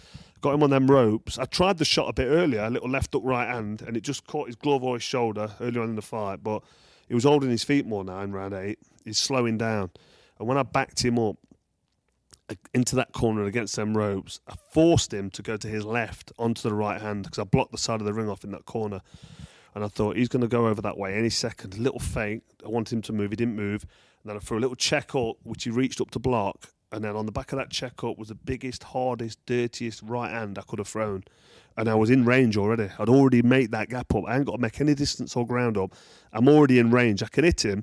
And even if he moves back, the punch is still going to land because I'm fully in range and the target is locked. So that little fake, got my feet in, little check left hook, straight right hand, landed flush on the side of the chin. Couldn't have hit him any sweeter. If I'd have said, stand there, don't move, I'm going to hit you with a big right hand, I couldn't have hit him any harder because it just landed sweet. And that's the reason he was knocked out. Because I don't knock people out with one punch. I'm not a one-punch knockout, man. I'm an accumulation puncher. I hit hard and I hurt people. Any opponent will tell you that I hit hard and I hurt them. But I'm not a Julian Jackson. I'm not a heavyweight Lennox Lewis who will hit you with one shot and iron you out. But on that occasion, unfortunately for George Groves, I hit him with probably the best punch that I've ever hit anybody with, clean on the chin, on the biggest stage in front of 80,000 fans at Wembley Stadium. And that was the last punch of my career. And that's all she wrote. It was, as Groves not unreasonably described, a punch from the gods. American referee on the night, Charlie Fitch, said it was the best right-hand knockout punch he'd ever seen. Remarkably, Groves tried to get to his feet to carry on, but Fitch rightly waved the fight off.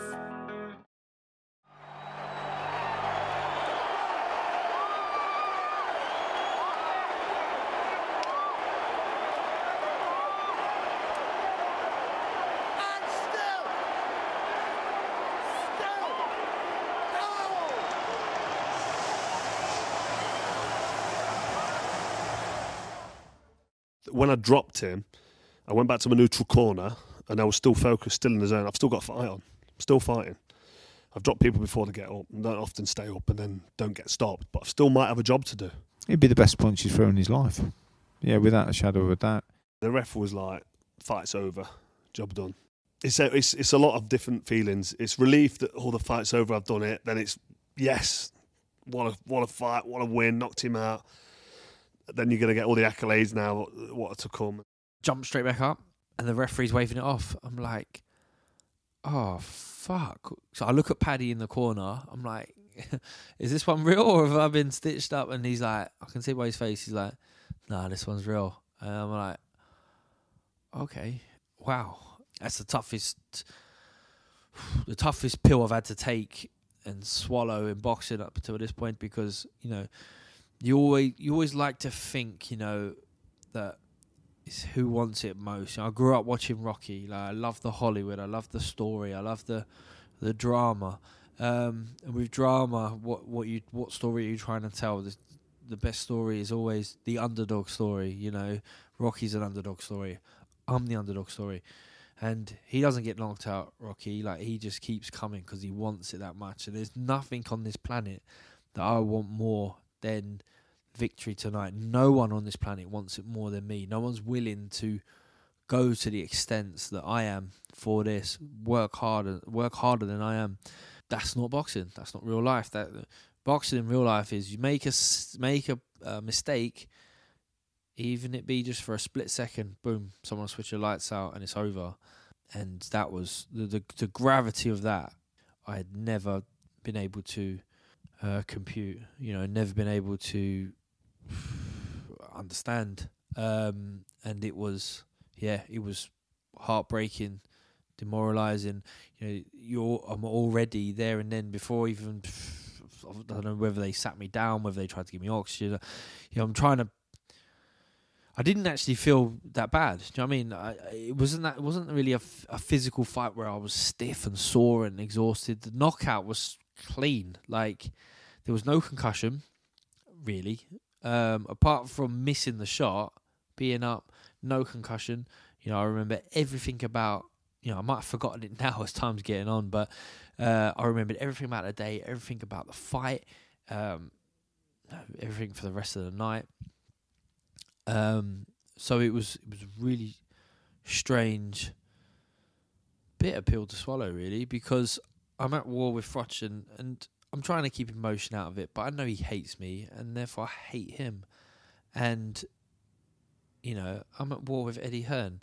I'm sure he doesn't hate me, but I don't like him. Like, I don't like him at this point because, like, he's not on my side. It's them versus me. And so you never want to feel like sorry for yourself, but to be honest, at that point, I am feeling immensely sorry for myself. I'm like, oh, you know, I've been walking around with a strap line, everything for a reason. I got robbed for the first fight. I should be a world champion. I should have ring walked tonight as a world champion, and I've never ever won a world title. And people are going to remember me now for one punch. And I talk about when I finally win the belt. It's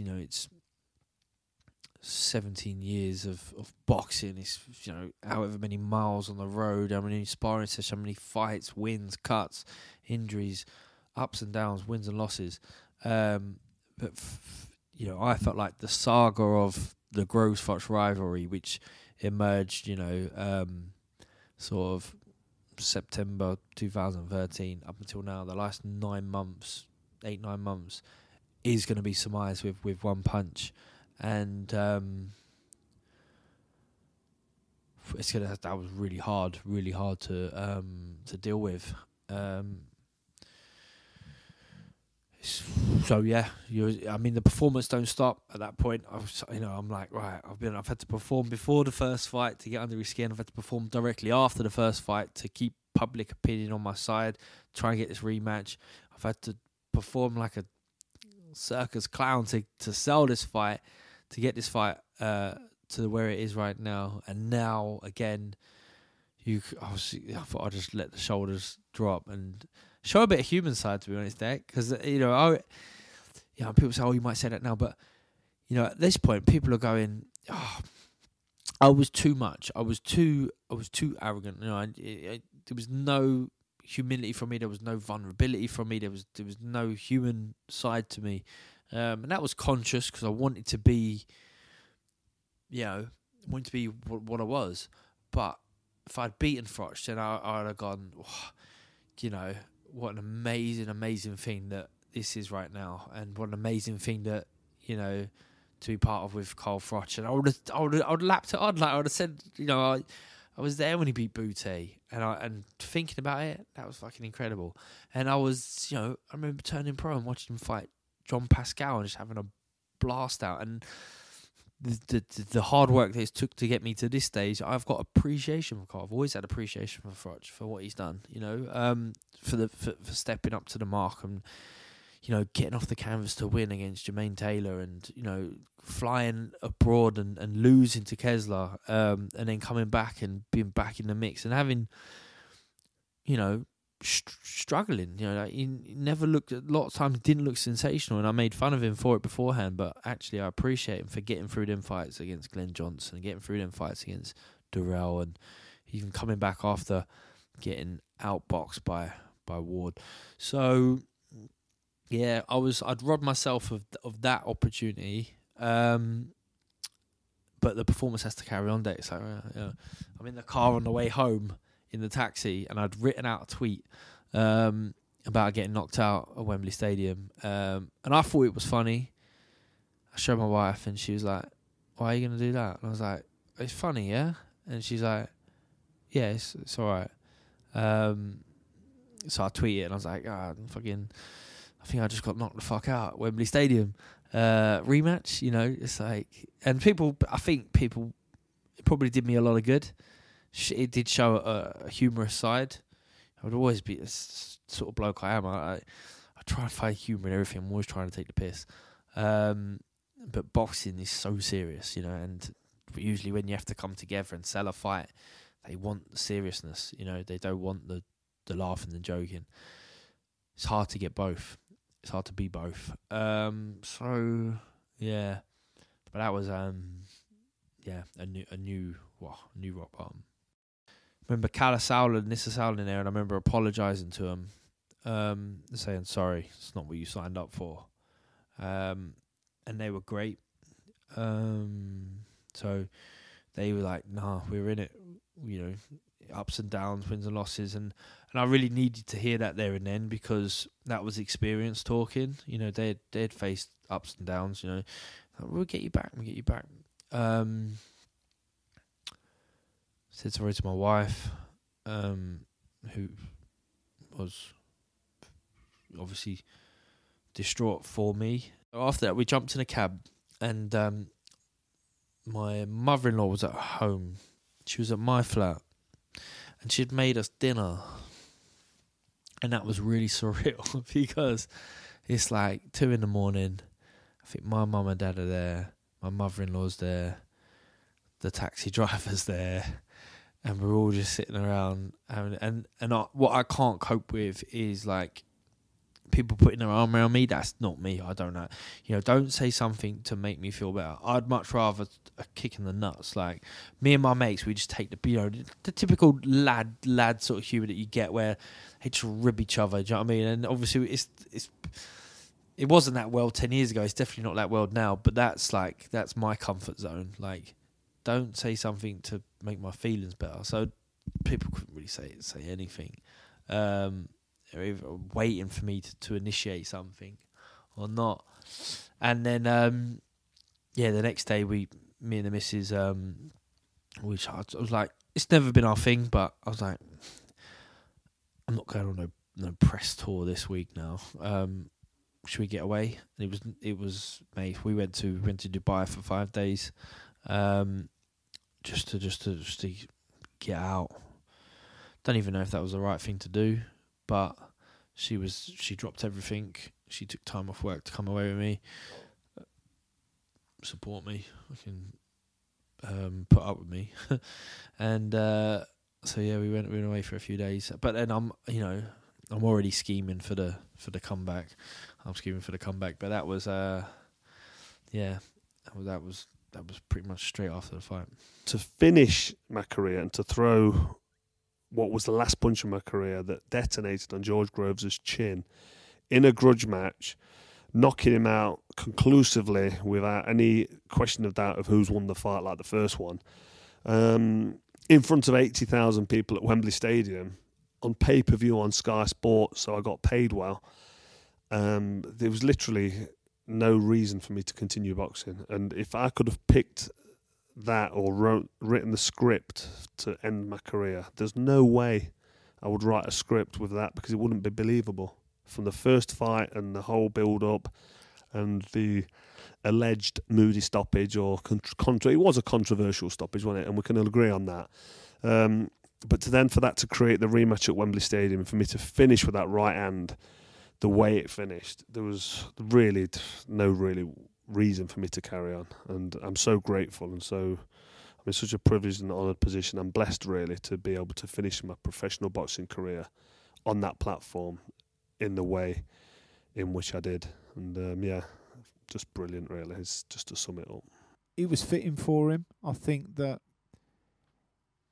if you know him, you can't help but like him. He's as funny as they come, and he's a good guy. But he's 100%er, and he works hard, gives it 100%. It's been a great story. Not too many of them in professional boxing. It's very hard to earn a decent amount of money out of professional boxing. A lot of fighters, can dedicate the same amount of time, and it just doesn't work out for them. It's heartbreaking sport, professional boxing. But you look at Carl Froch and you go, if you got a will and you got the drive, and you work hard, look at what you can achieve.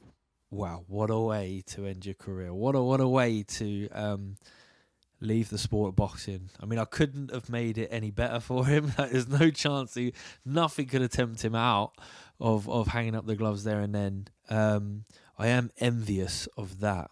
How amazing that. And no one No one has yet to have topped it. I don't think anyone ever will. To put to bed what has become your fiercest rival when, you know, as I say, 9 months before, in his mind, he thinks I'm a non-runner, you know, a non-starter. He's got all these big names, former world champions on his resume. And I've catapulted myself to the top of the leaderboard. And we've gone and we've sold out this stadium. There's an incredible night for British sport, and he stuck to his guns. He made his adjustments in camp. He improved, and he went and he executed it, and then he got a career defining knockout, and it was it truly is like a mic drop moment for him, because he, as a fighter, you know, that is your Hollywood story. That is your Rocky story, if you will.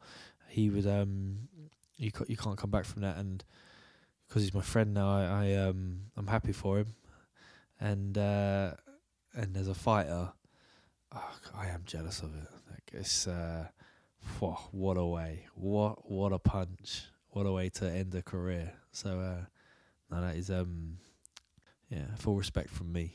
As time goes on, more and more people, those of who can remember me, will remember the Froch fight. They were either at the second one, or they saw the first one, or something else loosely attached to it. And to have, you know, a record-breaking fight when it was, and what it was, is something I'm proud of now. You know, I didn't win, I didn't get what I wanted, and you know, at the time there was a lot of bad feelings towards a lot of people involved in the process. But I look back with it with pride that you know, me and Froch, who's a friend now, we done a great service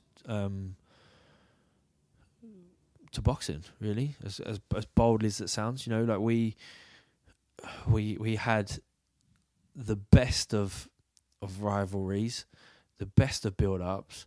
We had a magnificent first fight, which transpired into being a post-war attendance record, 80,000 people at Wembley Stadium for the rematch, and it was mega. And there's been big fights since. You know, obviously there's been stadium fights since. But, you know, I don't need to kid myself by pretending it was, you know, ours is different, ours is special. But because I know ours was, it was different, it was special in our era. You know, you have to go back to a different era that would never be, in terms of, you know, the Ben Eubank terrestrial TV type setup. You know, ours is of the modern era, if it is hopefully still a modern era, like something to be proud of. You know, my story deck is winning a world title with a fourth attempt. I think that is my story. Like, my story is that it's a story of, you know, unwavering self-belief and resilience, and both those two combined with a bunch of other things that I had to pick up and learn and absorb over the years of winning a world title with a fourth attempt. But that all started with, you know, the first fight with Carl Froch.